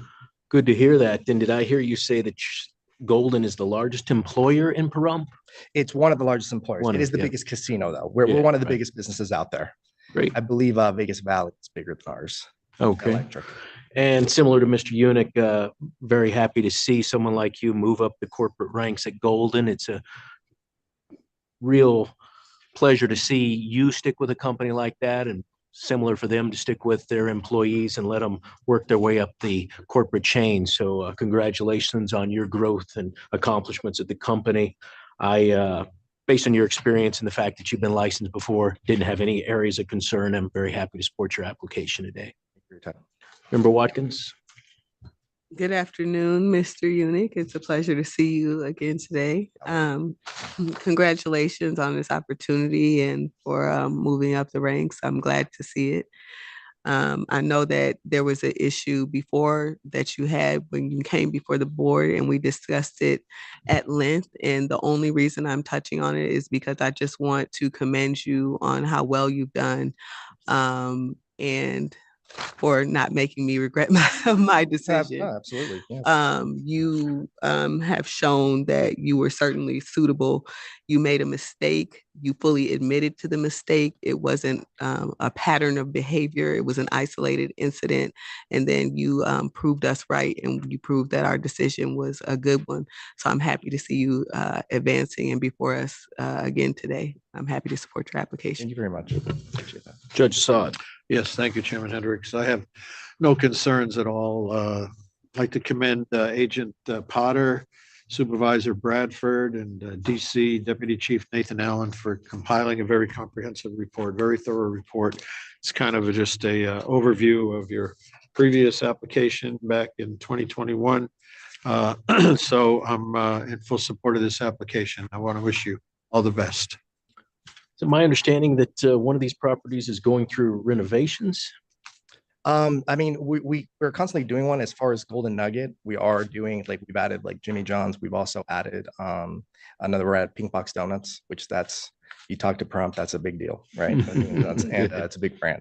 So we are talking about investing some capital, doing renovations to our P Park, as well as doing a cafe renovation as well. Great. So, I mean, Golden does a great job of reinvesting. You have to in your business to stay up to date, you know, and I do want to say, I do thank Golden because they've really given me this opportunity. I don't think other operators would have done this for me. So good to hear. And we certainly like constant renovation and reinvestment in both the properties and toward gaming. So always something regulators like to hear. 100%. Great. I didn't have anything else. If there's no other questions or comments, I would entertain a motion on non-restricted number 13. Yeah, thank you, Chairman Hendrick. I would be happy to make that motion. I move that we recommend approval to the Gaming Commission on unrestricted agenda item number 13, as read into the record by Secretary Nicole Rupert. Madam Secretary. Member Assad? Aye. Member Watkins? Aye. Chairman Hendrick? Aye. Motion passes. Thank you so much. Have a great year. Good luck to you. Thank you, Ms. Okerberg. Madam Secretary, I believe that concludes our non-restricted agenda. Is that correct? Correct. And we are calendared for the restricted agenda to start at 1:30. Is that correct? Correct. Good. Then we will be in recess until 1:30.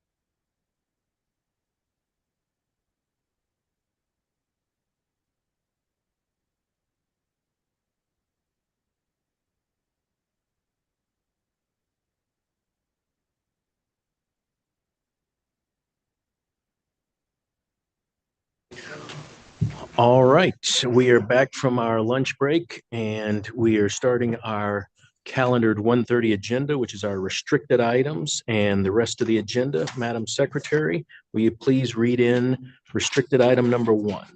Actually, I'll take that back. We have a consent agenda, do we not? We do. Madam Secretary, we have items on our consent agenda. If you would read those into the record. Restricted number 5 is the application of United Coin Machine Company doing business as Century Gaming Technologies, doing business at Quick Stop Market for a restricted gaming license.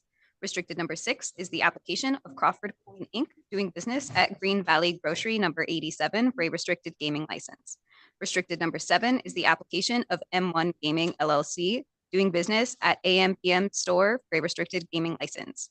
Restricted number 8 is the application of Sartini Gaming LLC doing business at 11-7 Tambian for a restricted gaming license. Thank you, Madam Secretary. Yes, our items on our consent agenda are those where board agents have worked up detailed files for board members to review. And on those agenda items, reports have been submitted to us. There were no areas of interest or areas of concern were uncovered during the investigations. Because I'm not aware of any questions or issues with any of the items read into the record by Madam Secretary, appearances by respective applicants were waived for this meeting. Are there any questions from board members regarding the restricted consent agenda items? None for me, Chair. None by me, thank you. All right, then I would entertain a motion on the consent agenda items. Thank you, Chairman. I would move to recommend approval to the Gaming Commission of restricted items number 5, 6, 7, and 8, and 6 and 7 have conditions. Number 6, the condition is the surveillance system and/or mirrors must be inspected and approved by the Nevada Gaming Control Board Enforcement Division within 60 days of issuance of the state gaming license, and thereafter be maintained at or above the standard that is approved. Number 7 has the same condition. The surveillance system and/or mirrors must be inspected and approved by the Nevada Gaming Control Board Enforcement Division within 60 days of issuance of the state gaming license, and thereafter be maintained at or above the standard that is approved. Thank you, Madam Secretary. Member Assad? Aye. Member Watkins? Aye. Chairman Hendrick? Aye, that motion passes, bringing us now to restricted item number 1. Restricted number 1 is the application of Shelley Rigisich for temporary licensure as a special administrator as noted on the agenda. Good afternoon. Hello, Dennis Gutwald with the law firm of McDonald Carano. With me is Shelley Rigisich on my left. With me on my right is item number 2, Terrence Brennan. We figured we'd have both come up here to address your questions. Yeah, let's go ahead, Madam Secretary. If you don't mind, go ahead and read in restricted number 2 as well. Restricted number 2 is the application of Terrence Brennan for temporary licensure as administrator as noted on the agenda. That's correct, Mr. Gutwald. Since these two both involve similar parties, let's go ahead and discuss them both at the same time, though we will take separate motions on each item. Thank you very much. I'm going to just talk very briefly, very briefly about why these are why we're seeking these temporary applications and the properties are still in probate. The properties are in probate. Historically, that's what the board has done, is given temporary approvals to the representatives of the estate. A question could come up, well, why is this property still in the estates? In one case, it's been in a very long time. In another, it's been in 4 years, which is a long time. In the case of Terrence Brennan's, the estate that Terrence Brennan represents, for many years, he didn't have access to the information to dispose of his asset. And also, there's a lien on his asset that requires that he actually sell that asset as opposed to taking it personally. All right. Shelley came in a little bit later in the estate when her brother passed away. She is the trustee of a trust with beneficiaries that will receive this. And so it's her job to ensure that these beneficiaries get the interest. Some of them are minor children. None of them are prepared to go through a gaming application. So her side has to be sold also. Both applicants she flew in from Incline Village. Terrence flew in from Colorado. They're available to answer questions for you. And of course I am too. Thank you, Mr. Gutwald, and thank both of you for flying in and being here with us today. First of all, let me say condolences on behalf of myself and the board on the loss of both of your family members. And going through and reading this, it's all a very sad story that starts with the loss of your loved ones and continues today. And I'm sorry on behalf of the state that you have to keep coming in front of us, but it's important that we know who is running licensed gaming in the state of Nevada. So this is a necessary requirement for us. I was interested in who actually owned and was running the machines. And it's my understanding, Mr. Gutwald, is actually Sartini Gaming. Is that correct? That's correct. Yeah. Sartini Gaming provides the machines. They provide a little bit of guidance. Shelley oversees the whole location. And Gotcha. pretty much lives there. Ms. Rigosich, please step forward, introduce yourself for the record. Spell your last name. Shelley Rigisich, Rigissich. Thank you. And tell us a little bit about how long you've been working at the location and where do you see it going? I understand there's a potential sale. Is that something that's on the horizon?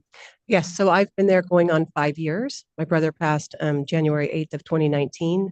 It took me about 10 months to get my license. And then I was available from our family to move up to Incline and oversee the operation, thinking I'd be there 4 to 6 months.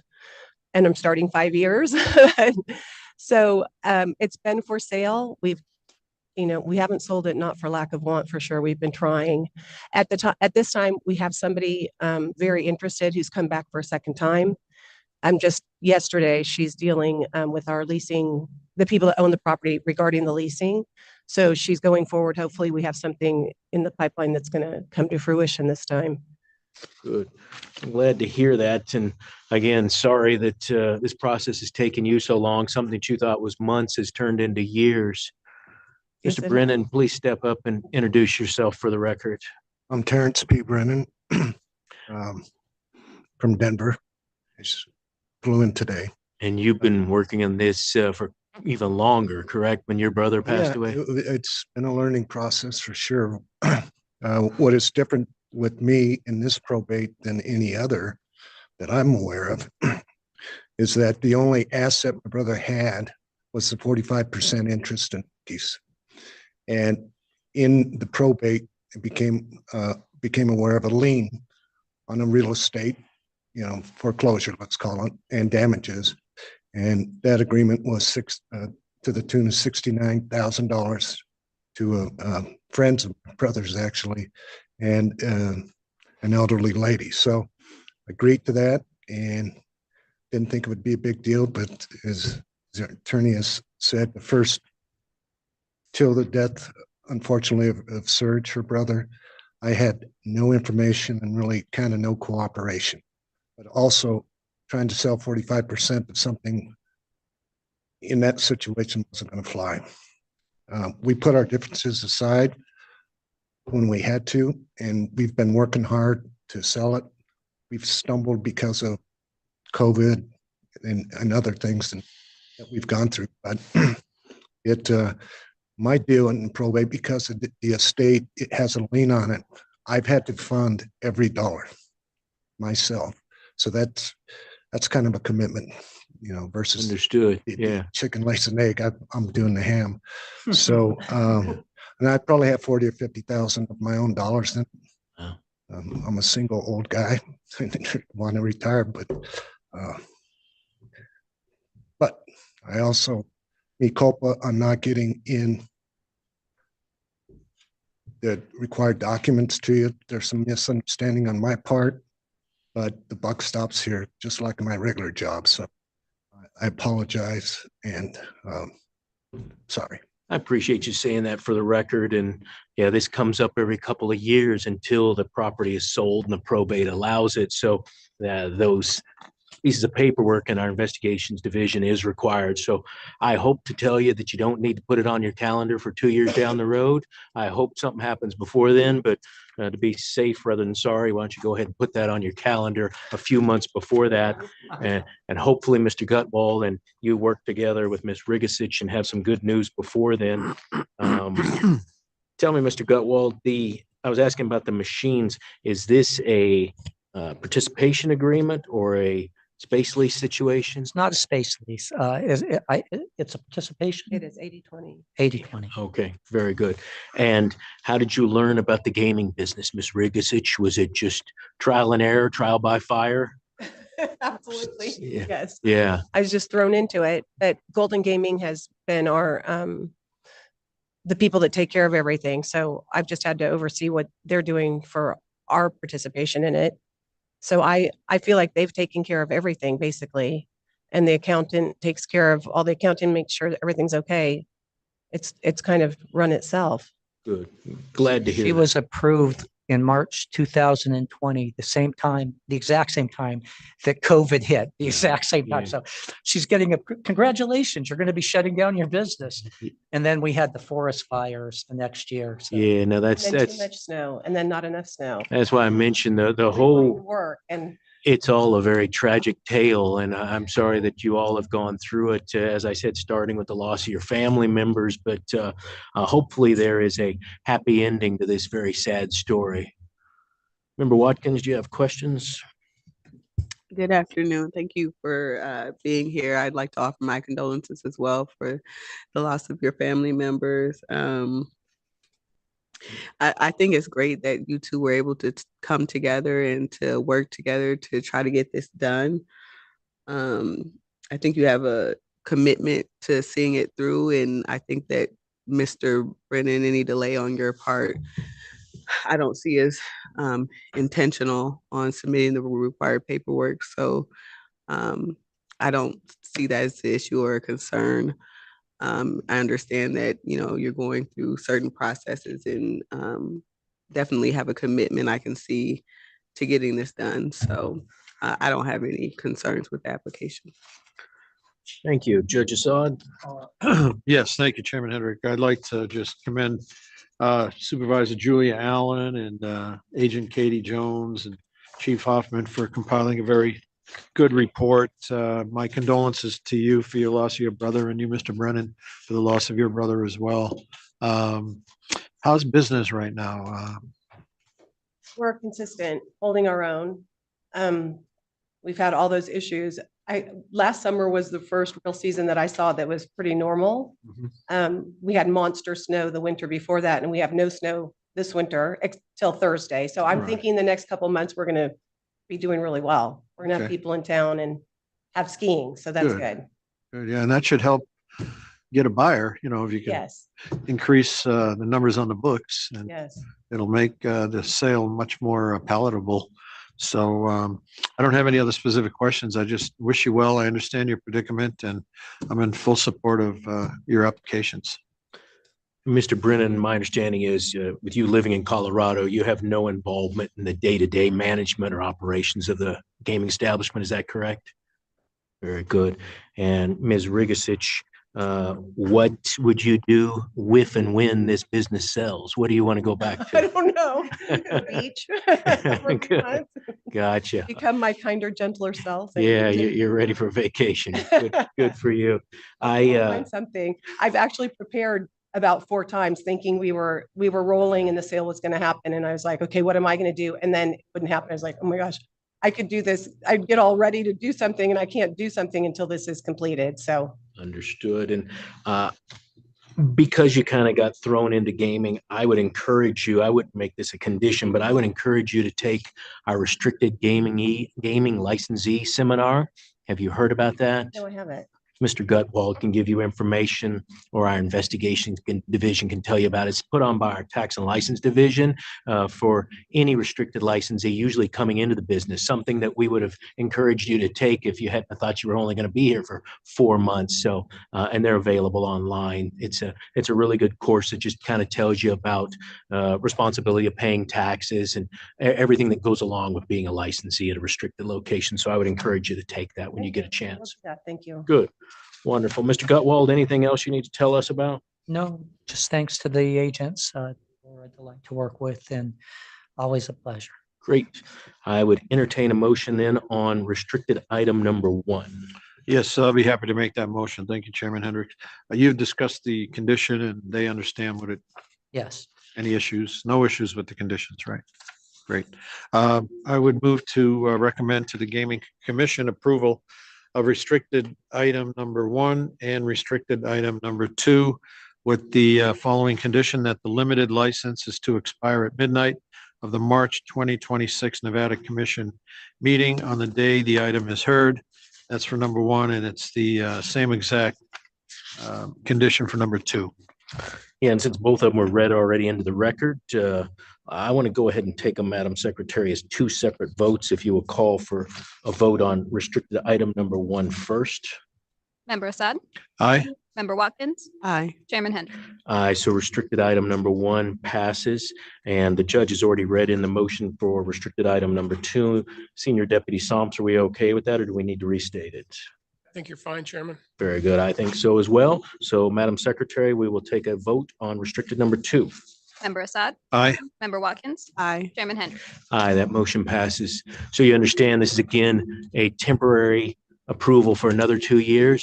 No offense, but I hope we don't see you back in front of us in 2 years. I wish you all the best. Thank you very much. Thank you. Bring us, Madam Secretary, to restricted number 3.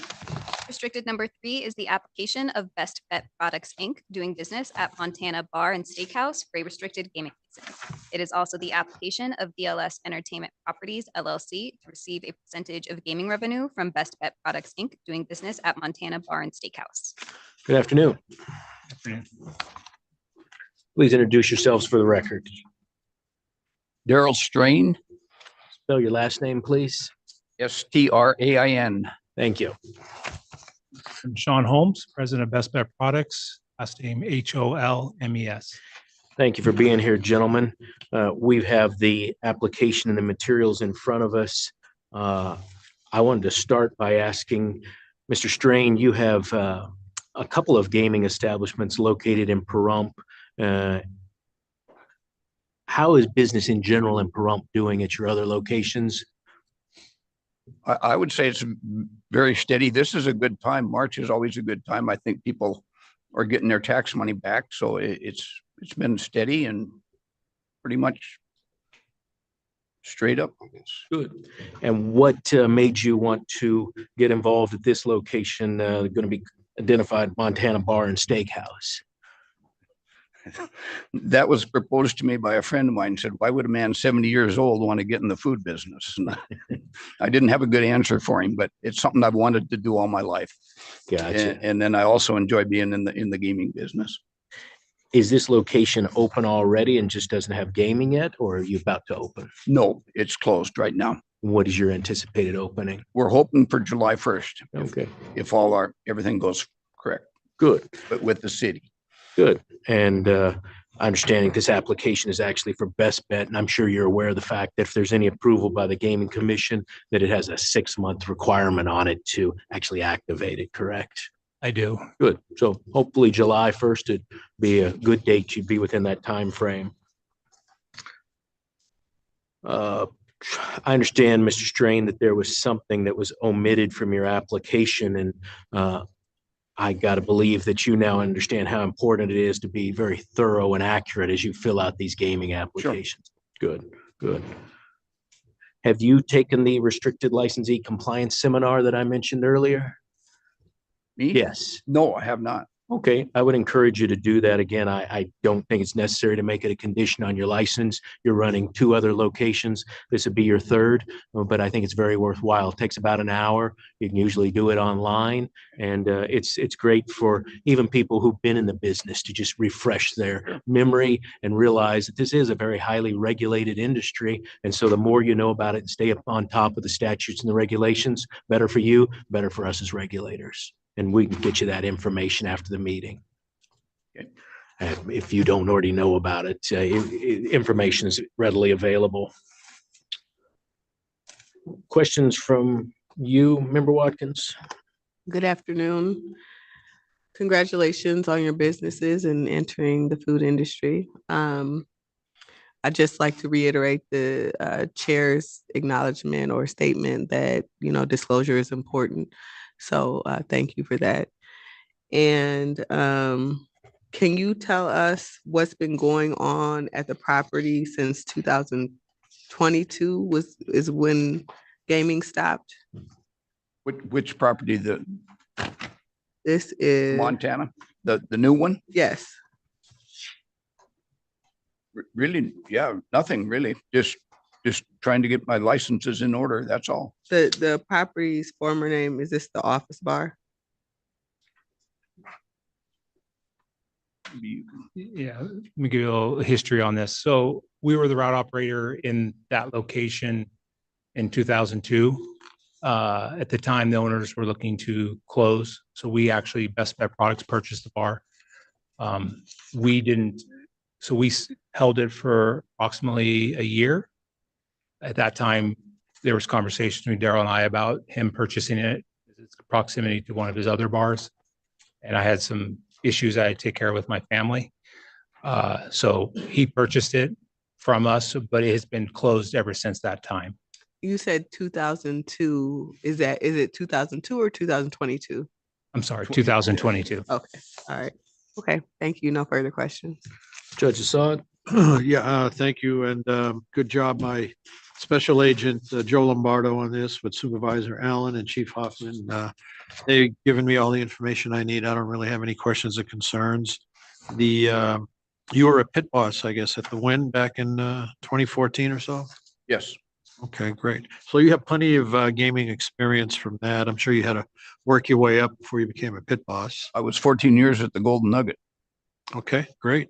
And I would echo the words of Chairman Hendrick that you should probably look into taking that course. It's just a good thing to have behind you. You know, you might pick up a few tidbits here and there. With regard to the business, what kind of steaks are you going to be putting out there? Hopefully top end. Prime? Exact. But no, I don't know if I can do that, but we're going to have Just charge the a little best more. choice you can have. You could always charge a couple of extra dollars, you know? I don't think they have a steakhouse out there that's top notch doing prime Front Nugget steaks. has the Stockman. The Stockman? That would be, yep. Is it a prime cut? I would say not. Okay. I don't believe so. Big difference, you know? Oh, I do. Yes. Okay. That's it. I have no further questions. I just want to wish you all the luck in the world and glad to support your application. Mr. Strain, tell us what your current status is with drinking alcohol. What's your drinking habits these days? Very seldom. Good. Yeah. So you're watching your drinking and paying attention to running all these businesses, Pretty much, right? yes. Good. Yep. Glad to hear that. And like I said, won't put a condition on your license, but if we get a gentleman's agreement that you're going to take that restricted licensee compliance seminar, sure. That's good enough for me. As the judge mentioned, I think you might pick up a couple pointers that'll be good for all of us. Very good. Wonderful. Then I would entertain a motion on this item. Thank you, Chairman Hendrick. I'll be glad to make that motion. I would move that we recommend approval to the Nevada Gaming Commission of restricted agenda item number 3 as read into the record by Secretary Nicole Rupert. Madam Secretary. Member Assad? Aye. Member Watkins? Aye. Chairman Hendrick? Aye. Motion passes. Good luck to both of you and good luck on your opening. Thank you. Thank you. Thank you. And let me just say that Agent Joe Lombardo was very, very good and it's a delight to work. Appreciate it. Thank you. Thank you, gentlemen. Go ahead and read in our next item. Actually, this is restricted number 4. Is that correct, Madam Secretary? Correct. I'm going to refer that back to staff. And you've already got 5, 6, 7, and 8 on consent. Is that correct? Correct. All right, then that ends our restricted agenda and brings us, I believe, to our new game. You have one request for final approval of a new game. That item is Casino Monte, submitted by Silver Garden Entertainment, LLC. Good afternoon. Good afternoon, Stephen Brody, B-R-O-D-Y. Pleasure having you here. We are going to bring up a table that you can put your layout on, and let's give them a minute to do that just so the audio doesn't get really noisy. Certainly.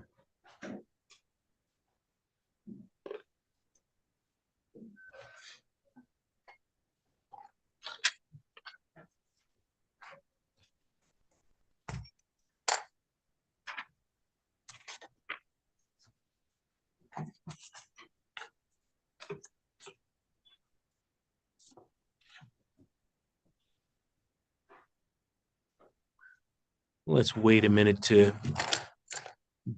be sure if Mr. Flores can pick that up on the camera.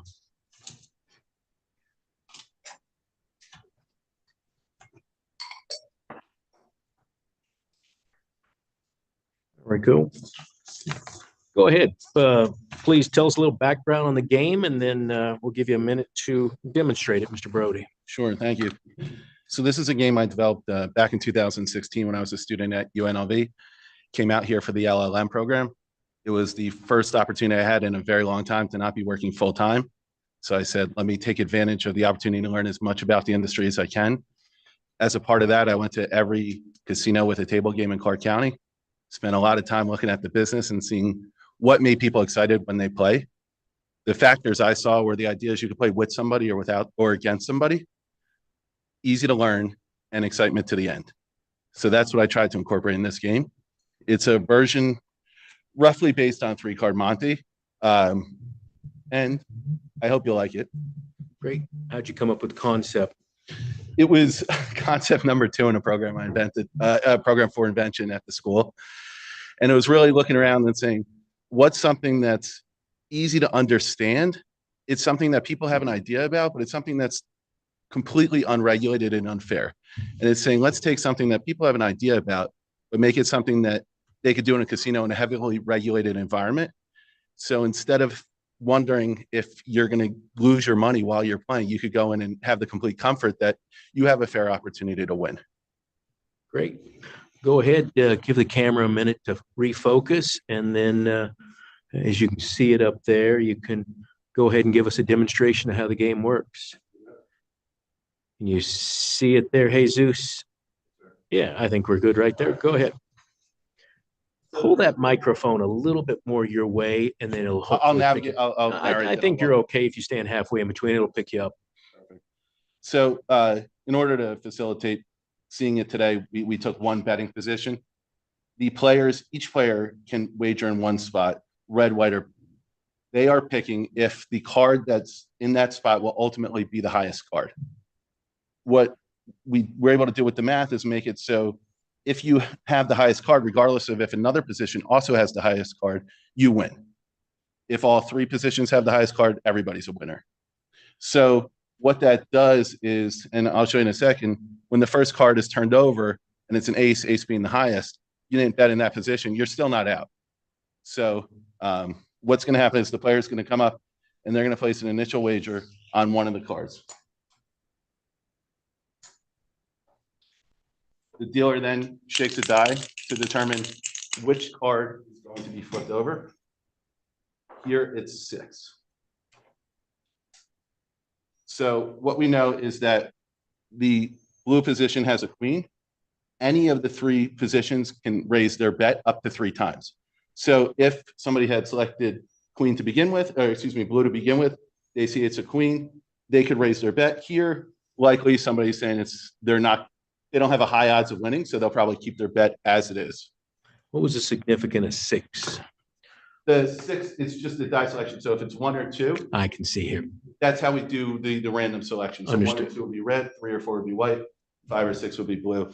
Also, I'll come back to an additional side wager after we do the initial place. Then dealing from from the left to right, the cards are flipped over. And what we see here is that white, or what would have been 3 or 4 is the high card, that would have been the winner. Something that's significant is, even though we saw a queen over here, the king also had a good chance of winning. So that excitement built all the way through to the end until we saw the last card. There's no winner here. There's a side bet, which is a 3-card poker side bet. That's independent of your initial wager. And that's if the 3 collected cards have a 3-card poker payout, it's paid out as the table indicates here. When you did the field trial of this, what was the minimum bet to place? $10. And on the bonus bet? That was, I believe, also $10. Great. And how well was that received by the public? It was received well. What I found was that players needed to see 2 rounds to understand how the game was played. I really tried to make it as simple as possible, but it took 2 rounds. The other thing I saw was that players were really engaged once they learned. So if another player would come up to the table, usually a player would try to explain it to the new guest before the dealer would have an opportunity to explain it to them. Interesting. Anything else you need to demonstrate for us? That's it. That's it. Wonderful. Thank you. Member Watkins, questions about the new game? How fascinating. Welcome and thank you for being here this afternoon. So is that there's just one dice that you shake? Exactly. And that's what's going to indicate if it's 1 or 2 would be red, 3 or 4 would be white, and 5 and 6 would be the blue. So if it landed in the middle if it landed on 3 or 4 and you put it on white in the middle, Exactly. then you would just deal from left to right. You don't shake it again. Exactly. So if this were dealt first, then we would go from my left to right this way. And the idea is just as a game security measure to prevent any type of collusion. There's always a dealing in the same sequence to go from furthest open card back to the right. And for purposes of the board meeting today, did you rig the cards the way No. they were, or they to make it exciting through the end, or just they happen to be that way? They happen to be that way. All right, thank you. I assume if you'd have, that would have been a clever move. if you'd have known that, you would have raised your bet on red, right? Good. Judge Assad, questions? Yeah, thank you. So my understanding is the household percentage is around 45%. It was that high, certainly higher than the statistically calculated house advantage. It was attributed to several things, one of which, because it was a new game, we saw players who usually had funds from another table walking over. That was tilting it. It was also next to a roulette table, so that brought over a lot of players who had stacks of chips. And anecdotally, what I saw was just that players were highly engaged. And although they had a good time, they had a long amount of play. They ultimately gave back the money to the house. What I think is notable is just because it was a field trial, some days had wild swings that impacted that quite significantly. Okay, and the field trials were where, at the Luxor? At the Luxor. Just that one casino? Correct. And how long was the test I program? believe that was 6 weeks. Hold the exact dates. 6 weeks? I believe so, yes. Okay. I don't have any questions. That's it. Great. Oh, I was going to ask, what year were you in the LLM program? So 2016 to 2007. So we crossed paths. Okay. I graduated in 2017. So. It was really great. I appreciate the opportunity. I think this is a good example of what sets UNLV apart as a school. I had the opportunity to go to 2 law schools, went to Rutgers in New Jersey, which I like, and then came to UNLV to get my LLM. And the big difference is how UNLV brings the community into the school and brings the students into the community. So while I was there, I had the opportunity to learn from people who were not just working in the city during that time, but visiting. The professors said, oh, this is a casino executive or somebody with experience. We're going to bring them in. And then the flip side of that coin was I was able to intern at William Hill while I was there, which ultimately turned into a job after I graduated. Yeah, I agree completely. UNLV is a great community-based school, the school in general, but also the law school. I'm a 2-time graduate of the law school, first for the JD and then the LLM program, as you mentioned, and the public interest focused on the law school is just incomparable. So, and the opportunities available to LLM students to participate in the gaming community are also great as well. So, thank you. I as well, full disclosure, UNLV undergraduate. So very happy to hear your advertisement on behalf of the university. You mentioned that the field trial was at the Luxor. Has the Luxor or other properties told you that they are willing or interested in putting the game on the floor? Not at this time. That's going to be an avenue I pursue after this gets. Okay, good. All right. I didn't have any other questions. I appreciate you demonstrating the game for us today. If there's anything else you want to add for us? Nothing else. Just thank you for this opportunity. My thanks to the Luxor and also my thanks to UNLV for the Institute. Great. Then I would entertain a motion on the new game. Thank you, Chairman Hendrick. I would move for final approval of the game application under NG 01-03-024. Madam Secretary. Member Assad? Aye. Member Watkins? Aye. Chairman Hendrick? Aye. Motion passes. Thank you. Thank you. Good luck to you. All right, Madam Secretary, what do we have next? You have two casino player dispute appeals. The first item is Candy King versus Jerry's Nugget, case number 23LB00672. The hearing examiner recommends the agent's decision denying payment be affirmed. Thank you, Madam Secretary. Unless any board member wishes to have discussion on this matter, I would entertain a motion to accept the recommendation of the hearing examiner. No questions by me. None by me either, Chair. All right. Chair, sorry. I would entertain a motion then. Thank you, Chairman. I would move that we accept the recommendation by the hearing examiner denying the payment. And that goes along with all the findings of fact and the full recommendation that's presented in writing by the hearing examiner. So, Madam Secretary, please call the roll. Member Assad? Aye. Member Watkins? Aye. Chairman Hendrick? Aye, that motion passes. Next item. The second casino player dispute appeal item is Michelle Sandry versus Peppermill Hotel and Casino, case number 23RN00163.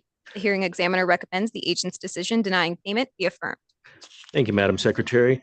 Unless any board member wishes to have discussion on this patron dispute, I would entertain a motion to accept the recommendation of the hearing examiner. I don't have any questions. I would just note that no one is here on behalf of Michelle Sandry. I don't have any questions either, Chair. Yeah, and as noted by the regulation and the law, we can only review this on the record, and both of us, all three of us have had the opportunity to review that record as well as the recommendation on this item, as well as the previous item, and I also did not have any questions, so I would take a motion. I would move that we recommend and approve the agent's decision denying payment. Madam Secretary. Member Assad? Aye. Member Watkins? Aye. Chairman Hendrick? Aye, that motion passes. Bringing us, I believe, Madam Secretary, to our final item, which is public comment. Is that correct? Correct. Very good. Please read that in. This item is placed on the agenda to give the public an opportunity to comment on gaming-related matters. As stated at the time of the public comment section at the beginning of the meeting, anyone wishing to address the board may do so at this time. Comments by each person are limited to 3 minutes as a reasonable time, place, and manner restriction. If board members ask questions of the speaker, time needed to address those questions will not count against the speaker's 3-minute time.